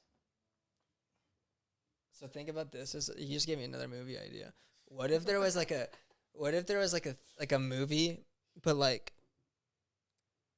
you had like a pet dog or like just something that was like obscure and no one would ever like the least suspecting thing, but it always yelled out your deepest insecurity. You know what? It's just always there to like. You're just like staring at this girl from across the class, and you're like, "Oh my God, her fucking lips are beautiful." He thinks your lips are fucking beautiful. He wants to put his cock right between those big, beautiful lips. It sounds exactly like you. And then people look and they're like, "What the fuck?" You just become the coolest fucking guy ever. Unintentionally. No. You know who you become? You become, "Let me eat ya." That's the guy you become. That's the fucking line you walk, though. Fuck the Hitler and the Nero shit. Those people are enlightened, and it's a problem. Unk Shine is doing his Unk fucking greatest, dude. She got a nice booty. Let me eat ya. I'm gonna make you sleep for 3 days, baby! Make you sleep for 3 days. Dude. That's fucking Unk Shine doing his best, bro. Dude, what if that's just like the reincarnation of Buddha?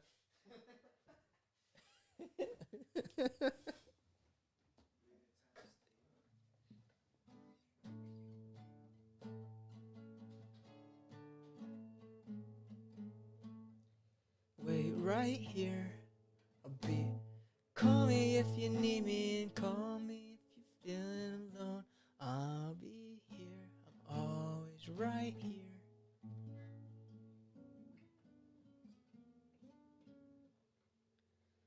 Life's been written, but never read. But life's been written, but never read. Life's been written, but never read. You'll burn my pages.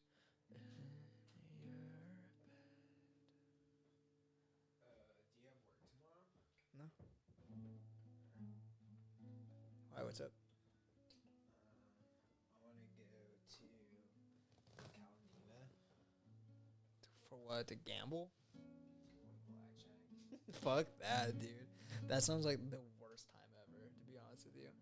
I don't want to play blackjack. But we can go to a bar if you want.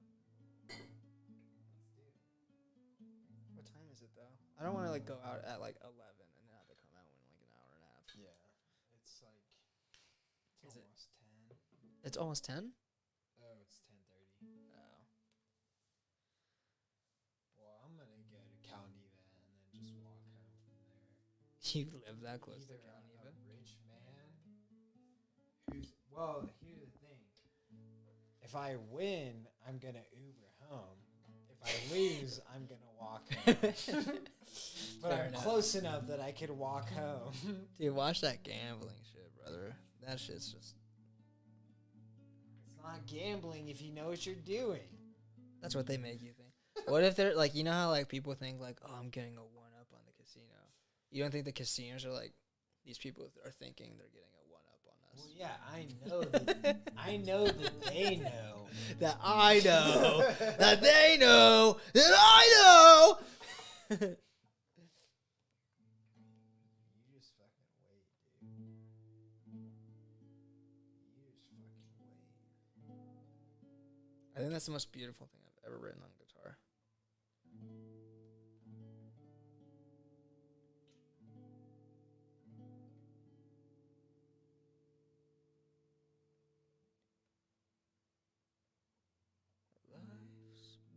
Life's been written, but never read.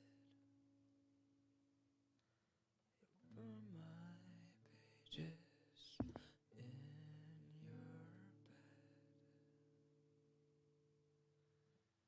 Tell me, am I the ghost in your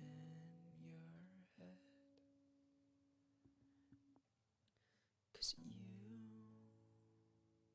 still haunt my bed.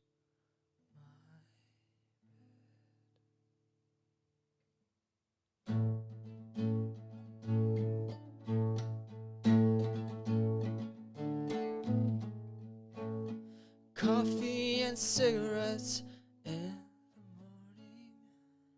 We watch the rain pour outside. I don't know how to play that part. I wish I could figure out what I want to play.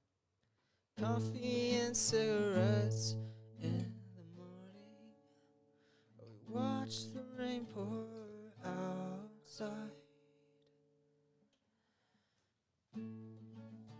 Count all the stars in the evening.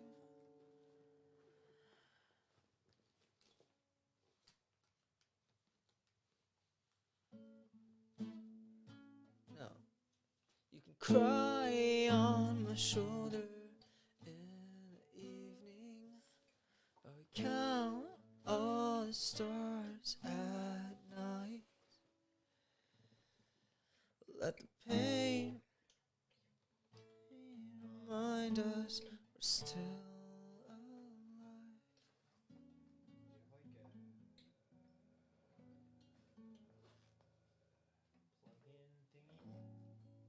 Like a charger? Yeah. The rest of this. The rest of this. You can try down there. There's like a. It's like part of the thing.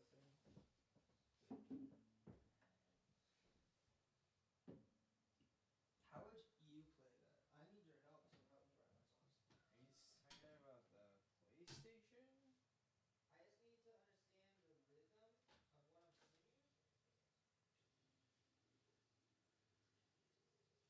I'm gonna do it. Sorry, I won't say anything. I'm gonna do it.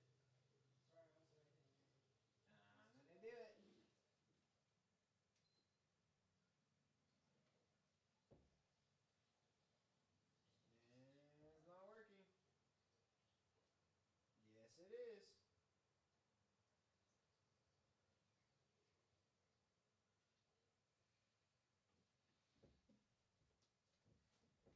Bro, I forgot to talk to you about the most important things. I chafed my balls so bad. Bro, like, so I jacked off with, like, I ran out of lube one night, and I was like, oh, I'll just use soap.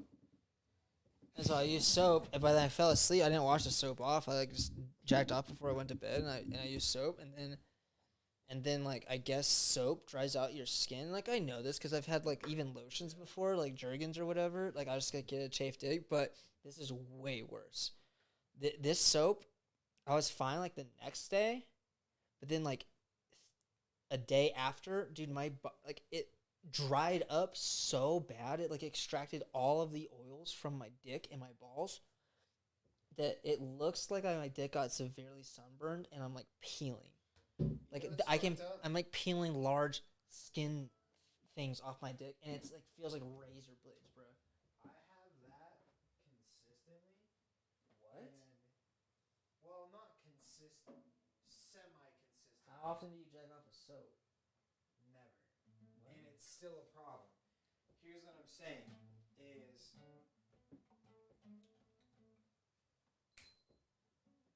the more lotion I use, same thing. The reason I know this is true is because it's the same thing with chapstick. If I put on chapstick, when You my need to lips get stop dry, using lotion. Yeah. If I put on chapstick when my lips are dry, then my lips get drier. Oh yeah, dude, that's like it's a huge conspiracy. I swear to God, I stopped using all that shit for that reason. I learned this because of my dick. So I went to go fuck my ex Selena a long time ago, and like the first day my dick was fine, but I fucked her so much, and like a few days before I jerked off with like Jergens like butternut oil or whatever the fuck, like coconut oil, like lotion, shit. Yeah, that shit dries the fuck out of your dick. Why does no one talk about it? Why does It's everyone pretend like Jergens Because is cool? It temporarily moistens your. And if you wash it off, you're fine, but not really. Not really. I think your body like thinks that it's now necessary, and if you don't do it, then it's like it amplifies the situation you already had. You understand my ball pain? Dude, I was walking around like skinny jeans at work, and I like could barely move. Bro, like I was like, ow, ow, ow. Dude, my dick is still peeling. My ball pain is Top notch. consistent. Why are you still using it? I don't. I just have ball pain all the time. Because of that? No, What's wrong with your balls? I have ball problems, dude. You do? I got ball problems. What's wrong with your balls? I got nutsack problems. Why? Why? You're not explaining it. I'm confused. If I could tell you why, I wouldn't have them. have the problem. What is it? Is it just dry skin? Yeah. Like the sunburn flakes that you're getting. Do you scratch your balls That a lot? happens to me like every change of the season. Do you scratch your balls a lot? Yes.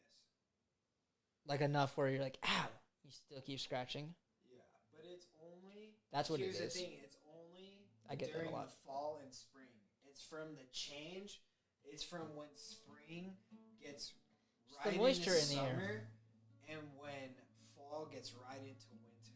It's a change in moisture. Your skin isn't caught up. Yeah. And then you scratch your balls too much. I can't do. Oh! Do you shave your nuts? I mean, yeah, when it's out of control. Yeah. Do you like shave it down to like the sack? Like bald? Go bald? Sometimes I don't. Yeah, so shaving makes them itchier. Like so much itchier. It's fucking insane. Because then the follicle gets like agitated and wants to like erupt with more hair. I know what you're talking about. Yeah, just stop scratching your nuts. That's what it is. No, it's how But you simple can't. it is. You can't though, dude. I like wake up. Sometimes I wake up and I can't even pour my first cup of coffee. Like I've gotten good at just pouring coffee with one hand. You know what I mean? Like everything with one hand. Like making the whole cup, the whole pot of coffee with one hand. You're scratching your nuts. Yeah, dude. Because for what it would take me 3 seconds to finish everything if I just stopped, but I'm not stopping. So I'm just still doing it, and I'm like, it's so difficult and so hard, and now it's taking fucking 10 minutes. But it feels so good. Alright, bud. Yeah. All right. Good luck at blackjack, buddy. I guess probably not next week, but the week after that. Why not next week? Thanksgiving. Oh yeah, yeah, okay, for sure. I mean, unless you want to. No, I think I'm working anyways. Like if you have time, I'll hit you up anyways, just to see if you're free. I But always have time, bro. I'm down to do it again. All right. Have a good night, bud. Alright, later. Love you. Bye. All right, that's the end of the podcast, everybody. Love you. Oh, thank you. That's the end of the podcast, everybody. Hope you enjoyed it. Deep, sad, overwhelming, indeed. That's the Ghost Show. If you liked it, if you see this in the future, you see clips of it, Subscribe, follow me, please.